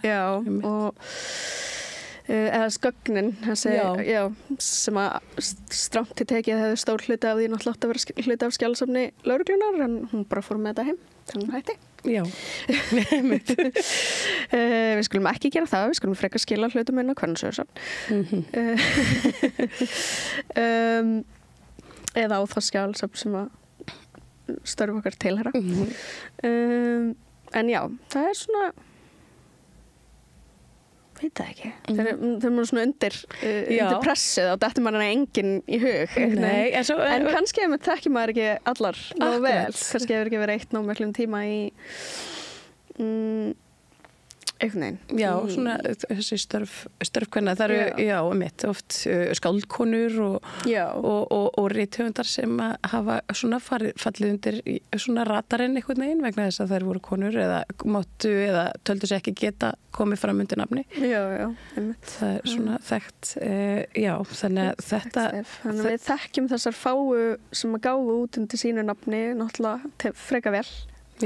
Og þessar sem, sem einhvern veginn skáru sér út tíma og pláss til að gefa út. Og hvað heldur bara svona, hvað heldur að það sé sem að hafi einhvern veginn svona, bara svona í þeim konum sem að svona skáru sig fram úr og einhvern veginn voru óhræddar á þeim tíma að koma fram undir nafni og kannski, og þá á ég við bara ekki bara rithöfunda, ég og líka við presta og bara konur gegnum söguna. Er eitthvað svona sem þær eiga sammerkt? Svona hvers vegna voru þær svona óhræddar þegar svona kynsystur þeirra voru það ekki? Sko, ég er ekkert alltaf vissum að þær hafi verið óhræddar. Nei. Ég held að sumur hafi bara verið skítræddar og gert það samt. Og ég hugsa ætla að sé ekki bara lífið raðast þannig upp að það verður eitthvað tækifæri. Það er nú náttúrulega nýbúnir að vera í sýningu þættirnir Vigdísi sem ég er svo sem ekki alveg kröfið í þaula hversu vel eru hversu sakfræðilega réttir þeir eru því að við vitum náttúrulega að þeir gefa sér hann á hvað skaldaleyfi en ég hugsa að sé oft bara að það er eitthvað mamma Vigdísar var barðu kona eða þú veist hún hefði alltaf verið í hjúkrunarfélaginu þannig að hún var innan það að mamma væri að skrifa greinar og hafa skoðanir og það komi alltaf kannski einmitt, þetta séu fyrirmyndirnar sem kannski... Já, kannski fyrirmyndirnar og einhvern veginn bara aðstæðurnar, þú veist. Þú bara, einhvern veginn, ert sett fyrir framan eitthvað óréttlæti eða eitthvað tækifæri og þú bara grípur það eða ekki. Ég hugsa að það sé voða erfitt að finna eitthvað svona þráð að allar konur sem eru brautryðjendur hafa eitthvað sameiginlegt, sko. Það séu ekki með eitthvað eitt gen. Nei, ég hugsa ekki. Þær eru bara... Það er svo náttúrulega eins og Jóhanna Knudsen, ég hugsa að það, þú veist, það er hennar styrkur að hún er með sömu skoðanir og kallar í valdastöðum. Þannig að hún hendar kannski át af því, þó reynda visslega vitum við að hún hafði áhuga á starfinu áður en að því að það hefði verið í umræðinni að stofna kvennalögreglu sérst alveg frá því á millistríðsárunum og hún sennilega hafði haft sýnt áhuga á starfinu áður, sko. En já, svo einu sinni tók ég háskólanámskeið svona konur í valdastöðum og þar var niðurstaðan að þyrfti að vera svona temmilega íhaldsamar til að komast að. Þá vorum við að skoða svona forseta og forsetisráðherra, ekki kannski beint forseta eins og Vigdísi heldur meira eins og þeir eru í Bandaríkjunum og svona það sem hafa völd, svona beinari pólitísk völd. Þeir eru ekki að hrista nýtt of mikið upp í hlutunum. Nei, og þá vorum við að skoða konur eins og Thatcher og svona. Já, sem eru einmitt oft bara íhaldsamari heldur en kallarnir. Já, eða allavega hrista ekki of mikið upp í. Akkurat. Það er ekki kvenkins og með svaka róttakaskoðanir. Það er oft svolítið mikið. Svona fyrir þess að fyrst, þú veist, eða fyrst til að taka við eitthvað svona stöðu. Þá ég myndur kannski ekki segja að það ætti við beinlínis Vigdísi eða Jóhannu Sigurðardóttur sem er alltaf okkar fyrsta.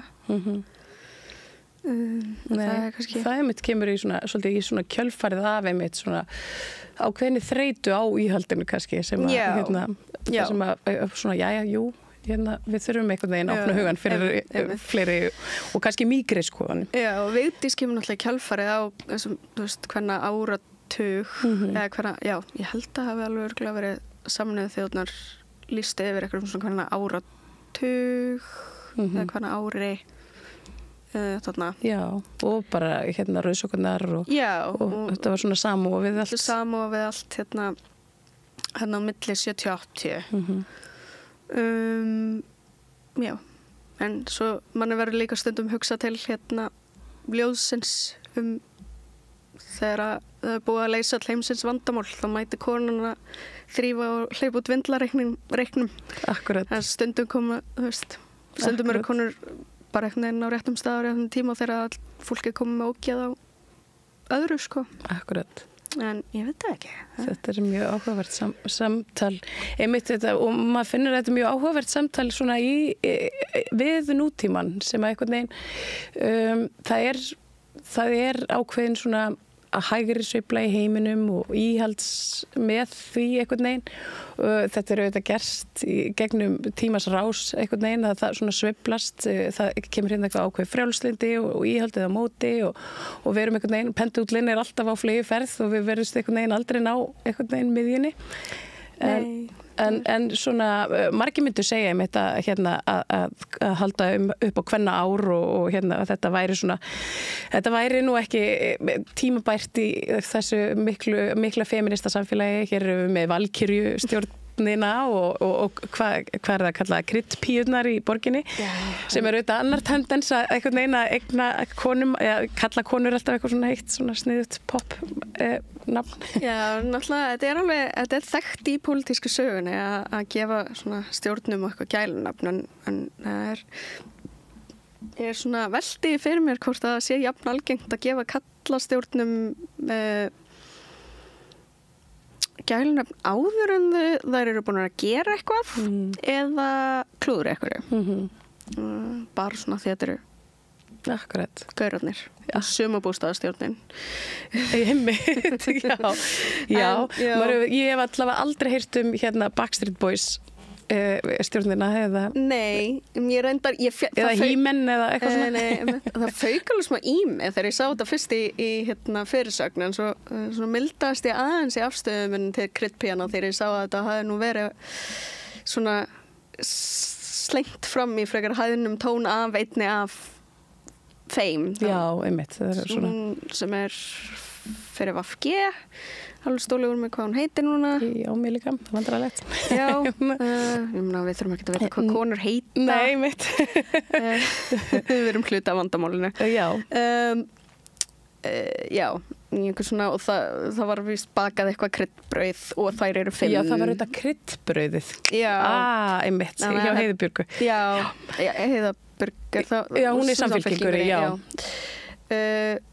Og Líf Magníðardóttir. Held ég að þetta var þetta við þessu fyndna viðtali sem var tekið við hann og Sönnu þegar þær voru eiginlega bara aðreina að hlaupa í strætó.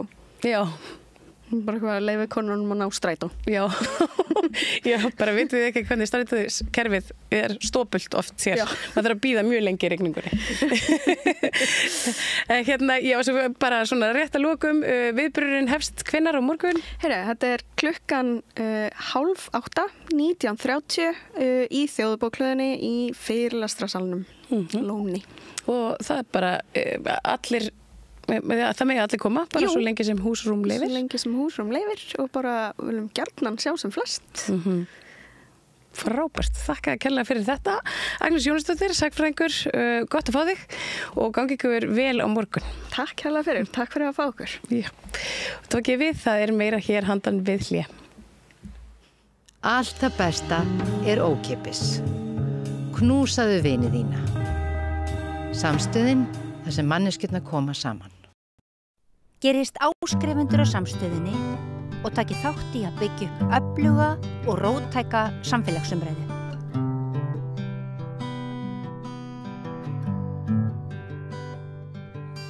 Já, heyrðu, stundum er sagt að allt hafi verið betra í gamla daga og þá rís náttúrulega fólk upp og hafnar því, en nú er sérst komið í ljós að þorskurinn var betri í gamla daga, það var miklu stærri, það hefur verið gerð rannsókn á, hvað er kannski þetta kallað landnámsþorskurinn, hann hefur bara verið boldungsþorskur og síðan hefur þorskurinn minkað, sérst einstaklingarnir.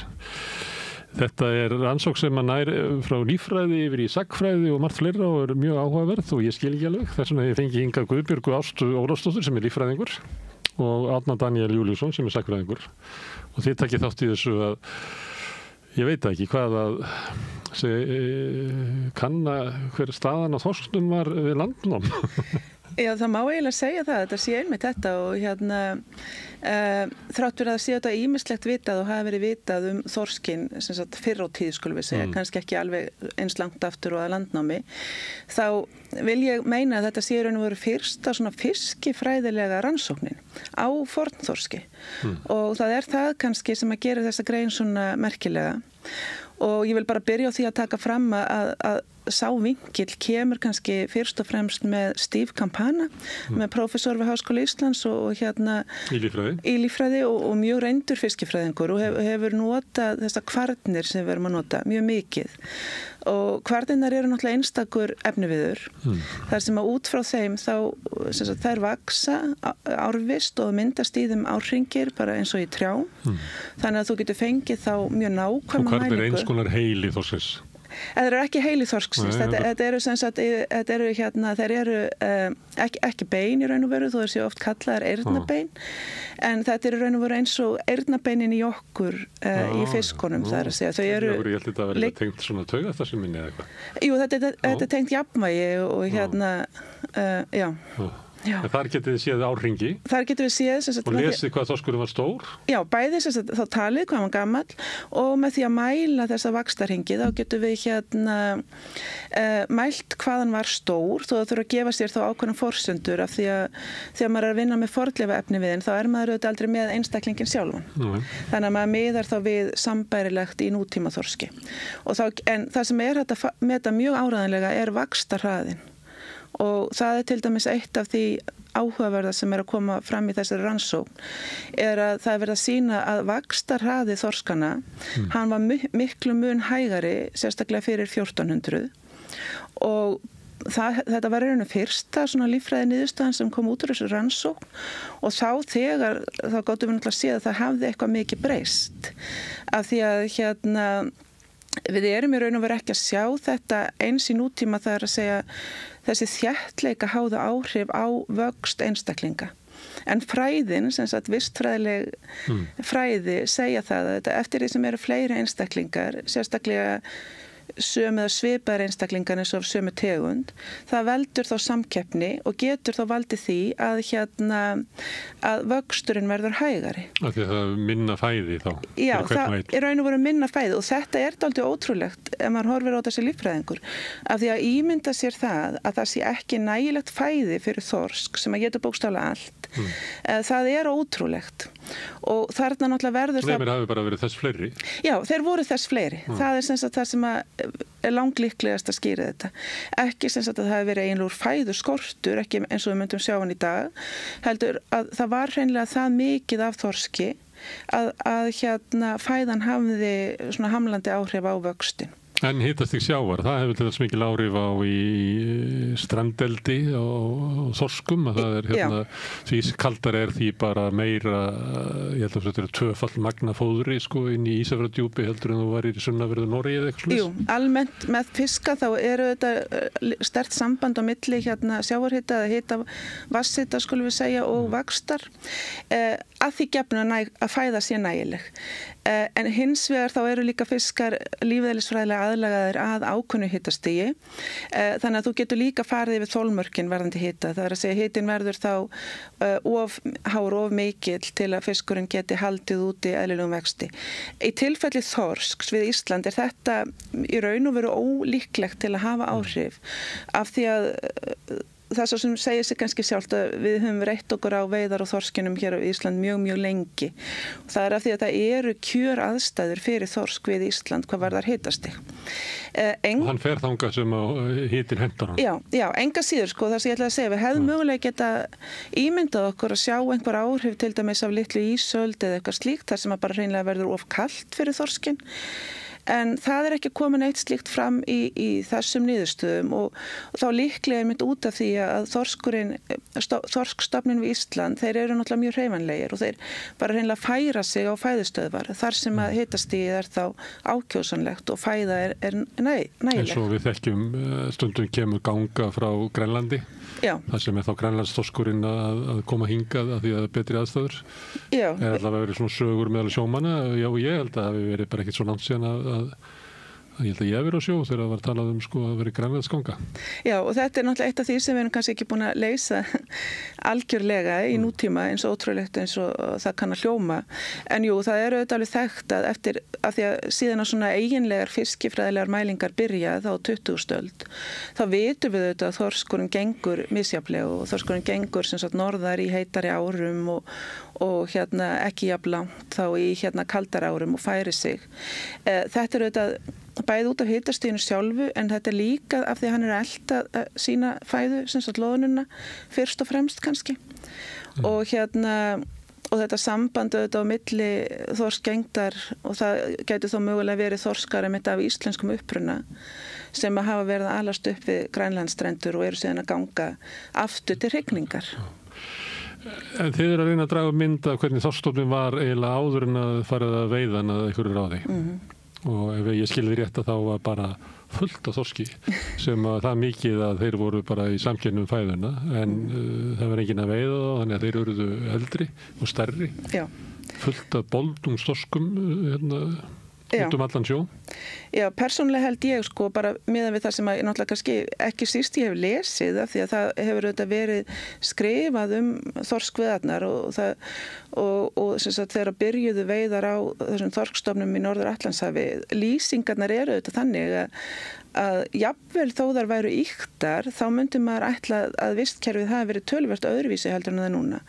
En núna þegar þessar líffræðilegu niðurstöður eru að koma inn þá já líklega var þetta bara þorskur við þorsk og þetta voru alveg risastórir einstaklingar.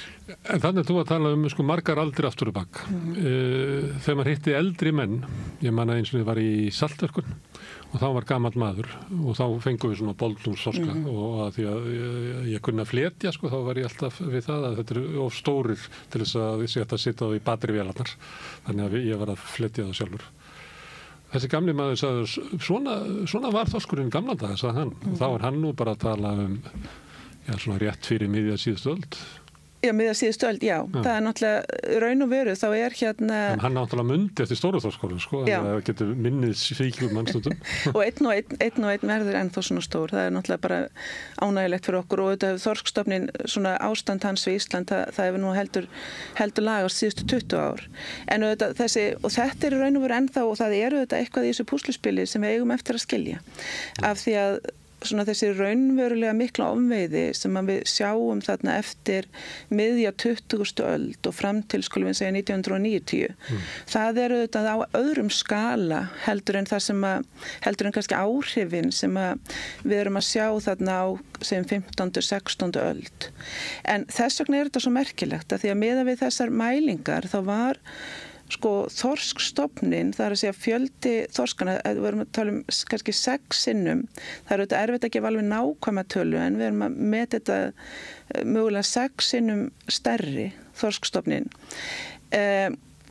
Hvernig gátu veiðar haft áhrif af því að ef við værum með þennan stóra stofn í nútíma þá væri verið að gefa út þorskkvóta fyrir 1 milljón tonnum og ég held að sé alveg ljóst að það var ekki verið að veiða 1 milljón tonn þannig að það er ennþá eitthvað sem vantar og við vitum náttúrulega alveg hvernig sagan var í þessari gífurlegu ofveiði sem var á 20. öld og við vitum alveg hvernig sagan var á Nýfundnalandsmiðum til dæmis þar sem að í því tilfelli reyndar það er líklegt að hafi verið bæði mikil ofveiði en mikil ofveiði gerir síðan stofninn viðkvæmari fyrir umhverfisbreytingum. Þannig að oft í náttúrunni þá er það eitthvað svona tvennt sem kemur saman. En er það ekki þannig að þegar er mikil fæðusamkeppni að þá verða vaksaðir hægar. Getur orðið kynþroska fyrr, sagði mér einhver. Að það er kemur svona bara paníkástand að ég verð að drífa mig ef ég ætla að ná að fjölga mér. Já, það getur eiginlega verið einmitt líka öfugt, Þannig að þá eru þeir ekki, ef það ert ekki með náttúrulega óvinni, þú ert að bara vaksa hægar og þú Þá gerum eins og í gamla daga, en núna eru veiðar og svona, þannig að þá hugsa þorskurinn. Ég vant að fæði og ef ég ætla að fjölga mér, ef ég ætla ekki að drepa svo hungri áður ég fjölga mér, þá er ég bara að vera kynþroska núna. Einmitt, það er svona það sem að margir hafa haldið fram að þessi miklu ofveiða á 20. öld, ekki bara með þorskin heldur með fjöldamargar aðra tegundir, að hún valdi því að fiskarnir fari fyrir kynþroska sem að veldur því að það fer minni orka í eiginlegan líkamsvöxt, þannig að fiskarnir eru þá að verða minni og þar með stofninu þetta veiðistofnin minni. Og rýrari. Já, einmitt. Það verður svona rýrt á þeim holdið, óspennandi matur. Og þannig eru þetta heilmargi möguleikar eftir fyrir þá sem hafa áhuga á svona þróuna vistfræði eða þessu samspili sem sagt náttúrulegs vals og þetta valkrafta völdum nýtingar mannana á stofnana og þú veist og hvort að þessi sterki valkraftur sem verður auðvitað með fiskveiðum sé nægsamlegur til að breyta þorskinum erðafræðilega. Af því að það auðvitað það sem þarf að gerast til að við getum ekki farið aftur í fyrra ástand. Það að segja hvort það sé búið að eyða út eða minnka mjög í tíðni ákveðin gen til dæmis. Þannig að við getum ekki farið tilbaka. Og það auðvitað eitthvað sem við þurfum, sem okkur andum þessa fiska svona frá sjónarhorni náttúruverndar. Það það sem við þurfum kannski fyrst og fremst að hafa í huga. Að við þurfum að reyna að viðhalda þessum erðabreytileika sem til staðar í stofninu. Að við sitjum uppi með þorskstofn sem er vanur að búa við svona harðræði, verður aldrei sérlega stór, verður kynþroska snemma. En einir góðu þorskarnir annars sem að gamli maðurinn myndi eftir að þeir eru bara hurðu út úr kynamenginu. Já og líka þetta ég segi nú ekki að haldi fyrir mig vökunóttinni en þetta auðvitað eitthvað sem að maður hefur verið að sjá með þorskin að þessi stóru göngustofnar eins og þú sagðir áðan auðvitað velgengni þorsksins felst kannski í því hvað hann hreyfanlegur og hann bara sækir sér ákjósanleg umhverfisskilyrði ákjósanlega fæðu. En það sem hefur kannski verið að gerast að þorskstofnar sunnar, þeir eru að verða minna hreyfanlegir, þeir eru líklegri til að vera staðbundnir, þeir fara ekki langt og þeir... Þú tala Eystrasaltið Já, ég er að tala Eystrasaltið og Norðursjó jafnvel og kannski sér í lagi og þeir eru vesalir. Já, þeir eru það sem við myndum kalla vesalir, það að segja þessir stofnar ber ekki nærri því jafnmikla veiði eins og þessi stóru göngustofnar við Ísland og Noreg. Tilraunir í að takmarka veiði og fleira, þá bara náðu þeir sér ekki. Nei, þeir eru bara... Ég heiti kallað Jón Kristjánsson, fiskifræðing og hann myndi útskýra það var einmitt út af vendunar aðferðunum sem hann svona vesel. Það er ekki hægt að geyma fisk í sjónum, segir hann. Nei, en það er alveg spurning sko, þú veist hvað það er nákvæmlega og það er alveg vel þekkt að það er það er mikill breytileiki hjá þorski sem tegund í þessum lífsmunstrum og við skiljum ekki nákvæmlega hvað það er sem að tryggjar það að segja hverjir verða þessir vesalingar þar að tittir hanga bara inn í fjörðum eða upp yfir land og hverjir að fara út. Við vitum auðvitað að þetta er nátengt ákveðnum erðabreytileika og þessi erðabreytileiki vitum við að er nátengtur umhverfi, seltustig og hitastig kannski fyrst og fremst. Þannig að það er alveg mögulegt að hitastigið bara sé sterkur drifkraftur í þessum breytileika. En það er mikið sem við eigum eftir að skoða þarna, sérstaklega við Ísland. Það er náttúrulega, Norðmenn hafa nú verið virkari í rannsóknum af þessu tagi. En þú segist sofa, það er ekki alveg haldið fyrir vöku, en ertu þá að segja að með aðferðum okkar, þá gætu við verið að svona íta stofninum í einhverja tiltekna átt sem að yrði kannski til þess að hann yrði rýrari, hann yrði ekki, þetta sé svo búfénaður, þetta er náttúrulega viltur stofn, en einhver leiti er umgengn okkar það eins og við erum að reyna að halda honum sem heilbrigðustum og öflugustum, að kannski séum við ekki að fara alveg rétta leiðina með þetta. Já, sko, við vitum ekki hvað við erum að gera núna, það er kannski svona fyrsti punkturinn. Við vitum það ekki af því við erum ekki að fylgjast með þessum breytileika innan stofnsins. Við metum þorskstofnin sem einn stofn og það hefur reynst okkur alveg ágætlega bara halda því til haga. Ég tel að það sé mögulega af því að við erum fyrst og fremst að stjórna veiðunum byggt á þessum stóra göngustofni. Þess vegna bara skilar það okkur þessum árangri sem það er að skila.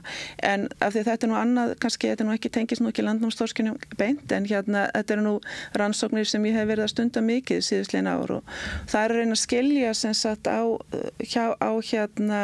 seiðastigi eða hjá ungviði þorsksins, hvað er að gerast þar?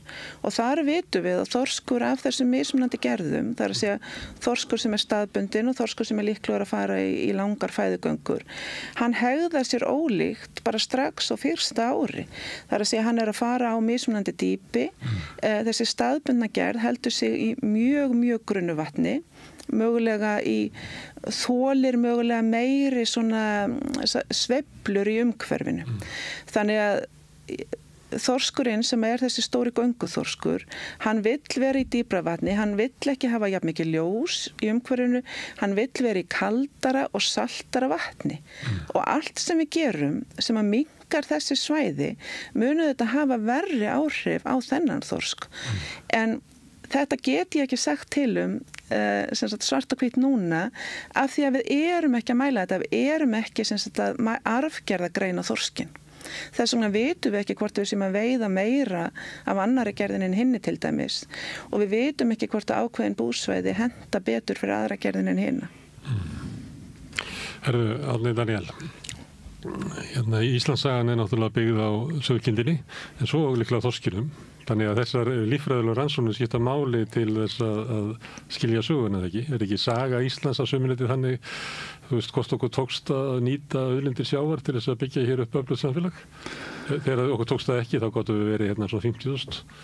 Þegar okkur tókst það, þá gáttum við verið gert hvað sem er.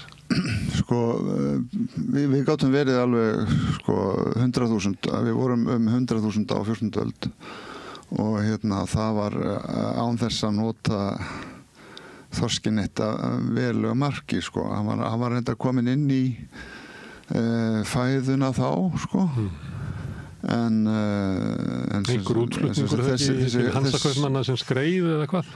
Ekki?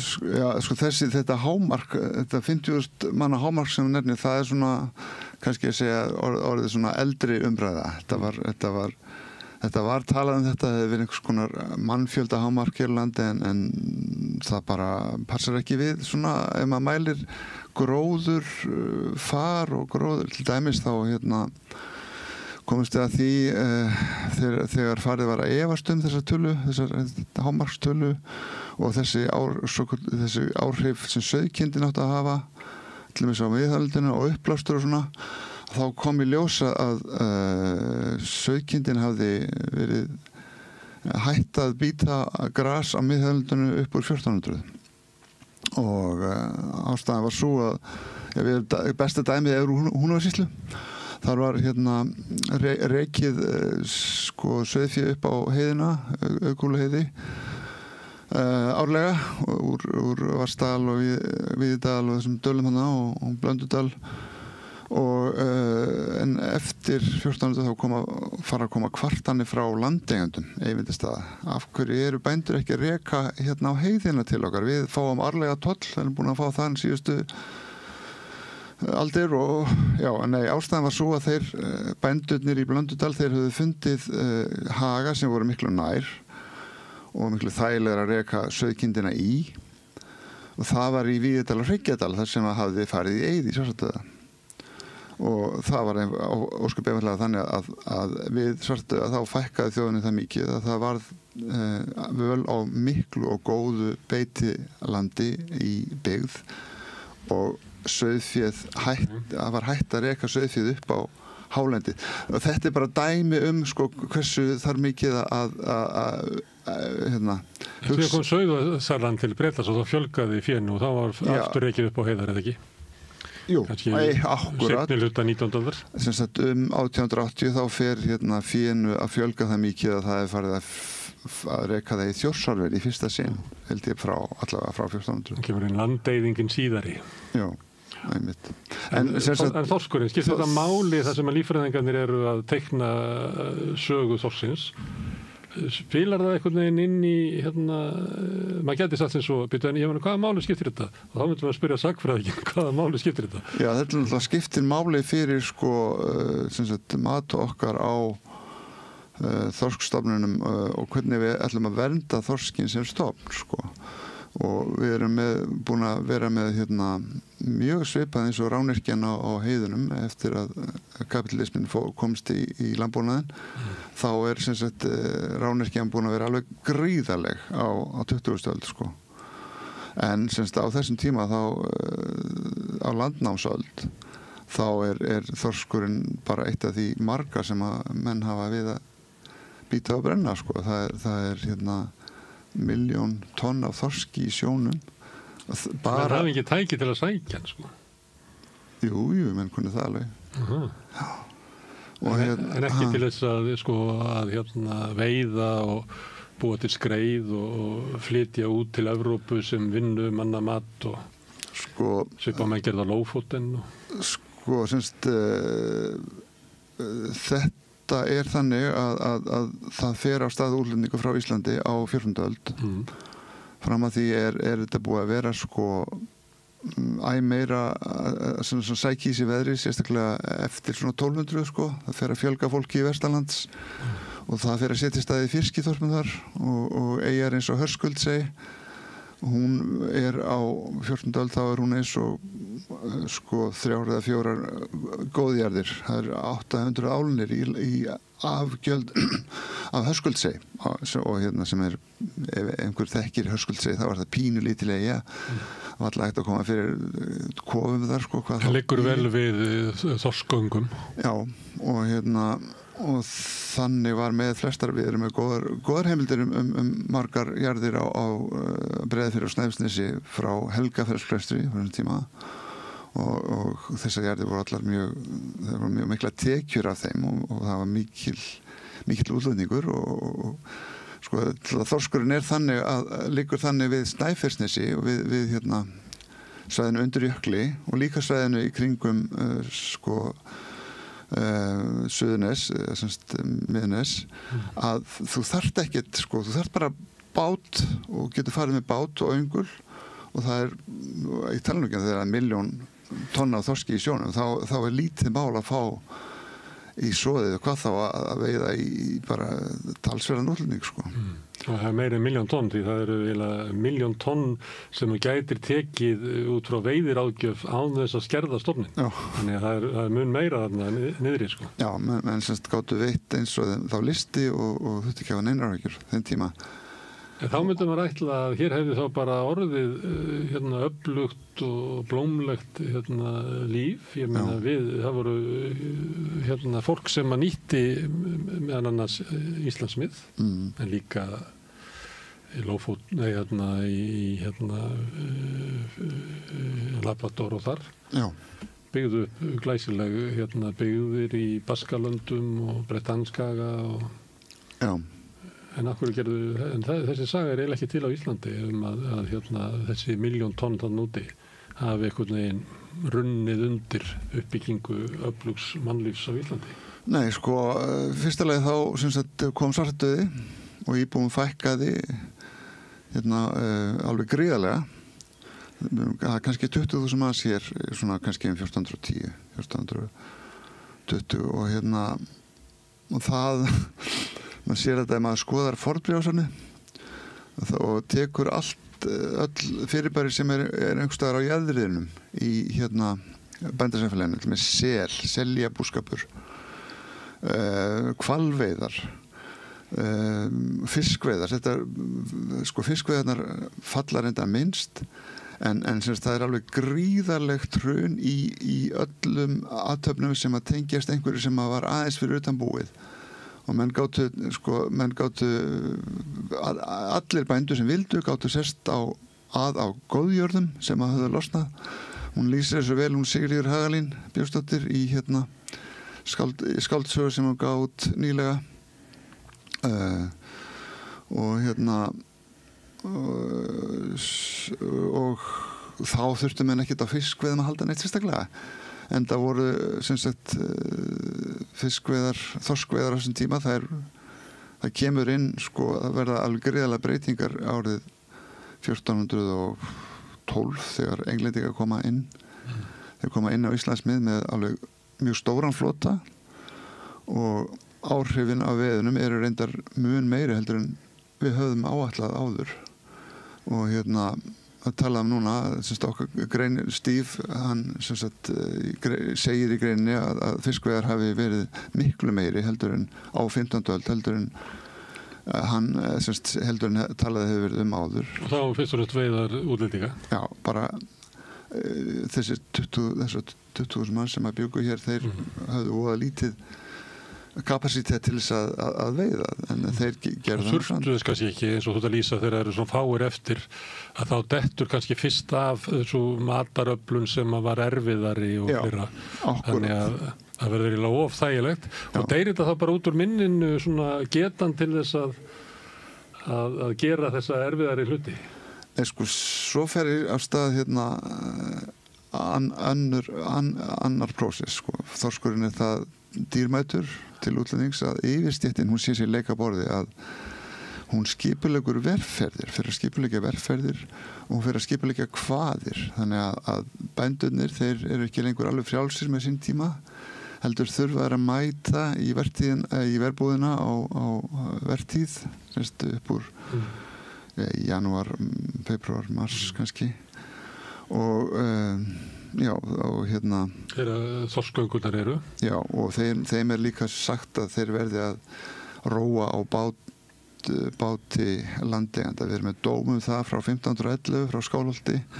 Það sem sagt svona ráðstefna þar sem að Skálholtsbiskup kveður alla sína leiguliða á fund og segir þeim þið verðið að róa á bátum staðarins. Elsku vinir, annars bara getið þið farið að funda eitthvað annað, einhvers annan stað að búa, sko. Og verferðir, það fyrst talað það 1490 og það sko, já, þetta eitt af því sem að þurfum svona að sko, það ýmislegt sko sem að við þurfum núna að skoða alveg upp á nýtt í öllu þessu vegna þess að sko, ef veiðarnar voru svona miklar á 15. öld, þá þurfum við að skoða allar heimildir frá Englandi sérstaklega og frá Íslandi upp á nýtt og eins allar heimildir bara alveg til sko 1800. Þannig að líffræðingarnir koma og segja að það var svo mikið ásókn í þorskstofninn á kannski 14., 15. og 16. öld af englendingum, böskum og frökkum og fleiri. Já. Að það kemur ykkur óvart og það heimildir sem þið höfðu þessar veiðar að þið verðið að hlaupa til og reyna að athuga hvort það hefði ekki bara verið miklu meiri heldur en talið var áður. Bestu áætlanir sem við höfum haft eru áætlanir sem að rannsóknarhópar þær bara til það mjög nýlega, sko. Við höfum ekki neina hugmynd hvað þetta væri en allavega bestu áætlanir sem að fram að þessu hafa verið eru frá Dublin, frá hópi sem er undir stjórn Paul Holm sem að Guðbjörg hefur unnið með og og hann, Paul Holm, hann er danskur sagnfræðingur sem að fór á stað með þessar rannsóknir. Hann skoðaði allar heimildir innflutning á þorski frá Íslandi og frá Nýfundnalandi til Evrópu og maður var ofboðslega mikla rannsóknir og stóran gagnagrunn sem er aðgengilegur á netinu gegnum greinandannars og hann gerir það fyrir að sko englendingar hefði ekki veitt nema 20.000 tonn sko á ári. En er það ekki samt rétt skilið hjá mér, Guðbjörg, að þið getur við veiðar, það gæti líka verið eitthvað sem hefði breyst í umhverfinu. Þannig það er ekkert endilega víst að Árni og sakfræðingarnir finni, þú veist, hver tók þorskinn. Ef ég má koma með mínu skoðun, ég er náttúrulega ekki sakfræðingur, en rannsóknir auðvitað, það hafa verið gerðar töluverðar rannsóknir á sem sagt innflutningi af íslenskum þorski eða náttúrulega það verður að hafa í huga að sko englendingar liti ekki á þetta sem einhvern íslenskan þorsk. Þetta eru bara Íslands mið og hafa voru sótt af Evrópuþjóðum mjög lengi. Þetta voru þeirra mið eins og mörg önnur í þeirra huga. Og það er mjög margt fróðlegt sem að hægt að lesa sér til sko að lesa þessa sögu frá sjónarhorni englendinga. Það er mjög mikið skrifað og bara fyrir mig var alveg bara heillandi að sjá eins og þeir voru til dæmis, þeir stýrðu veiðunum á Íslandsmið mjög snemma til dæmis til að reyna að koma í veg fyrir of mikil áhrif á hrygningafiskinn. En þar kemur einmitt að þinni spurningu. Af því að það sem að við getum fengið fram með því að skoða þetta á líffræðilegum efni eru þetta ekki sem sagt, endilega útflutningur eða innflutningur, heldur beinlínis veiðarnar. Þó svo sem að ég hafi reyndar ekki lesið neitt það, þá finnst mér sjálfri líklegt að auðvitað hlýtur umgengnin að hafa verið verri, þannig að áhrifin af minni veiðum geta hafa verið meiri. Það er að segja að það var sjálfsagt engar reglur brottkast eða og við vitum auðvitað að þeir voru beinlínis að targeta hrygningarfiskinn sem að við gerum auðvitað miklu síður í dag því að við vitum að það eru verstu áhrifin. Það er líka auðveldast að veiðana því að hann gengur inn á svona kunnar slóðir. Auðvitað og þetta náttúrulega kunnu norrænar þjóðir alveg bara frá örófu alda og vissu að hrygningar þorskurinn að gangin á þessum tíma og sóttan og Íslendingar sjálfsagt líka. Er það ekki, í Egilssögu ekki verið að tala Egill að fari með skreiðaflutninga til Bergen líkt og bara var verið að flytja frá Lófótinn. Þannig að þessi saga þetta saga Íslands en síðan þetta gerist það að Íslendingar hafa náttúrulega ekkert vald til að stýra miðunum og hugtökin náttúrulega voru sjálfsagt gjörólík þannig að þó að mögulega hafi norrænar þjóðir héldu þeir reynda fyrir að þetta væri sem sagt okkar haf, þetta væri norrænt haf og við höfum eignarhald á hafinu, þá þetta að koma inn allskins, sem sagt það að koma sem sagt þessi hugmyndafræði sem kemur þá frá Hollandi bara frjálst haf, þar sem allir hafa jafna nýtingarétt, það verður auðvitað ríkjandi á 17. öld og þá náttúrulega erfitt að stjórna veiðum þessara Evrópuþjóða á nokkurn hátt þó svo að Danakonungur hafi náttúrulega reynt það og reynt að leggja á allskins gjöld og verslunarsamninga og hitt og þetta. En ég sé þetta fyrir mér þannig og þið hafið í huga þetta auðvitað bara hvernig ég sé þetta fyrir mig sem líffræðingur að þetta höfðu það sem að Íslendingar höfðu í höndunum. Íslendingar voru fyrir, þeir voru nær miðunum, þeir gátu nálgast þorskinn strax og hann gekk, þeir gátu betur fylgst með þeim ferðum og það til dæmis þekkt úr heimildum að Evrópuþjóðar hafi komið og þær hafi byrjað á því að versla við Íslendinga og síðan hafið eigin veiðar. En síðan sem sagt veiðar einmitt utar og það kannski höfðu Íslendingar ekki jafn mikla getu til bara vegna verri skipakosts og við missum þetta svona úr höndunum. En síðan gerist eitthvað seinna því að þessar veiðar detta niður líka hjá Evrópuþjóðunum og svo sem við þessu sama tíma á 18. öld. Þá hætta englendingar, mér finnst alltaf aðstæðanlegt að vera að tala sagfræði sem líffræðingur en þetta það sem ég hef lesið, þá hætta englendingar að koma hingað og í raun og veru skilji ekki alveg sjálfir af hverju það heldur. Og mögulega eru það umhverfi sem ekki aflabrestur eða ég kann því miður ekki að skýra það en það eru þarna eins og Árni að segja ég held að við þurfum bara að svona opna og huga fyrir því að sagan var kannski aðeins öðruvísi og hún saga Íslands ef við viljum eins og við sjáum Ísland fyrir okkur í dag, Íslands og Íslands miða hún ekki einangrast ekki við það sem var að gerast hér á landi. Það alveg ótrúlega mikið af sögunni sem að gerast út á sjó. Já, út á sjó og svo í þeim byggðum sem að bátarnir komið frá sem voru náttúrulega allt annur útgerð heldur en Íslendingarnir voru með. Þeir reru og fóru með fiskina landi. Þetta voru svona verksmiðju skip, þú veist að það var unnið borð og salta. Þegar að það verður möguleiki að vinna borð og salta, þá þetta breytast forsenduna líka, þá hafa þeir sjálfsagt ekki sömu þörf fyrir að koma, en ég gera þó ráð fyrir að það hefði alltaf komið upp eins og við þekkjum auðvitað fjölmargar sögur í Íslandssögunni, áhafnir hafi komið að landi og sumir urðu teftir hér yfir veturinn og þetta stór hluti af okkar sögu, það sem tengir okkur við Evrópu. Englendingar þeir uppgötuðu Nýfundnalandsmið upp úr 1500 og þá snýrðu þeir sér og mikið að þeim og tilgátan svo að veiðarnar hér við land hafi verið svipaðar eins og síðan urðu við Nýfundnaland og það voru mjög mikla veiðar núna við höfum þessi tilgáta verið kannski þeir hafi tekið þá 150.000 tonn á ári á 15. öld og annað eins á Nýfundnalandi við Nýfundnaland sem að fyrir að nálgast bara aflan á Íslandsmiðum í dag. Já, svo erum við með Þjóðverjar sem koma inn í staðin fyrir Breta og þeir höfðu þessu svolítið öðruvísi, þeir fóru miklu meira í gegnum Íslendinga og þeir kendu Íslendingum að prjóna meðal annars og með svona alls konar og voru meira bara í því að kaupa fiskinn af Íslendingum heldur en englendingar. Síðan voru komið frakkar voru mjög öflugir á tímabilum og hollendingar líka. Ég var einmitt að sjá núna að lesa bók eftir Jón Eiríksson, De Regi Patrie. Hann talar 200 erlendar skútur 1770 og hann einmitt einn af þessum sem að tala fyrir því að Íslendingar fari nú að reka skútur svona eins og aðrir svona menn með viti og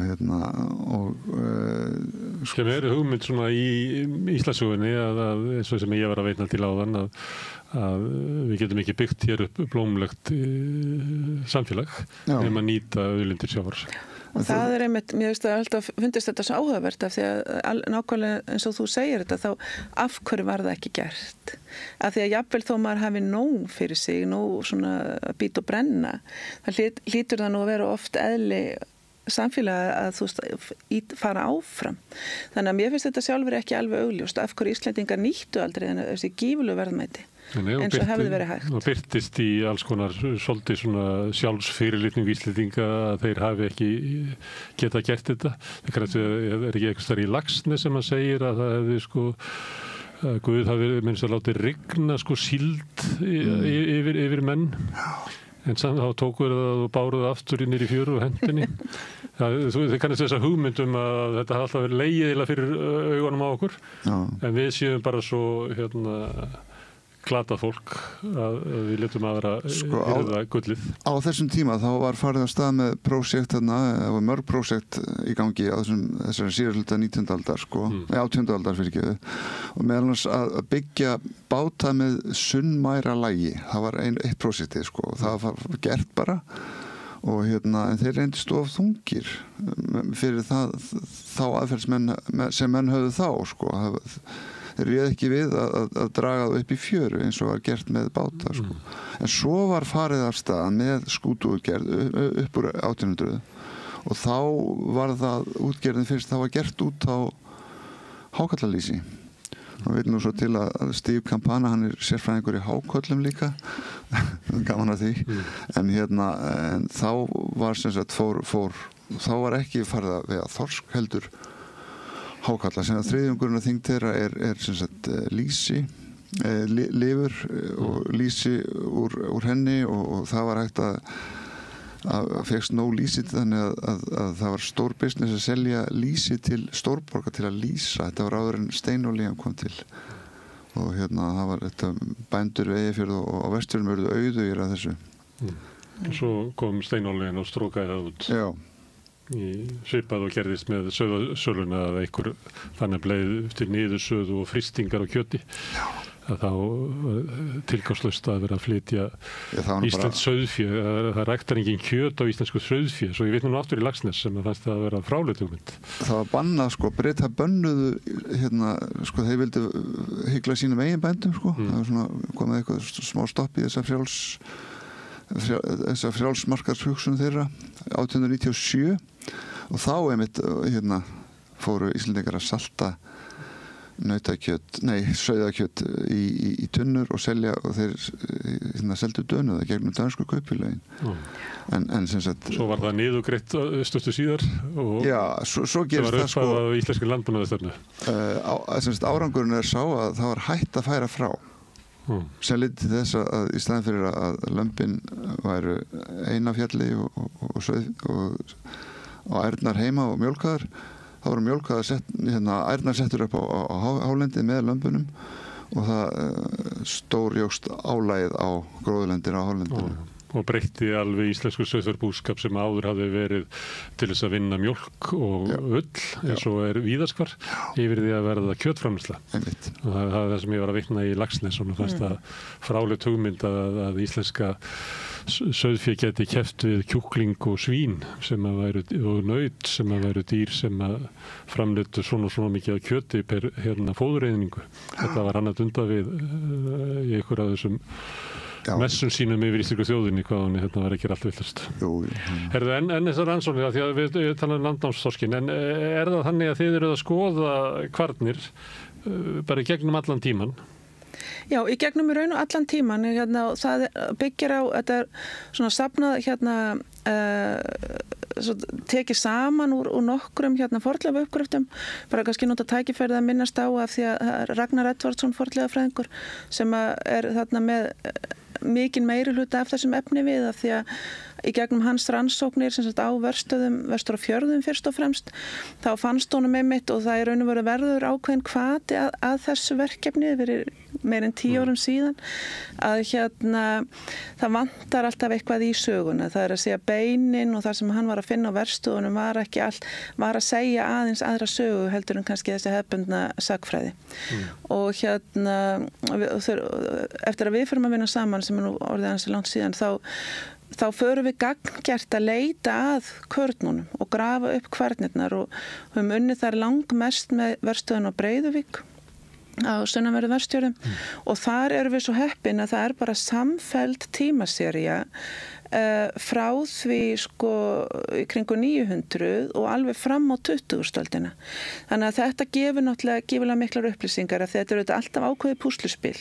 Það eru mjög víð öryggismörk í kringum allan þennan efni við þannig að við gátum á þennan hátt sem sagt tímagreint mjög áræðanlega kvarnirnar, þannig að við vitum vel frá hvaða tíma þeir eru að gera. Og síðan lesi úr þeim hvað einstaklingarnir voru stórir, hversu hratt eru og hvað þeir voru gamlir, af því að það er í raun og veru bara ákveðin lykill, það er einfalt en það er ákveðin lykill af því að aldursamsetningin í stofninum getur sagt manni til sem sagt hver er dánatíðnin, hvað var mikið af fiskum að drepast, hver var dánatíðnin fyrir veiðar, það er áður en að nokkrar eiginlegar veiðar hófst og þetta veittu Íslendingar mjög líklega þorsk alveg frá landnámi en ekki á þeim skala það sé líklegt til að hafa nein svona sýnilega áhrif á dánatíðnina og þetta má segja síðan næsta, þegar var búið að sjá þennan mun á vextinum, vaxtarhraða, þá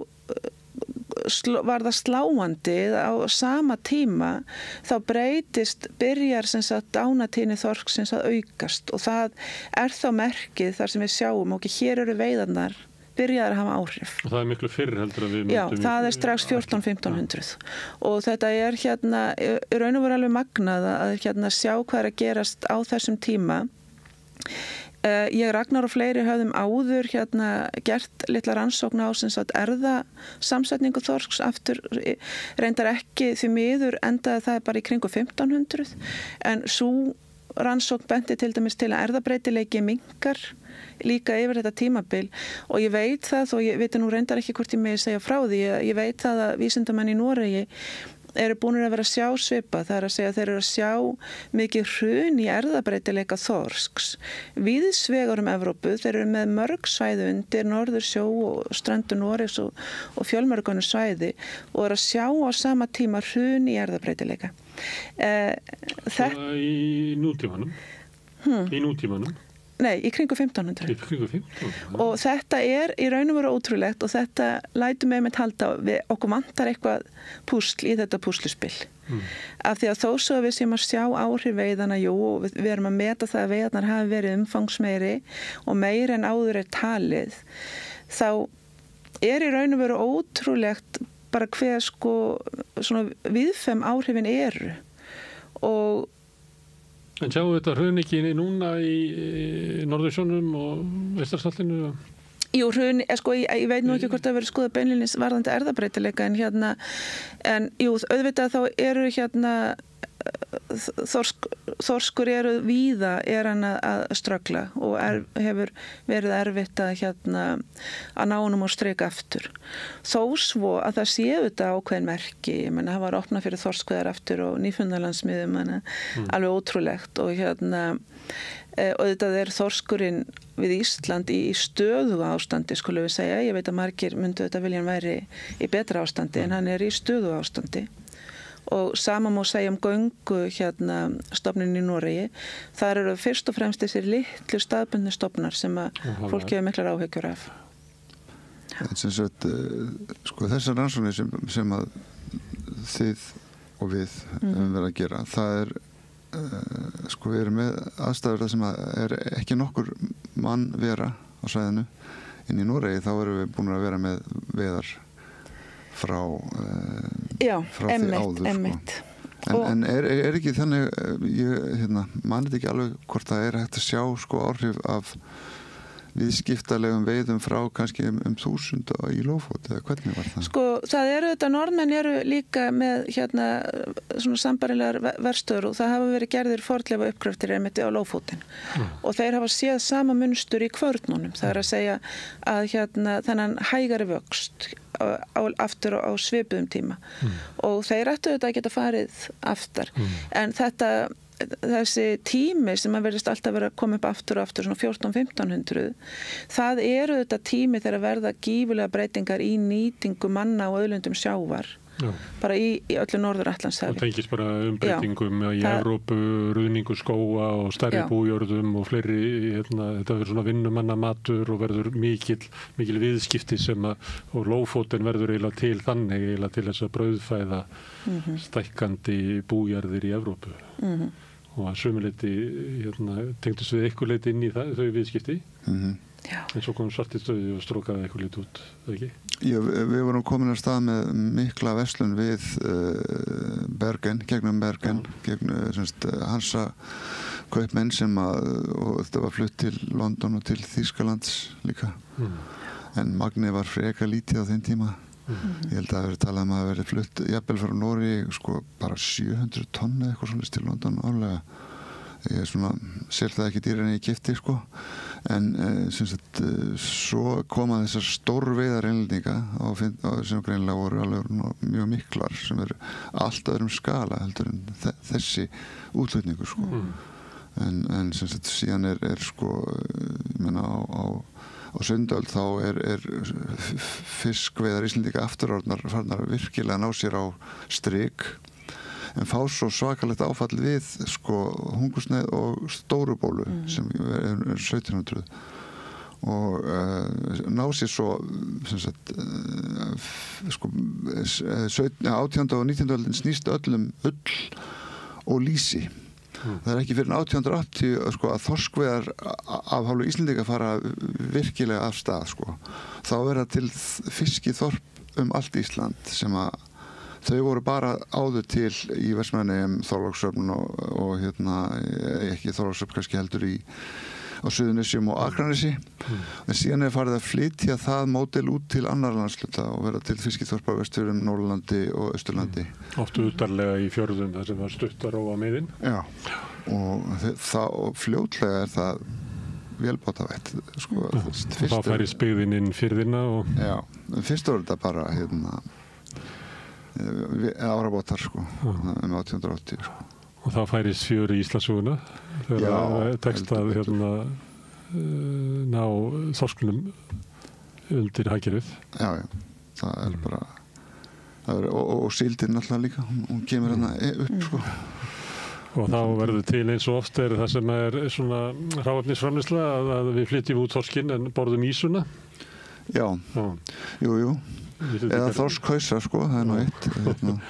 Við getum fundið þessar kvörnir vegna þess að þorskhausarnir urðu allir eftir sko. Já, okkur sko. Og hitt var flutt út. Já, ég reyndar oft velt því fyrir mér með fornleifa efniviðin að við finnum auðvitað bara kvernirnar þegar hausarnir voru skildir eftir og spurningin voru þeir alltaf skildir eftir eða voru þeir nýttir þegar það var harðar í ári eða verið einhver aðstæður. Já, þannig að þeir eru fylgjað með skreiðinni eða var verið að vinna skreið eins og var til dæmis og ennþá unnið á Lófótinn að það hvergi betra að búa til skreið heldur en Lófótinn og þeir eru með svona, þið kannist við þetta, sína eigin trönur eða hvað það kallast að þá fylgir hausinn með en í saltfislum að þá gerir það ekki. Já, ok. Herðu, þetta áhugavert að horfa á Íslandssöguna neðan úr djúpinu. Guðbjörg og Árni, takk fyrir að koma og gefa okkur innsýn inn í þetta. Takk kærlega fyrir mig. Takk fyrir mig. Já, þetta þá lokinn á Rauðaborðinu í kvöld. Ég þakka öllum gestum sem hafa hingað komið og haldið uppi samtalið okkur. Þakka Birni og Maríu Lilju fyrir þeirra framlag Ólafi Veigu og Pétri fyrir að taka upp og senda út, en ykkur þakkaði mest sem hafið setið og hlustað, eða staðið eða hlaupið, það er fólk gerir alls konar hluti. Það eru þið sem að breyti þessu samtal okkar í fjölmiðlun og það sem meira er að þið hafið byggt upp dreifikerfi samstöðurinnar bara með því að segja vinum og vandamönnum frá efni sem að ykkur líkar og því að við heyrt hér eða séð.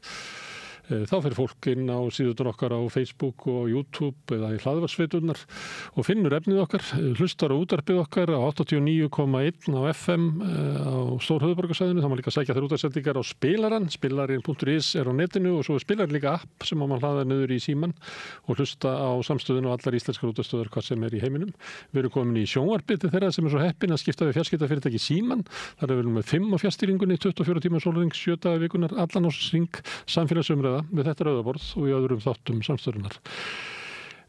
Sá hluti áhorfenda og áheyrenda sem hefur gerst áskrifendur er náttúrulega þau sem hafa búið til samstöðuna. Eða allt sem að þið sjáið og heyrið hér er í boði áskrifenda. Það eru ykkur 1500 mann sem hafa gerst áskrifendur sem hafa farið inn á samstöðun.is og skráðið sér fyrir áskrift. Það er hnappur sem ástæður áskrift. Það kostar 2500 krónur grunn áskriftin sem mér er sagt að sé hlægilegt verð með það efni sem við búum til hér. Þið megi borga meira þið viljið og þið sjáu það ef þið farið þarna inn að það er boðið upp á slíka valkosti. Það er líka, þið getið látið áskriftin að renna sem félagsgjöldin í Alþýðufélagið og það er mynd Alþýðufélagið sem á og rekur samstöðuna. Þetta er fjölmiðl í eigu áhorfenda og áheyrenda og þeir eru aðalega drifkrafturinn. Ef þú ert kannski fyrir löngu búin að ákveða þig að taka þátt í uppbyggingunni, þá hvet ég til þess að láta verða að því sem fyrst. Það hjálpar okkur til þess að svona móta stefnuna, sjá hvað við getum gert. Þið sem að fylgst með okkur lengi vitið að í hvert skipti sem nýr áskrifandi kemur að þá eyðum við þeim peningum bara strax í að bæta dagskrána og eflana. Það verður mikil framþróun verið á samstöðun á undanförnum misserum. En þetta voru nú skilabóðin sem ég ætlaði að segja hér í lokin, en mest ætlaði nú bara að þakka fyrir mig og segja góða nótt og benda á að rauðaborðið verður hér aftur annað kvöld klukkan 8. Sjáumst þá. Segðu það á samstöðinni. Samstöðin er í eigu hlustenda, áhorfenda og lesenda. Sláist í hópinn og gerist áskrifendur.